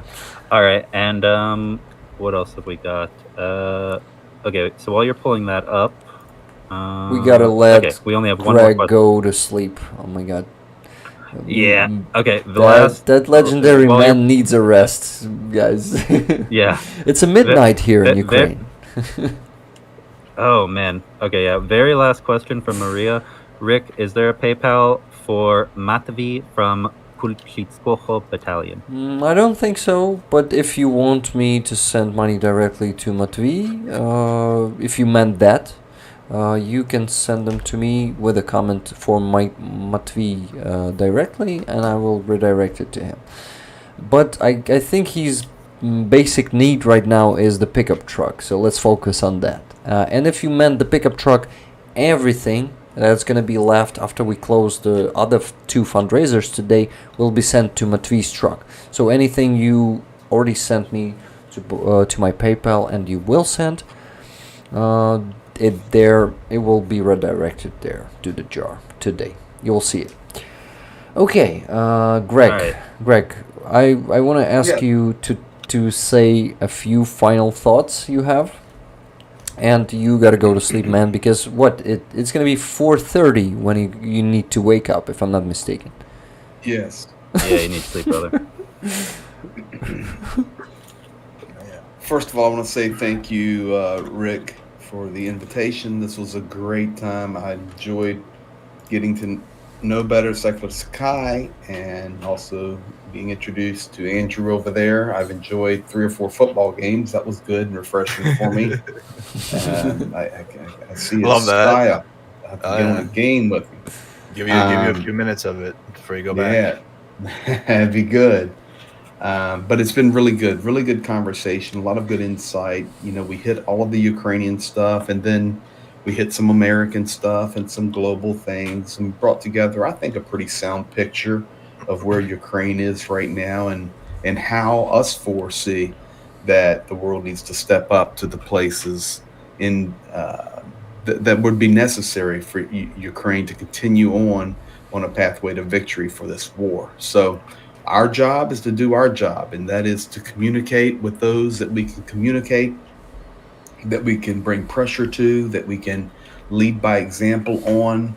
Additionally, you know, one of my favorite sayings is it cannot be earned. It cannot be learned. It must be experienced. That's it. Can't be learned. It must be experienced. So this is one of those things in life that, you know, we can all sit around here and we learn from each other on the war in Ukraine, and we really do a good job. In fact, you know, the groups that hang out in these chats, you're the most you're the most educated people there is in regard to this war. Yes. But when you can tackle onto that a little bit of experience, maybe you've taken a trip into country. If you just come to Kyiv and begin to meet Ukrainians, all of a sudden you put some more character with that knowledge, and it becomes a much stronger force. So just thankful that we kind of got this like-minded group that cares for Ukraine and cares for the right thing. So that's what makes me happy. Great. Absolutely agreed. Especially about education and experience, combining them together. That's a big part of the reason I'd like to be going to Ukraine sometime later this year. So, yeah. Anyway. And Kenty Ludden was actually writing there in the chat about half an hour ago that they plan to come to Ukraine. Amazing. Guys, any of you who's coming to Ukraine, poke me if you're in Kyiv here. Would be awesome to meet. I would love to meet each and every one of you. Greg, thank you so much. Yeah, you gotta go to sleep. You gotta go. All right. Oh, well, you gotta go, man. I got one last question. Just Greg? for both you, Andrew, and Greg and Andrew. Like I mentioned earlier, we've got a call campaign just for voters to reach out to the representatives, U.S. and EU citizens. If either of you know anyone with professional lobbying experience, I'd love to get in touch with them. And yeah, that's it. Cool. Yep. Awesome. I got Razan for Ukraine. Razan is great. Yeah. Yep. Absolutely. Yeah, I may have a contact for you as well, to be honest. Perfect. That's All right. cool. Thanks, Yes, guys. sir. Thank All right, you. All right. Have a good day. Get some good sleep.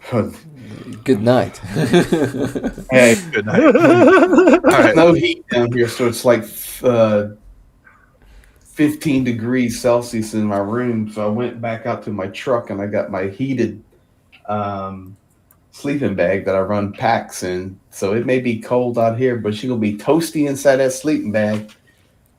I'll be all right. Nice. Okay. Have a great sleep, Greg. Hope to see you in the end of the next week. I think Yes. approximately there. And yeah, man. Andrew, let's hook up on something. Oh, I think we lost Andrew. We lost Andrew there. He's gonna join again. He's still online on his channel, right? Check, Andrew. He is still online. Yes. Awesome. So he's gonna join back. But Greg, clocks are ticking. You gotta go to sleep. I will pass to Andrew that you said that let's cook on something. Was it the phrase? Let's connect on something. Let's connect because I heard cook for some reason. Well, I may have said let's connect and get cooking on something. Oh, get cooking on something. Yeah. There you go.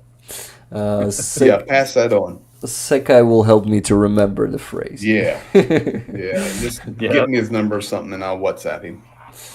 Awesome. Thank you, man. Yeah. Alrighty. Thank you guys. For everything that you do. Yeah, really good stream. Enjoyed getting to know you better. And away we go. The best is yet to come. Yeah, totally.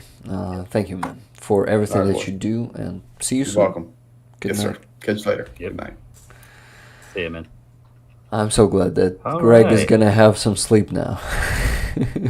Yeah. Well, yeah, I mean, we're at what, the 4.5 hour mark almost. So yeah, I mean, we've been going for a good while. Thank you for being here with us today, everybody. Yeah, guys. Still 195 people watching. Let him cook, says Jet. Hello, my friend. How are you doing? How's your health? I actually messaged you on Telegram today, finally, asking how are you. So please reply to me there also, okay? I miss you, bro. Merc's gone from his channel also? No, I think because we were saying goodnight and goodbye to Greg, I think he thought that it was like we were closing the whole stream. But what about some last words? Yeah, we lost him, but that's understandable. Still actually, though. Yeah, because yep, it took us a while, as always. Well, it was a long stream. That's the style, guys. But we chill. Oh yeah, exactly. We went over a lot of topics today. Yeah, and it was a very productive stream, I must say. In so many things. I would agree. Yeah. Guys, thank you so much for all the support. And actually, you know what? There's one more question from last week that never got answered. If you wanna, for you from Sally Luce, if you want to hear it real fast. Yeah. It's are you interested in driving your truck from the border or from Lviv to Kiev? Super interested, to be honest, but the problem is time. I have so much stuff to do that unfortunately doing this is gonna be like for me and for you guys mostly, because it's for the sake of me, like for the sake of experience, right? A good one and a good time. Really, I love road trips, though it's gonna be hard physically because I won't have to sleep for some time. Just from the border. Okay, probably I will sleep, maybe not, but not that hard as from Estonia, right? To drive it all the way from Estonia. But good content, good time for me, for you guys, but a day or two off work. That's the first thing. What else? I gotta do it. What the fuck? These are all excuses. I gotta go there. Yep. I don't know, guys. Maybe when I'll go... Not maybe. For sure. When I'm gonna be a full-time roller, I will do it. So, here's another motivation for you. You see how I played it? how amazingly. Yep. Yeah, right there, just so smooth, right into the exit. Right in the exit, just bringing one more time. Oh shit! Oh. Yeah. Well, guys, why not? Why Uh, why not make it a roadmap? You see, there's gonna be a step one, reach that goal on memberships on Buy Me a Coffee. By the way, I received one or two more after. Yeah, okay, let's mention this one. Rep Tyree, I think that's the name. Yes, Rep Tyree is becoming $25 member. Thank you so much. That's the Bradley. That's another Bradley in our squad. Amazing rep. Thank you very much. And the comment was next. Slava Ukraini. Rick, thank you for doing what you do to help all of Ukraine. Thank you for valuing this work, guys. Each and every one of you. You know me. I'm pretty transparent and honest, and you know that for me, the understanding of how it all looks and works, I've come to realization that what any of us need personally, we won't have any of it if we won't do our best to support our country, you know, because Russians will come to each and every town if we will just think about ourselves, and will destroy us. Will destroy our towns, cities, will fucking torture, rape us, and kill us eventually. They want the destruction of all Ukraine, nothing else. That's their goal. They say it openly on their television. This is why dubbing is essential. You need to hear what those propagandists are saying. They are openly saying now that we just need to kill every Ukrainian who doesn't agree with Russian world. They open, yeah, that so-called Ruski Mir, that bullshit Russian world. And I mean, like a lot of people, I think, don't tune into that. And it makes sense because it is pretty heinous, pretty nasty stuff, a lot of what they say. But they'll say things like openly, you know, we're going to invade and take back Alaska. You know, Ukraine is not a real nation, and, you know, gonna wipe it all out. I mean, they've got the kind of crazy people speaking on some of their news outlets that, like I said about Newsmax, it makes Fox News and Newsmax look tame by comparison. Yeah, it's crazy stuff. It's horrible stuff. Leslie Boshell is saying, I'm sorry, the world is letting you down, Rick. The world is not letting us down. I feel it. Especially, I feel it from you guys. Maybe some of your governments are lacking on support. But I see what you do. I see how you care. And we can actually multiply our numbers, the number of people who are with us. We can unite, and we can change this world. I really believe it, because the more of us is united by the goal, the more results we can bring. We grow step by step. You remember how much we were raising in the beginning of last year? Just a few $100s. Now they are thousands of dollars. This is the real support to our army. Guys, can you imagine that some countries in the world gave less to the Ukrainian army, less support, than this community did? Can you imagine? Yeah. I think Hungary is one of them. Like, in terms of military aid, I mean. Right? Exactly. People will say, but this country gave a few 100,000 or a few million in humanitarian aid, which, I mean, is great, but you know what doesn't win war?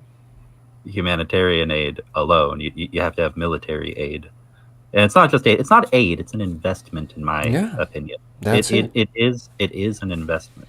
And what about the half of, you know, the production in the U.S.? That U.S.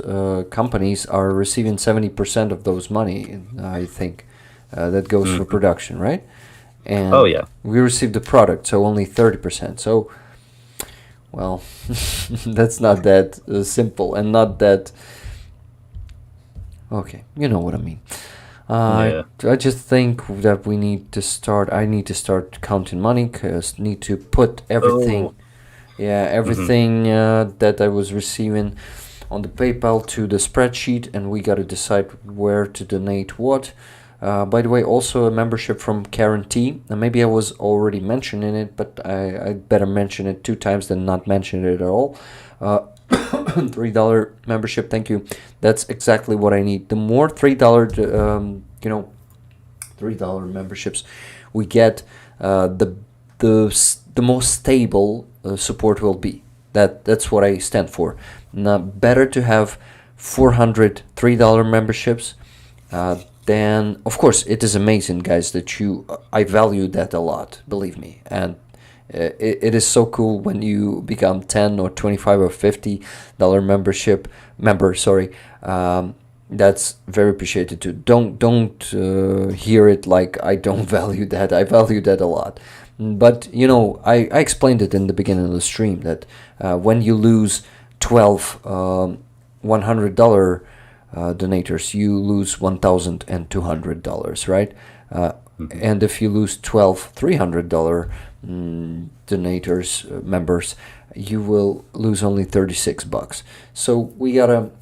That's actually, I think, the main thing about these fundraisers in Ukraine. Better to have millions.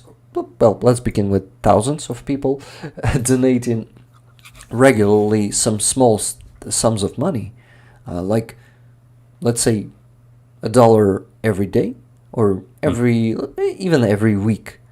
If thousands of people will do that, it's gonna be a much, I would say, stable support instead of one person donating, because losing the means to donate is totally understandable and totally what's the word? Another word for that. It can happen. The probability is high, and that's nothing bad about it. That's natural. So let's grow numbers. Let's do 3 after $3. Now that's not much. How much is coffee in your country, Secai? It depends on the city. Some cities it's cheap, and some cities it's expensive. What's the cheapest one? Oh, the absolute cheapest. If you go to some places, you could still find it for $1. So 3 coffees. Yeah. 3 coffees per month. That's all you are signing to, guys. 3 coffees per month. I'd say it's more common these days to find it at $2 or $3 in most places. Mm-hmm. But at Starbucks, what at price? For just a regular black coffee with nothing else, I think it's like $2.50 or $3 right now. And then the sweet drinks like the frappes or frappuccinos, those maybe start at somewhere between $4 to $6, I think. Yeah, guys. So you see, just a Starbucks coffee per month to support me. That's all it takes. $5 a cup. So yeah, and I see some people saying $5 a cup. And again, I don't know if they're talking about just regular black coffee. If you live in a city where you go to a Starbucks and they tell you $6 for just a plain black coffee with nothing else in it, I would laugh in their face and go make coffee at home.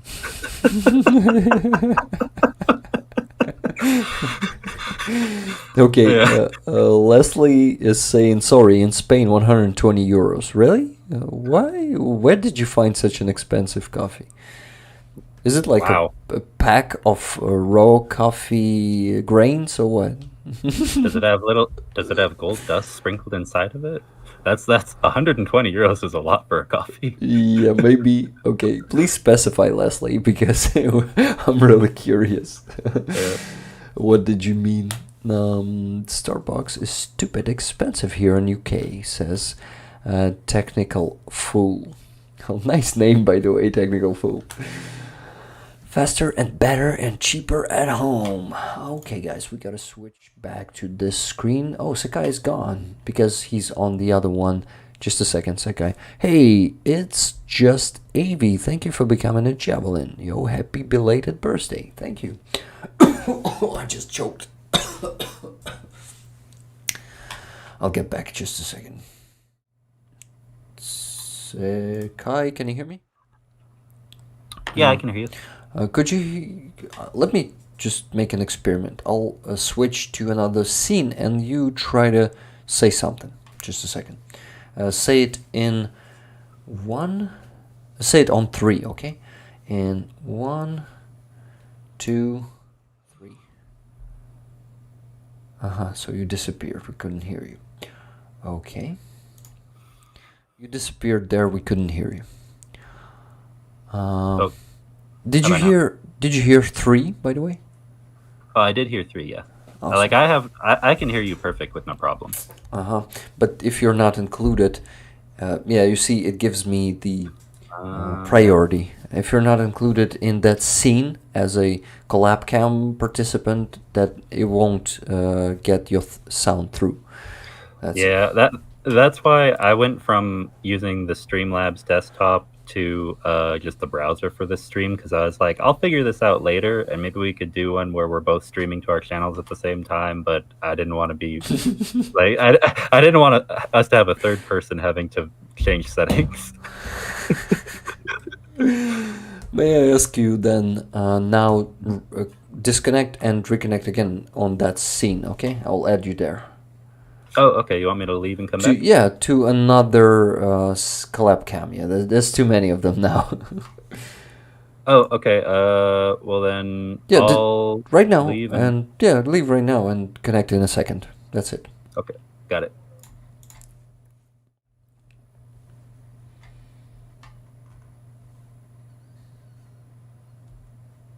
Okay, guys, I'm still here. Secai is joining. Awesome. We see you and hear you now also, I think. I'm back. Awesome, you're back. Nice. So what I need to do is to probably do another bathroom break because I don't want to explode. I hear you. So you please maybe remind people about amazing events in Russia this week. For example, A50 wasn't discussed on the previous stream. Yeah. Yeah, because actually, it was happening during the previous stream. Yeah. I got a perfect idea. I'll look over some of the news that people put in the Discord, and we'll go over that stuff. That's fucking amazing.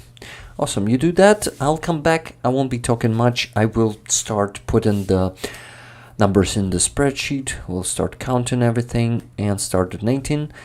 So please bear with me, but you won't need to bear with me because you'll have an amazing entertainment from Secular Secai. Okay. Signing off. Right. Thank you. All right. So, I may pull up a few articles as well in my browser, but one thing here posted yesterday, as of January, 20th, losses of the Russian occupiers in Ukraine. Yesterday it went up by 750 casualties on the enemy side, and currently they are sitting at 375,270 improved personnel, improved by the Ukrainian armed forces. So 6,171 tanks so far, 11,455 armored combat vehicles, 8,868 pieces of artillery, 967 multiple launch rocket systems, 654 air defense systems, 6,934 drones. Drones are pretty quick and cheap to produce for nation states. But still, 331 jets total since all of this began. There's a lot here. And it continues to grow each day until the invaders realize that they need to get out of Ukraine. And they will, one way or another. Today or tomorrow, get out of Ukraine.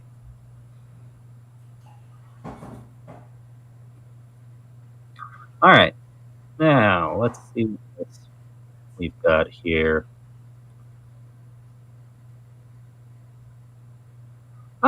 Here's an update posted by news outlet The Ukrainian Review that mentions how Ukraine and France united in an artillery coalition.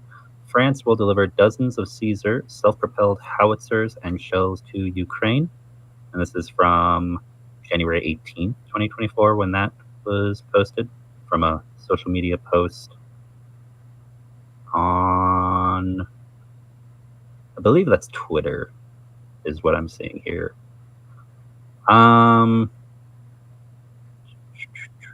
Let's see what else we have. Let's pull up an article. And also, if you guys have any more questions, feel free to ask. I'm going to go over some news for right now. Ooh, wait. I'm going to test something.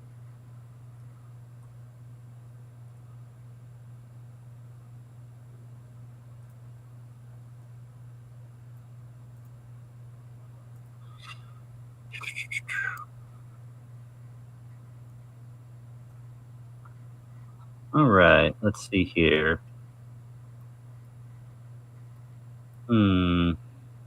Here's the deep state map. Going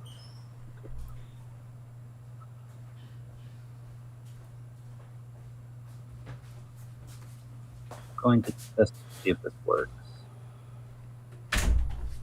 It does not. Hey, Rick.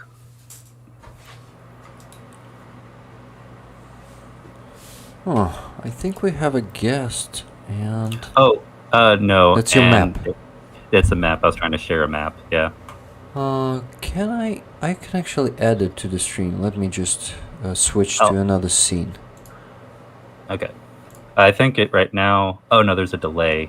Now I see you in the stream. Okay.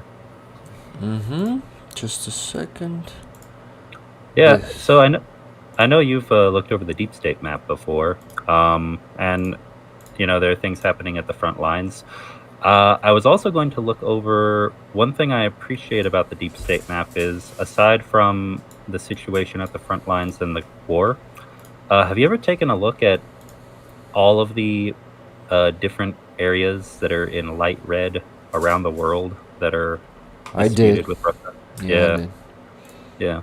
So we were talking about Kaliningrad earlier. I thought I would show people where that is on the map. Yeah, that's amazing. Thank you. Did you show all the other areas? Not yet. I don't think it's visible on the screen yet. It's already visible. People can see it, yeah. Oh, okay. Okay, now they can. Okay, perfect. Yeah, so everyone, if you haven't seen Deep State Map before, I usually use it pretty often in my streams to go over stuff. Of course, we have the situation at the front lines, and right now things are stable, but kind of just remaining steady. It remains a lot of fighting across the front lines. For context, for anyone who wants to know in what physical region of Ukraine some of the places that aid has gone to that we've sent, with Tridents Against Tyrants, our stuff goes to Avdiivka. So that specifically is over here. I'm sure everyone's seen this map before, but this is currently a situation in Avdiivka, and the Russians are slowly putting roads under fire control and attempting to surround the entire area, put it into a pocket. So our support does definitely help there. An area where counteroffensive occurred before, one that's currently they're fighting to keep the regained liberated territory in green, over here near Robotne, down in the south. Over here, of course, anyone who's familiar, you recall the river crossings over here in the Kherson region. So yeah, currently, guys, not really pulling this up to show specific locations or tactics or changes in the map. Just, be aware, this is a very large front line. There's a lot of fighting happening all over the place. Don't hear a lot of reports that much over here, or at least I haven't, in the Kupiansk direction. but there was speculation of things picking up here in the past. But to the best of my knowledge, just yeah. a small comment. Russians are Mhm. constantly attacking there and having some small success also. They are? Yeah, that keeps happening.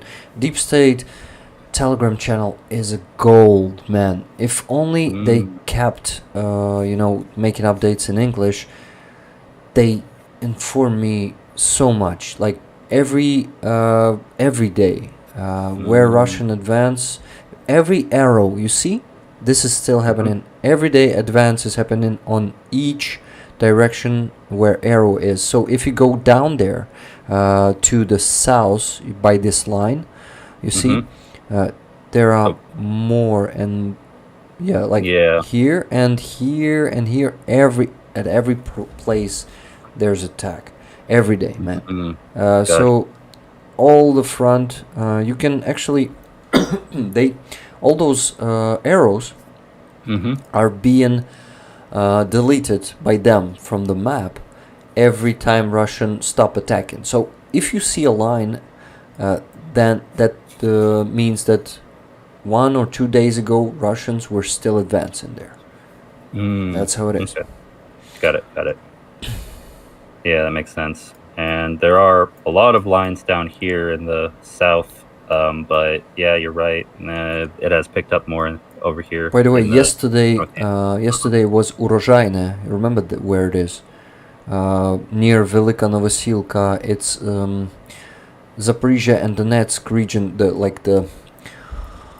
Not the crossing. You see where the green top green oblast there. Yeah. Get closer. You see the blue piece there. So yesterday Russians were advanced and they had some success, but our forces managed to take these 2-3 lines back. So Russians were actually advancing here. Can you put it back in time for a bit? Yeah, let's see what was happening there. You see, Russians were advancing. This area was green for half a year, I think. But 2 days ago, Russians started advancing. They took one of the 3 lines, but our forces counterattacked and got this back. Good. Well, that's some very good news. We definitely need to see more of that all over. And I know it's hard. It's hard because resources are limited to go around to everyone. But yeah, we need to see more of that. Absolutely. Okay, sorry, man. I have just a great comment there in the chat from RF from USA. Rick, I follow many Ukrainian channels. I can easily translate into English. I think you have tools inside Telegram that help you to translate from Ukrainian to English. Do you? I mean, with AI now especially, it's easier to get subtle things with language translations done for you automatically that otherwise might accidentally get missed if you know how to use AI for it. It's still, of course, best to be bilingual, to know the language that you're translating from and the language you're translating to. But even if you use the Google Translate, you can just copy text from there and put it into Google Translate. You'll still get 70% of information. This is true. Yeah, you get a lot. Absolutely. So guys, I totally recommend you to read the Ukrainian Telegram channel of Deep State. Updates are crucial to understand what the hell is happening there. They actually even overview some exact cases, like why those positions in, like for example near Robotyne were lost or gained, all of that. Well, what is that Baby Yoda there? That randomly came up, and I don't know why. There's a Baby Yoda. Okay, so hold on. I clicked on this, and that's when it popped up. Russian cruiser Moskva, place of departure to the bottom of the night of 13th to 14th of April. So, wait. Is it? Oh, it's a little joke. When you click on it, because it's a different shape, so it makes you want to click on it, then Baby Yoda pops up to wave goodbye to the Moskva. Ah, I got it. Nice.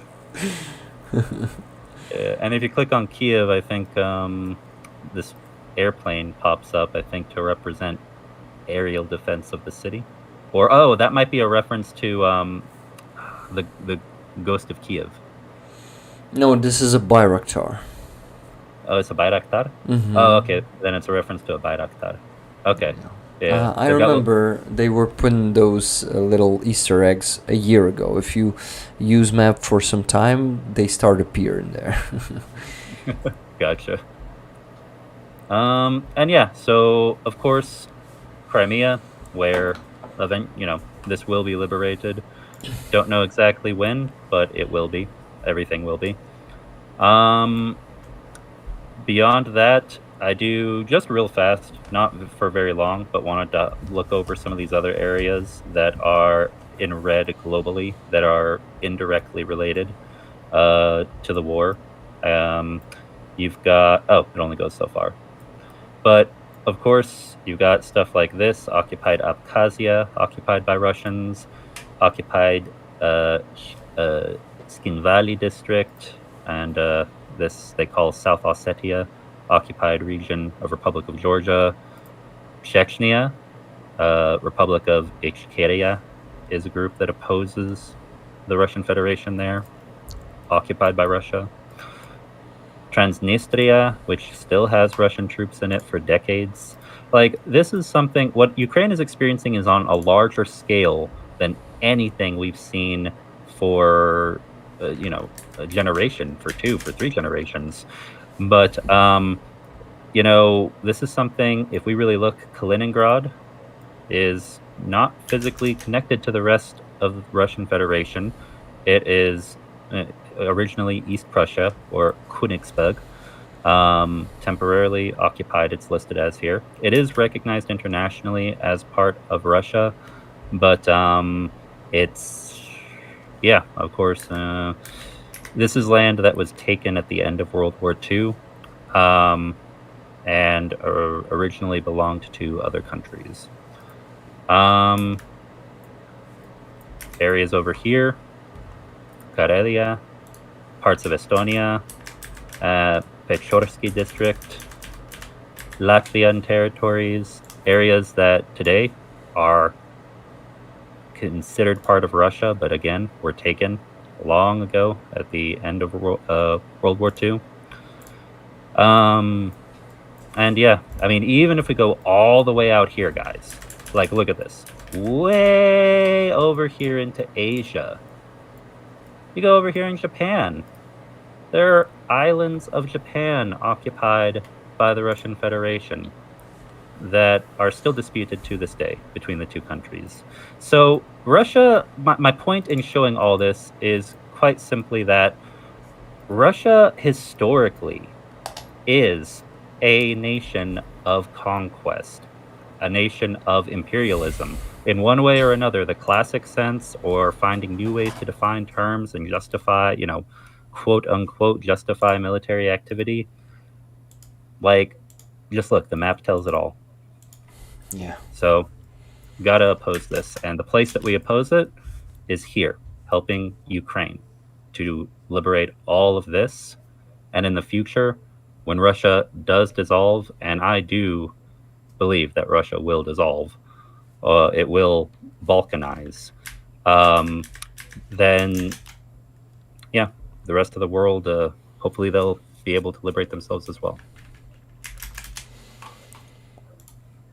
Thank you. I wanted to mention that Russia also occupied some territories of China back in 18th century, or maybe even 19th, I'm not sure. China calls it the 100 years of shame or something like that. Yeah, so I wonder why deep states still haven't put those red areas there. I think there could be a couple of reasons. I think part of it might be because China maybe isn't seen as too... a lot of these areas that are occupied that are mentioned here, because there's also, I don't think, like Syria isn't highlighted here or anything.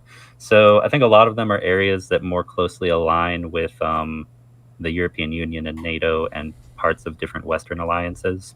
But yeah, for that area that you're referring to, if I go all the way over here, But you know, the fact is a fact. They occupied those territories. Oh yeah, yeah, exactly. And here it is. This is what you're talking about. Part of it, Vladivostok. This city of Vladivostok in this portion on the southern tip of Russia. Sorry, man, but much bigger territories. Like yeah. Buryatia, maybe. I'm not sure. But yeah, like that part. Yeah, look into this. I don't know exactly what areas, but I've heard some huge territories. Like half of the China was bitten off. Oh yeah, it was. Well, I think the part that makes that complicated is when you start bringing up the parts of China that were taken by Russia. That century or 100 years of humiliation that China tends to reference a fair amount. That was also perpetrated by other countries. Like China was like broken up, like split between different countries. Like Hong Kong went to the British, Vladivostok and the other areas you're talking about were taken by the Russians, and there are other parts that also were taken by certain countries. Yeah, those are still areas that I think China doesn't openly dispute right now because they don't feel like they don't want to alienate. They want to do business with Russia as long as Russia is basically doing things that keep focus on the craziness of Russia, and China can try to build their strength quietly in the background. But yeah, no, China wants those areas back. Make no mistake, like the original name of Vladivostok, I don't recall it right now in Mandarin, but this area, the parts of Buryatia you were mentioning, those territories are like anything that once belonged to China, or any old, like it doesn't matter how old it is, China always comes back around to saying that they have some right to take that stuff back. So yeah, Russia should be on their toes regarding that as well. Anyway, let's go to some news articles. I just wanted to show the map real fast for that. So I'm gonna stop sharing. I just realized that the way that that's built in works very similar to Restream. I guess it's part of base functionality of the Chrome browser. Anyway, let me pull up articles. Oh.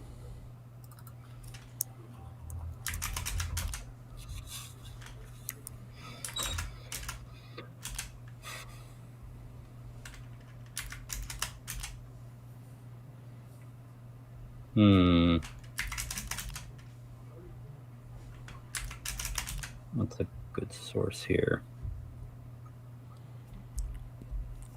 Okay, one donation I wanted to mention that I haven't yet. Laura S. sent $100, fundraiser of your choice. Thank you. Thank you very much, Laura. And that was already, oh my god, 40 minutes ago. 38 minutes ago. Time flies. Yeah. Okay, so I actually have put everything from PayPal into the spreadsheet. Now I gotta do the buy me a coffee, and then we can start donating.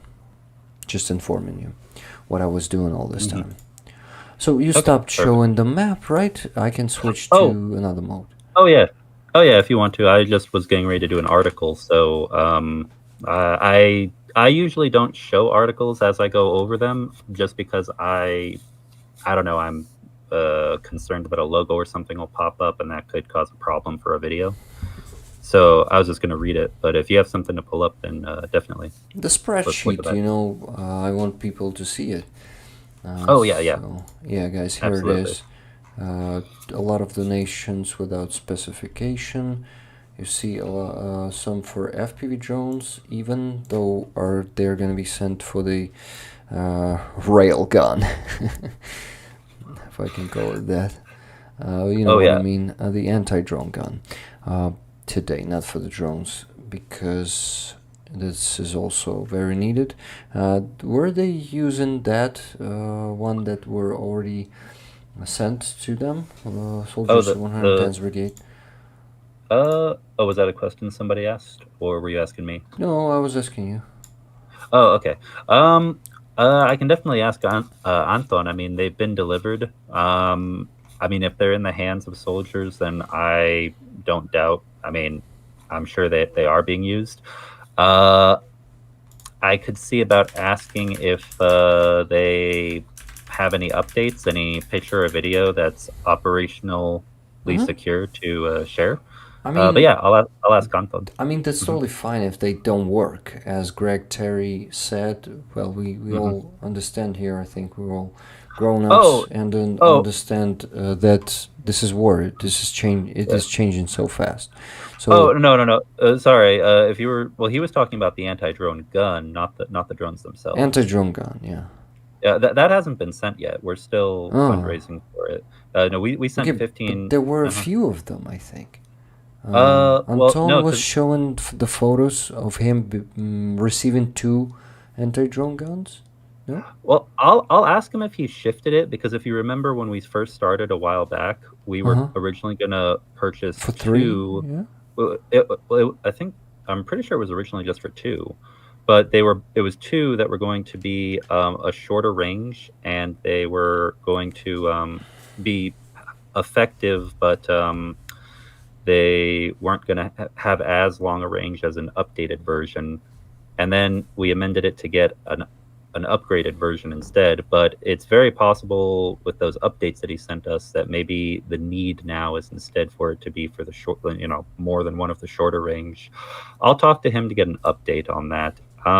If based off of, I'll get an update from him about the anti-drone gun, but based off of what Greg was telling us, whichever one you want to donate to, man, the anti-drone gun, the FPV drones, most important thing is getting the equipment in the hands of soldiers. Yeah, but I think we gotta close that one for the anti-drone gun, the sooner the better, because they've already received some FPV drones from us, but still waiting for that that's true. Rail gun. So we must close that one as soon as possible. So guys, if any of you has some spare few dollars, or maybe even few hundred, because we still have to raise what it's about 2,000 or less than that, 1,500 maybe, or 1,700.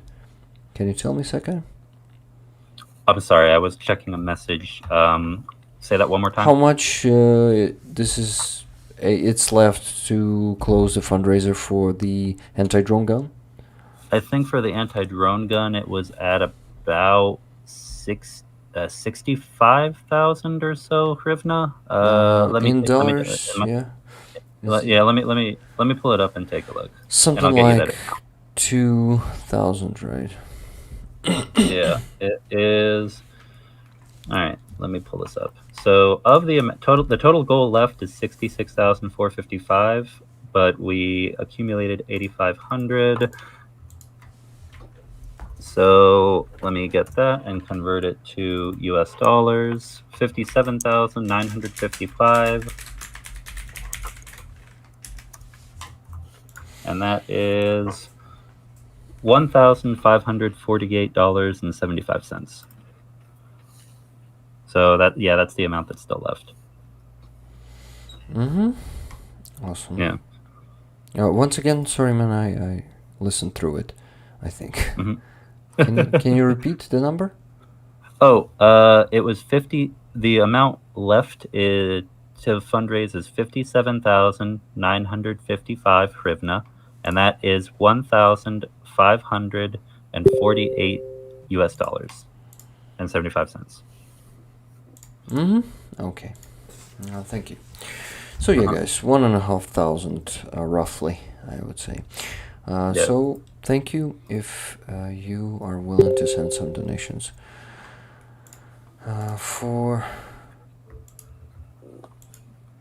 Okay, I'm just getting a bit distracted by messages there, sorry. what do I do? I gotta. Okay, actually, from Buy Me a Coffee, I can put it into the spreadsheet tomorrow to speed it up a bit, because yeah, it's really late. It's 1 a.m. here, so it's been 5 hours of streaming today. So yeah, gotta finish it up. So let's close the fundraiser. Let me just count real quick. What do we have here in total for today? And I gotta exclude Buy Me a Coffee here. Okay, $2,824. If I didn't forget to put anything. Oh, I still haven't finished, I think. Let me check. Oh no, I finished. Let me check. What do I have there on PayPal, just to check if the sum is gonna be at least approximately the same, but I think it will be. Okay.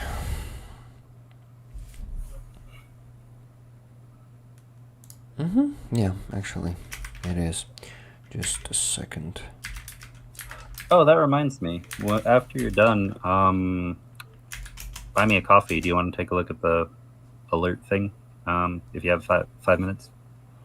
Probably not today already, because it's too late and I still gotta feed the cats and take their poops out after that. Yeah, and probably eat something, because I usually cannot sleep when I'm hungry. So I try to do that. So much stuff to do. Sorry, man, but definitely during the week I'll find time and we'll do that with you. Okay, sweet. Thank you. Yes, I see that we have the... Oh, just let me try to exclude this one also. 24... Yeah, I think I counted everything correctly. Awesome. So what we have is $2,824.04 approximately. Plus 20 euros. Okay. Let's begin with those 20 euros. So what I will do, I have here, it's in dollars, it's $21.73. Let me just change this number. $21.73.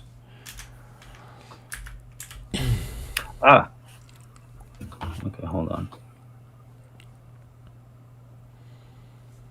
What's happening? Oh, I'm just getting an update from Anton about the anti-drone guns. Okay, awesome. Okay, send in 20 euros. It's going to be 815 hryvnias. The exchange rate is 40 hryvnias, 76 kopeckas for 1 euro. 815 hryvnias, and send in $700 as usually, just making it many $700 pieces. 26,268. What we're gonna do first, guys, I think we gotta close the fundraiser for the pickup truck for 56 Brigade, as we did. As I wanted to do, because this is the oldest fundraiser here among these three, so we need to finish this one. Okay, so 26,268 hryvnias plus 815 hryvnias. So I'm donating 27,083 hryvnias to this fundraiser. This is not going to be the last donation for this one, but this will be pretty close. Okay, so just give me a minute to find that one here. Where is it? Somewhere in here. Yeah, the pickup truck for 56 Brigade. Was it 27,083 hryvnias?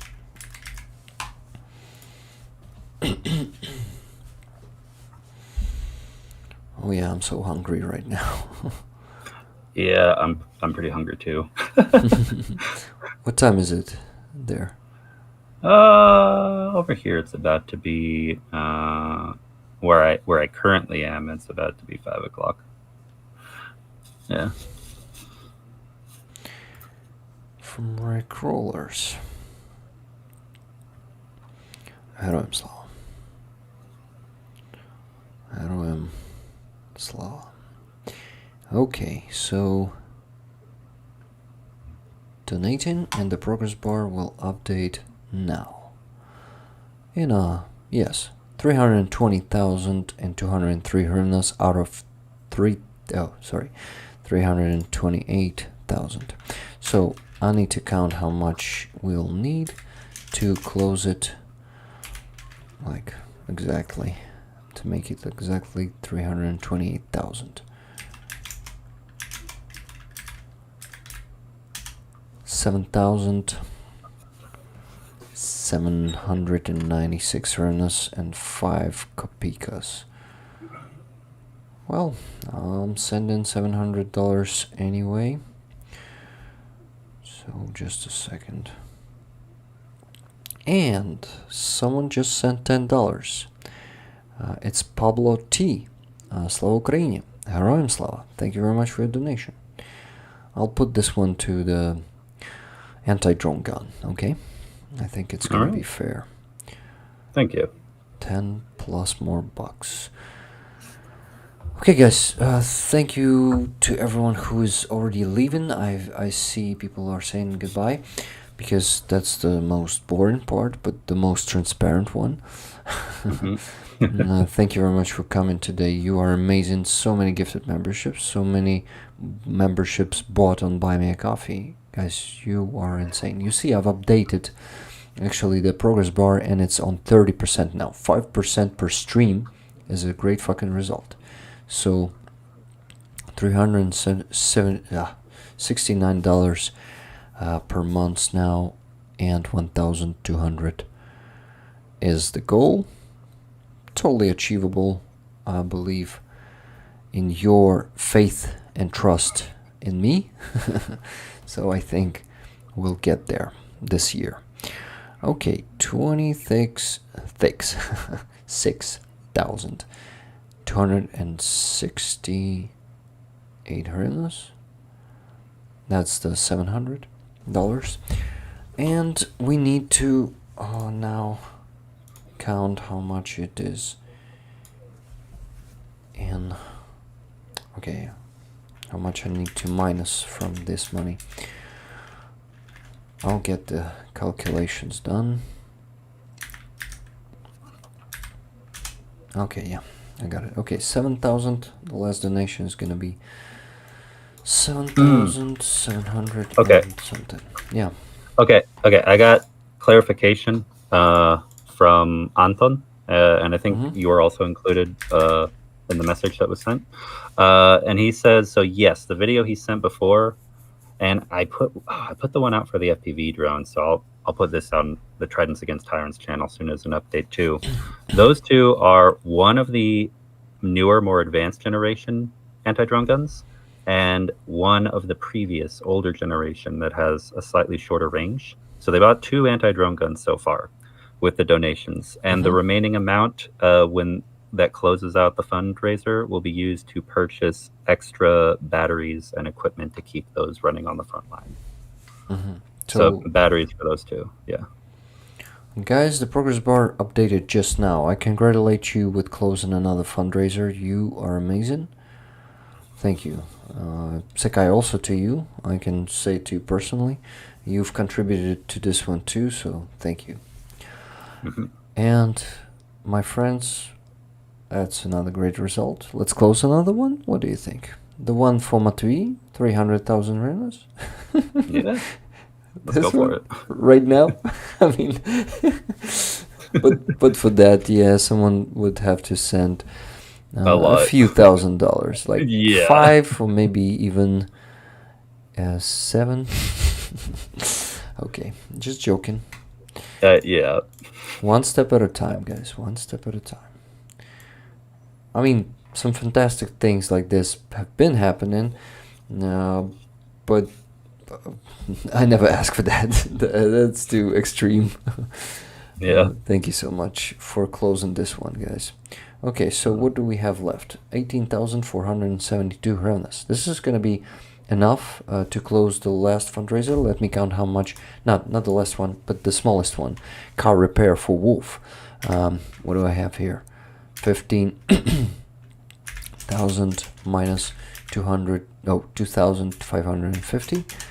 12,450 should be donated. So just give me a second to open that progress bar. Oh, I grabbed the wrong thing. Okay, this thing is right for it to be centered. Okay, congrats. And Lynn, thank you very much for bringing this one to our attention. I am honored to help your friend Lana. I hope you're there, Lynn, to witness the moment of us closing this fundraiser. Canadian, yeah, Ukrainian refugees in Canada are helping their loved ones who is fighting for the freedom of Ukraine to race for the truck, and we're helping them. It's an honor for me, to be honest. That's so cool. Okay, guys, so what do I have to do? I have to donate to this fundraiser. So car repair for Wolf, 12,000. What was it? 7? Just a second. 450. Yeah, 450. Sending it from Rick Rollers. It's gonna be.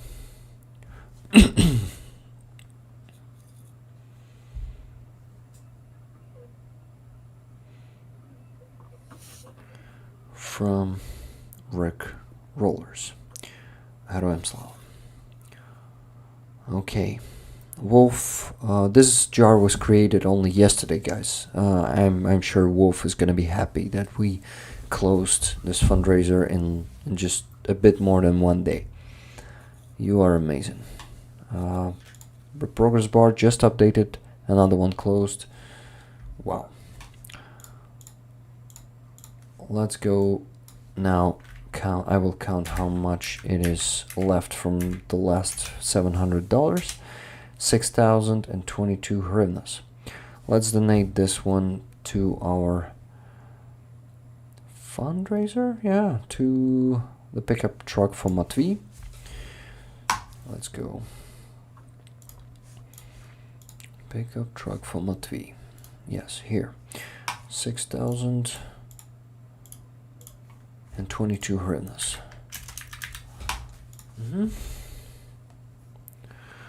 Let me do it.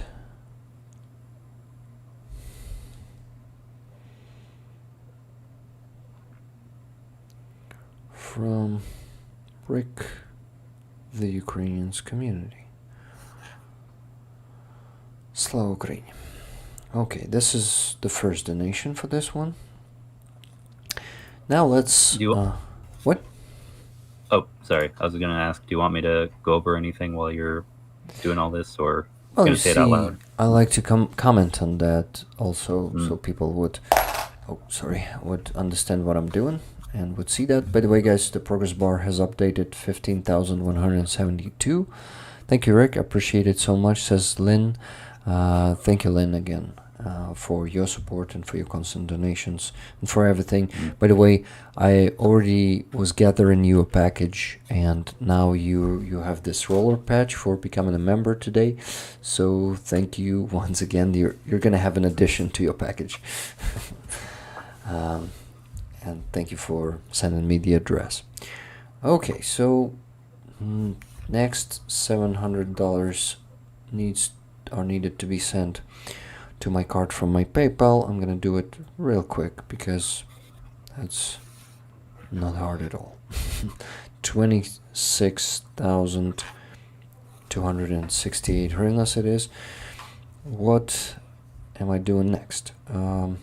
Next I wanna actually counsel with you guys to where donate how much. Of course, I would love to send $300 to Helena, as we always do. What do you think? Because Anton is looking for the new job right now. His contract has expired, and the company wasn't signing the new one, so he's actively looking for a job. And if you need a good IT specialist, he's a software development guy with I think 15 years experience, maybe even Oh. more. Yeah, he's very Wait. good. Actually, it's so funny. I was looking at a company in Ukraine that was looking to hire developers recently. I'm going to see if they still have it up. 1 second. Would be cool. But he is the problem solver, I think. Do you know that kind of developers? Well, you mean he's an architect, or does he make software? Does he support software? Does he do supports programming it. with? I think he basically can do anything. He's pretty flexible and had many different, sub professions in that area. So he's a good candidate, believe me. So yeah, You know what? yeah. I'll send you the link because it looks like they're looking for people who know programming for both back end and front end, the code, and they're also looking for people who know security. So yeah, I'll send it to you so you can forward it to him. Thank you very much, man. I will send it to him. Okay, here we have Lana, Svetlana Krivetska. Thank you, Rick. Thank you, everyone from Svetlana and 56 Brigade. Yeah, we have here, if I'm not mistaken, the wife of the soldier whom we helped to raise for the car for 56 Brigade. Thank you.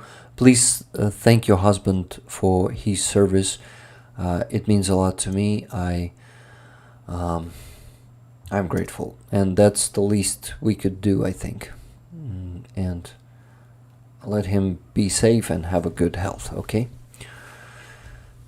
Not let him, you know what I mean. Wish him a good health and be safe from us, from all of us. I can speak by the whole community, I think, in this case, because we only have kind people here and caring, and they prove it every day.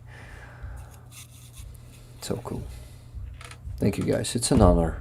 It's an honor to lead this amazing community. Love you all. Yep. Okay, so just let me check the exchange rate for dollar, and I will count how much in dollars 300 is. So yeah, guys, this is why our support is very appreciated by Halina and Anton, because they are not, currently the job seeking, Anton is seeking for the job for the new company, and this is why our funding is crucial to them right now. So thank you. Is this the same Anton you and I both know, or another Anton? Anton, Halina's husband. Okay, that Anton. Okay, gotcha. Anton. Were you assuming Anton Tkachenko? Yeah, I got confused for a second. Sorry. No problem. There are many Antons, Alexanders, also Yaroslavs in Ukraine. Many similar names. Yeah. Okay, it's the least we can do, Rick. I agree. I agree. Yeah, well, I mean, it's an honor for me to be here and help out too, man. I mean, you do great work, and we all appreciate it. Thank you, my friend. Sorry, my throat is acting up by the end of the stream as always. So, what do I need to do? 700? Yeah, check the exchange rate. Just a second, guys.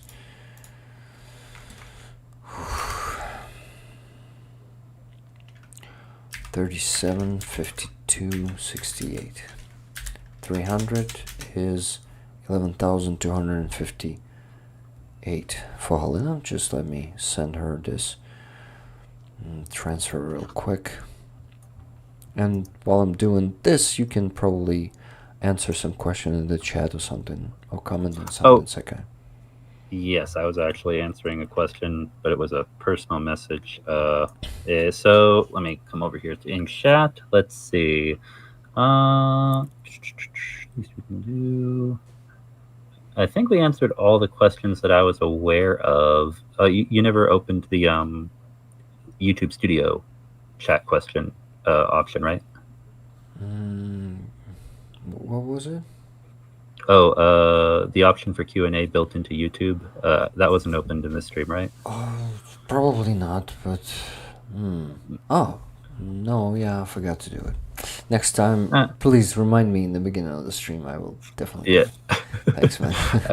Yeah, no problem. Let me see if there's anything else on Discord itself. Let's see. Any other questions? Oh, I think there is one. Yeah, we have 2 questions. So, Kanti Ludan, from Kanti Ludan, is there anything I should bring from the U.S. that is unavailable / hard to get in Ukraine? I'm guessing you're going to Ukraine. If you are, then yeah. I guess they don't really specify if they're talking about military aid or just general well, civilian. I think it's hard to bring the military aid. To Ukraine. So I would assume good cat tourniquets. If you'll find soft T tourniquets, soft T, SOFT tourniquets, you can bring them also with you. What else? Combat gauze, a very important thing. Then occlusion bandages. Then Israeli bandages. Oh, occlusion, they are not bandages yet. They are patches or something. Okay, I'm not sure.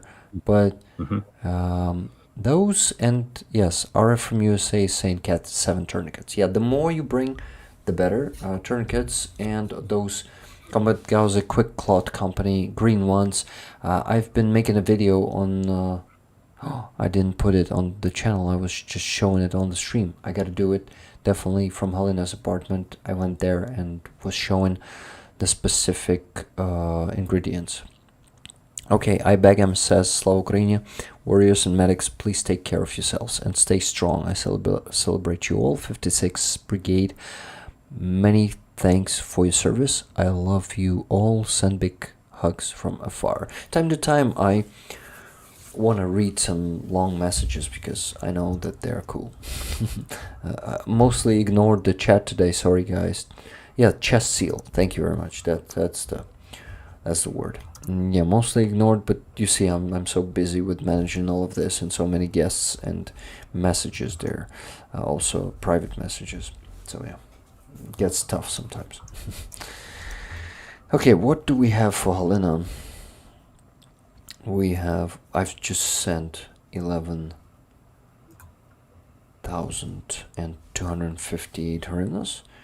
I need to make a screenshot and show it to you.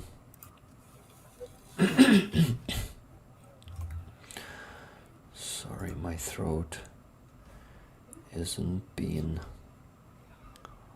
Oh, all good. Yeah, just do a lot of that stuff time to time. Well, most of the time. I always want to clear my throat because I think I have some kind of disease that... well, it's not too heavy or harsh, but there's always something in my throat because of probably my stomach problems, maybe some, how do you call this? We call it stomach juice. Affecting like the gastritis. Do you have this word? Do you know what I mean? Yeah, gastritis, yeah, that'd be the right word. Yeah, so maybe I have this, and that's actually my stomach, which affects my throat. I'm sorry to hear that, man. I think another term for that would be acid reflux. Acid reflux. Yeah, where the acid in the stomach, it kind of comes back up into the throat. Yeah, and causes heartburn and stuff like that. Yeah. It doesn't burn, but there's always a need to do like this. Yeah, all that shit, and it annoys me and annoys my wife. Can you imagine if I am sitting here and doing it all day? Yep. Just terrible. Yeah, but always putting the health for last, you know. Yeah. I know that I shouldn't do that, but I can't help myself. I hear you, man. I hear you. Oh, so here's another question. This one is from Silver Earth. Are we going to be fundraising for metal detectors soon? Would be awesome. I would really like to get some requests from Greg Terry from some of the units for some number of them. Would be cool to help with that. But yeah, guys, you know, already gained a lot of friends, volunteer friends who have tons of requests coming from everywhere. And a lot of warriors as friends now. So yeah, that's even more. Oh, here's another related question. Do the heroes from Tomas X, thank you, Tomas. Do the heroes need socks? Not a joke. Dry socks are a soldier's best friend. I love wool socks, and it would be a blessing in shit conditions. Yeah, do you know if there's a need across the front lines right now for socks? Well, I think Ukrainians, a lot of Ukrainians' moms and babushkas and volunteer communities are providing our soldiers with those. And actually, the Armed Forces of Ukraine, the Ministry of Defense, are providing with good socks, as I've heard. So yeah, maybe they need that, but I never heard. Well, actually, I would say soldiers usually buy that stuff themselves. They never ask for a pair of socks. They have their salary, and they usually spend salary not only on different equipment and on bullets, as El Greco told us, that he spent so much of his own money, like hundreds of thousands of hryvnias already of just his own money. So yeah, but of course on socks too, on some thermal, how do you call this? Thermal underwear. Yeah. On that stuff. So yeah, guys, they won't ever ask for that, I think. Gotcha. Maybe too shy to ask for socks, you know. I would have probably. I wouldn't ask for socks if I was a soldier. Okay, guys, I'm showing you the donation for Helena, 11,258 hryvnias from Rickrollers, from medkits, IFACs and brackets.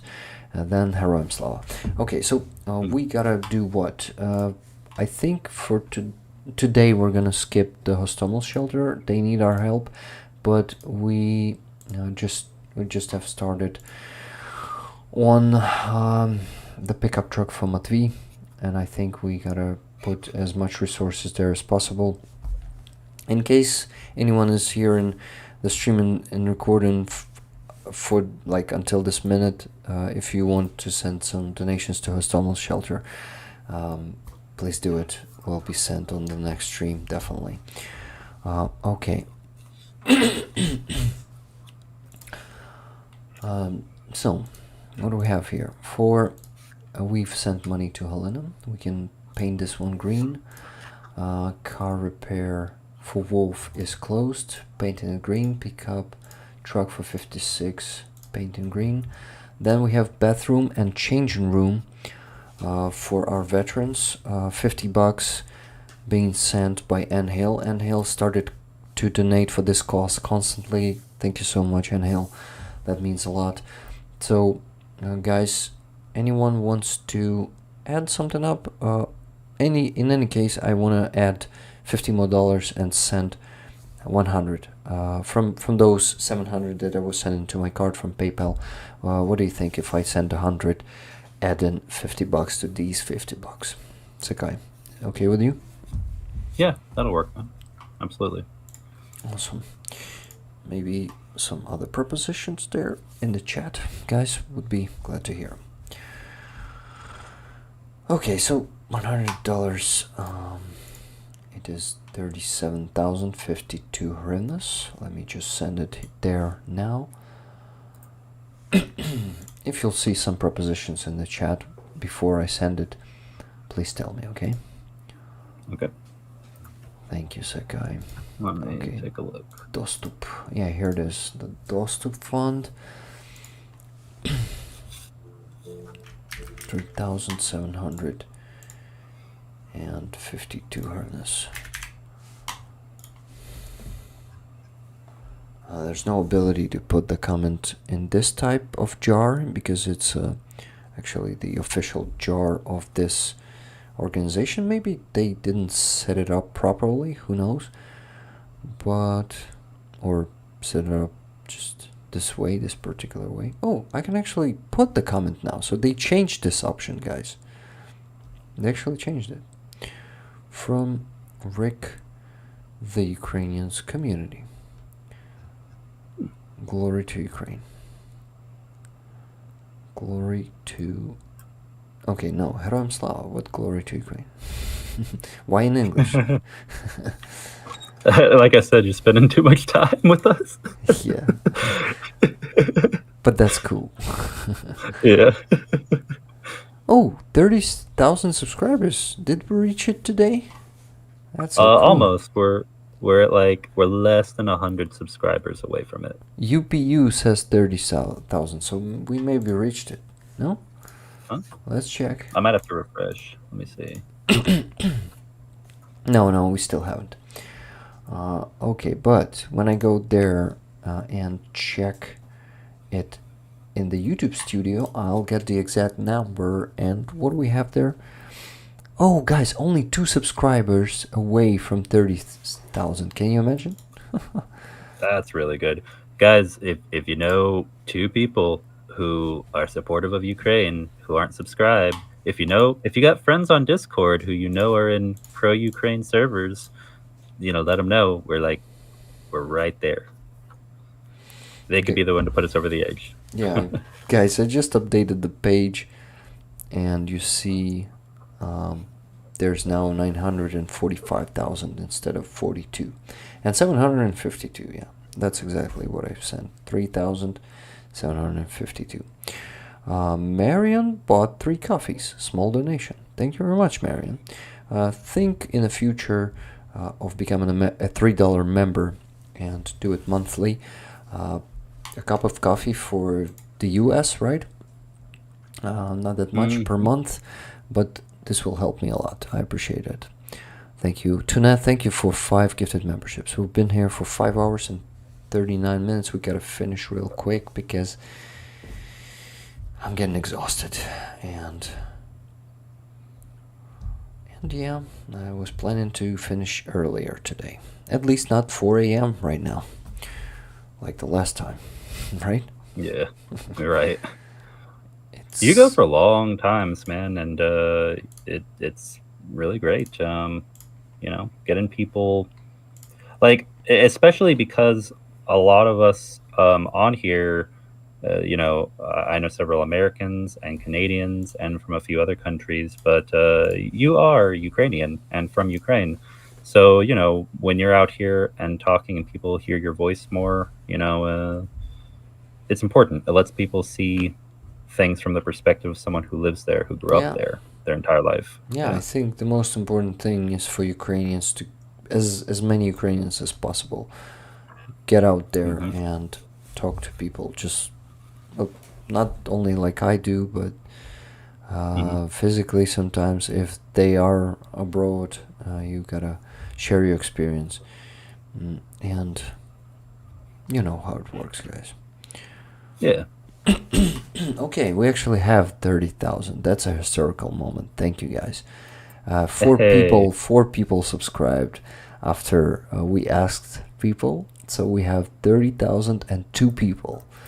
Guys, that's amazing. That's only 70,000 away from a silver button, a YouTube silver button. 100,000 subscribers. Well, I think any YouTuber will lie if they say they don't care about that, because with that we have the ability to spread our word even better, and I think that's one of the goals of this channel, to spread the word about Ukraine, the truth about Ukraine, as widely as possible. So I think I think that's the truth. I want to be transparent with you. Yes, I want to reach 100,000 and ideally 500,000 and so on. But you see, it takes a lot of work and dedication. But when I'm going to be a full-time roller, this will speed up significantly because I'm going to be launching more dubs. More people are going to be discovering the channel. And that will give us the opportunity to spread the word even wider. Yes, moderators, Yep. you are amazing. Thank you for a very good job you're doing today and every time on the stream. I love you all. You are the best, guys. Thanks, guys. That's not an easy task, to be honest. Yeah, guys. If you wanna know how it is, you gotta try once and see that it might be overwhelming sometimes. Yep, precisely. Ooh, you know, I just realized something. You're in, if I'm not mistaken, you're using Streamlabs, not OBS as your software, Yeah, right? Streamlabs, yeah. I'm pretty sure Streamlabs as one of the sources that you can add in, just like how you have the little widgets for all of the percentage complete for the fundraisers. They have one for subscriber goal. So if you wanted to set a subscriber goal at some point, you could do that and make, yeah. That's cool. Awesome, thank you. Yeah. You'll also gotta tell me this when we're gonna be meeting for that, for that yeah, man. adjustment notifications. Oh yeah, we'll get you all the bells and whistles. We'll get you all the stuff that you need. Yeah. Thank you. Okay, so there's still not everything not everything. So what do we have here? $300 left from the previous transfer from a PayPal to my card. So what I'm thinking of, let me check what do we have there in a spreadsheet. So we just sent money for the bathroom and the changing room. Here it is, the spreadsheet. Yeah. Okay, guys. So bathroom and changing room green. So only FPV drones and pickup for Matwi. Matvi. What do we have here? We have $69.70 donated for FPV drones, but they're gonna. I propose you guys to make it $100 and send it to Secai's fundraiser for the anti-drone gun. Here it is. Anti-dronovi rušnici. Sending 100 to you and Anton, my friend, and it's going to be 3,752.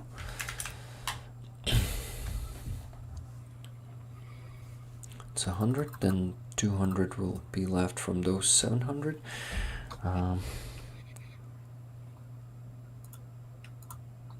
Just a second.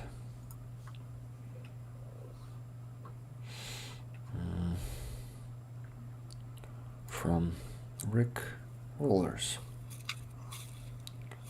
Heroim Slalom. Oh, this reminds me actually. You can't see it because of my position, but if I scoot this way, you'll notice. The Ukrainian flag out there. That's cool. That's so cool. Thank you, man. I probably should have done that when Mercado was on stream too, because I think it was either Gregor or Andrew had a flag up too in their background. Yeah, I think both of them do. Greg not this time, but at his home and his stream setup, he has that flag there. Yep. Okay, guys, you will see. I will update the page. It is now 12,252 instead of 8,500 hryvnias. Amazing. Let's go to Matvi's now. So I think we gotta. I gotta count how much is it. Just a second. So 7,504. It's $200 that is left from those 700 yet. So Matvi's truck, where are you? I'll pick up for Matvi. Updating it. And it's gonna be 7,504. Let me donate.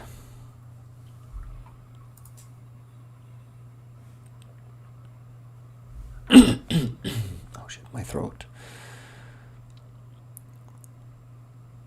From Rick Rollers.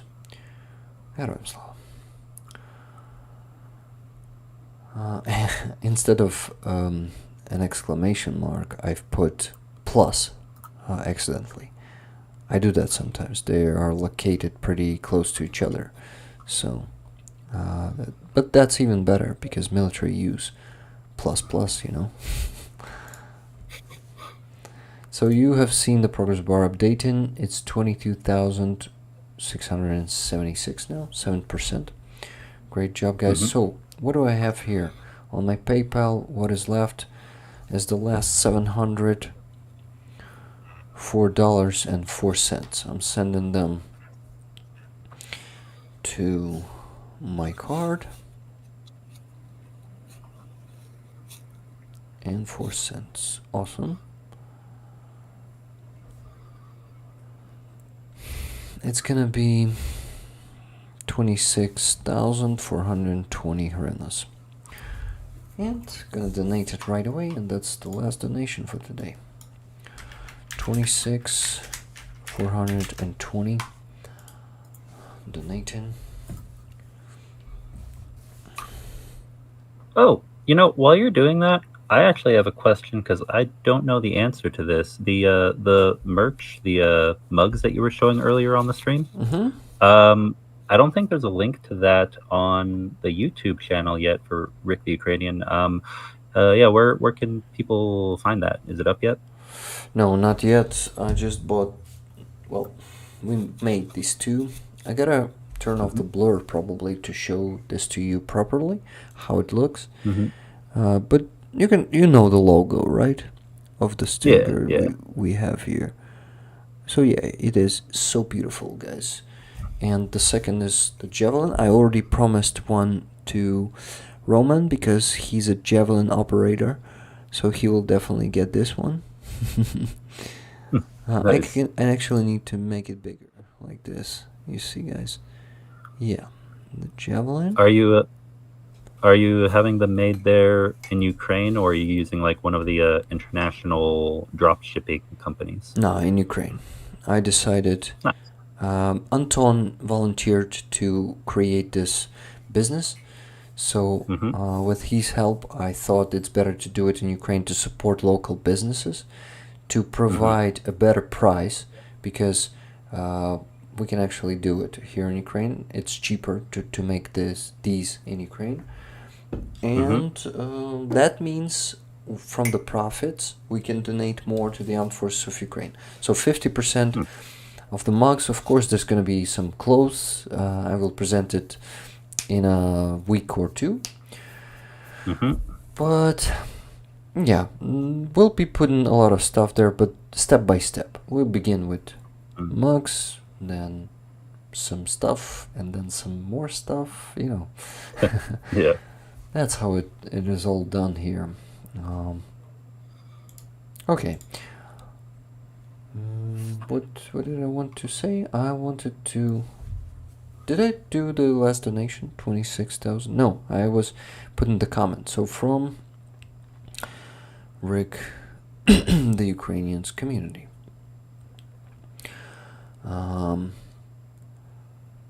Slava Ukraine. Okay, so sending this one, the progress bar will update. It's going to be 48,000 hryvnias. And open. Yes, 49 even, guys. 49,096. I'm sorry. Andrew came back to our chat real quick because I think he finished up his stream and he said, "Rick, go to bed, lol." Yeah, Andrew, I didn't have a chance to say thank you for coming today, and if you can still hear it, I wanted to ask you to say a few last words, but you needed to run because it took too much time. Thank you for coming. Thank you and your community for donating, for helping with memberships also. I appreciate it a lot. So thank you for being a guest and for your expertise. I love it. Awesome conversation as always, man. Thank you. Okay, so this was the last donation. PayPal is practically empty. Well, it has my money, which is left there. Always keeping some there to not keep everything in one basket, you know. Just a few hundred, but yeah, always keeping them in mind, guys. Okay, so what do we have to do? We have to finish the stream.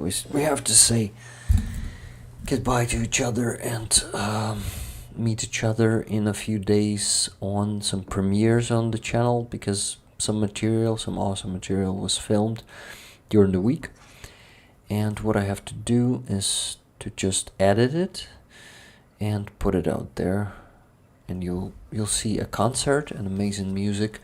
I actually asked them after the concert, I asked the band if they're okay with me posting their performance on my channel, and they said, yeah, of course, we'll be happy to be seen by many, by more people. Yeah, so that's awesome. I'll tag them, I'll mention them, everything's gonna be done properly. Also, that was happening on that exhibition in the same room, so the exhibition will be shown during their performance, because I was walking across the room, I was showing some stuff. So that's it about this. Also, the pictures, the art from that gallery, from that exhibition, could be bought, guys. You can actually buy those paintings. They are not pictures. Yeah, sorry. Paintings. You actually have the chance to buy them, and I promised the creators of the exhibition, those two girls, to advertise it, to talk about it. But after I post the video, you'll see the pictures. You will want them, definitely. Prices are small. They are like starting with $100, but I would definitely give $1,000 if I were a collectioner, because those paintings are amazing, and they are very meaningful. They are about the Ukrainian soldiers in Russian captivity, and some of them are heartbreaking, some of them are will make you cry. So we gotta watch that video, and then on the next stream I'll talk about that. I'm not crying, it's just something in my eye. You know, that typical how do you call it? Excuse. That's actually my eyelash. I hate it when that happens. I hate it when that happens. Okay, yeah. Good. Oh, also, before we finish the stream, we got one more question that came in from Leslie Bochelle. Rick, are you still helping AIM? I don't know if this is Amos or Ames. Ames, I think. Ames with fundraising. Well, I asked her after we finished the El Greco's rifle and Coconut's rifle. I asked her that I have a free, it's your turn, because they're raising for the truck. But she told me, well, actually, Nefo 69 Sniffer Brigade are going to be helping us, so yeah, guys, so that problem is solved for now. We are in contact. Ames is trying to help too many people simultaneously, and she's burning out, and I try to show her that it's one step at a time. You cannot take many all the fundraisers, you know, at the same time, and you cannot help everyone, unfortunately.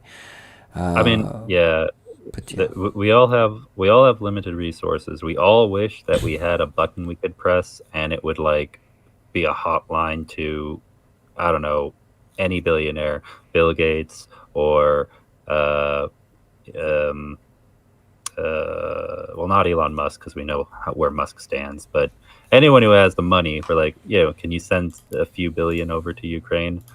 But we don't, so we got to be strategic about how we do stuff, but we continue to do what we can to help everybody that we can. Yeah, you're totally right. Okay, let me update it. So guys, that's amazing. $369 in that progress bar of memberships, that up top. You brought it to this number from 303. Don't forget that you will be receiving the patches for those memberships.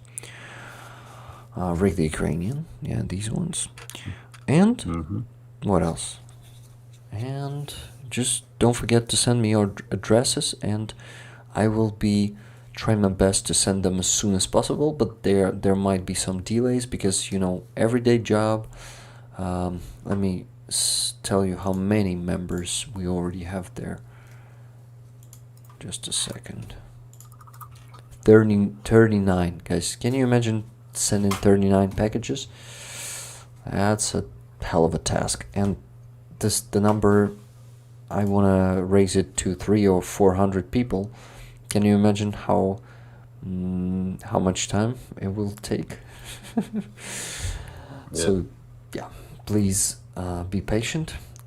Every single package will get to you. Thank you, those 123 people who stayed with us for 6 hours. That's fucking insane.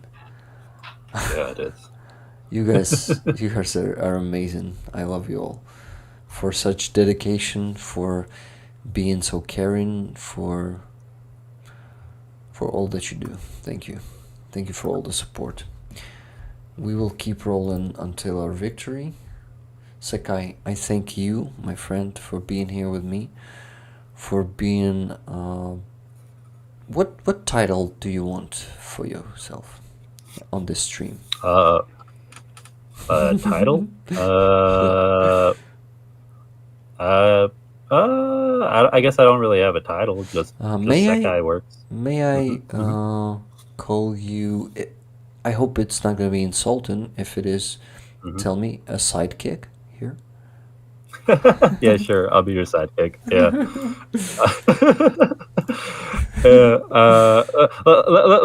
Let's say partner or friend. Friend is like the best. Friend is the best version. Sidekick is it insulting in any way? I mean, it depends on who you ask. Some people would say sidekick sounds like condescending. Some not that it's insulting, but more like it's saying that you're in a junior position or a training role instead of a full you're right. Yeah, you're right. Yeah. Okay, man. Sorry. For me, it sounded like a. Oh, dude. I mean, it's all good. I mean, I know sidekicks as number 2 of superheroes. I'm not a superhero at all. It's like day 697, and Rick's ego is starting to grow.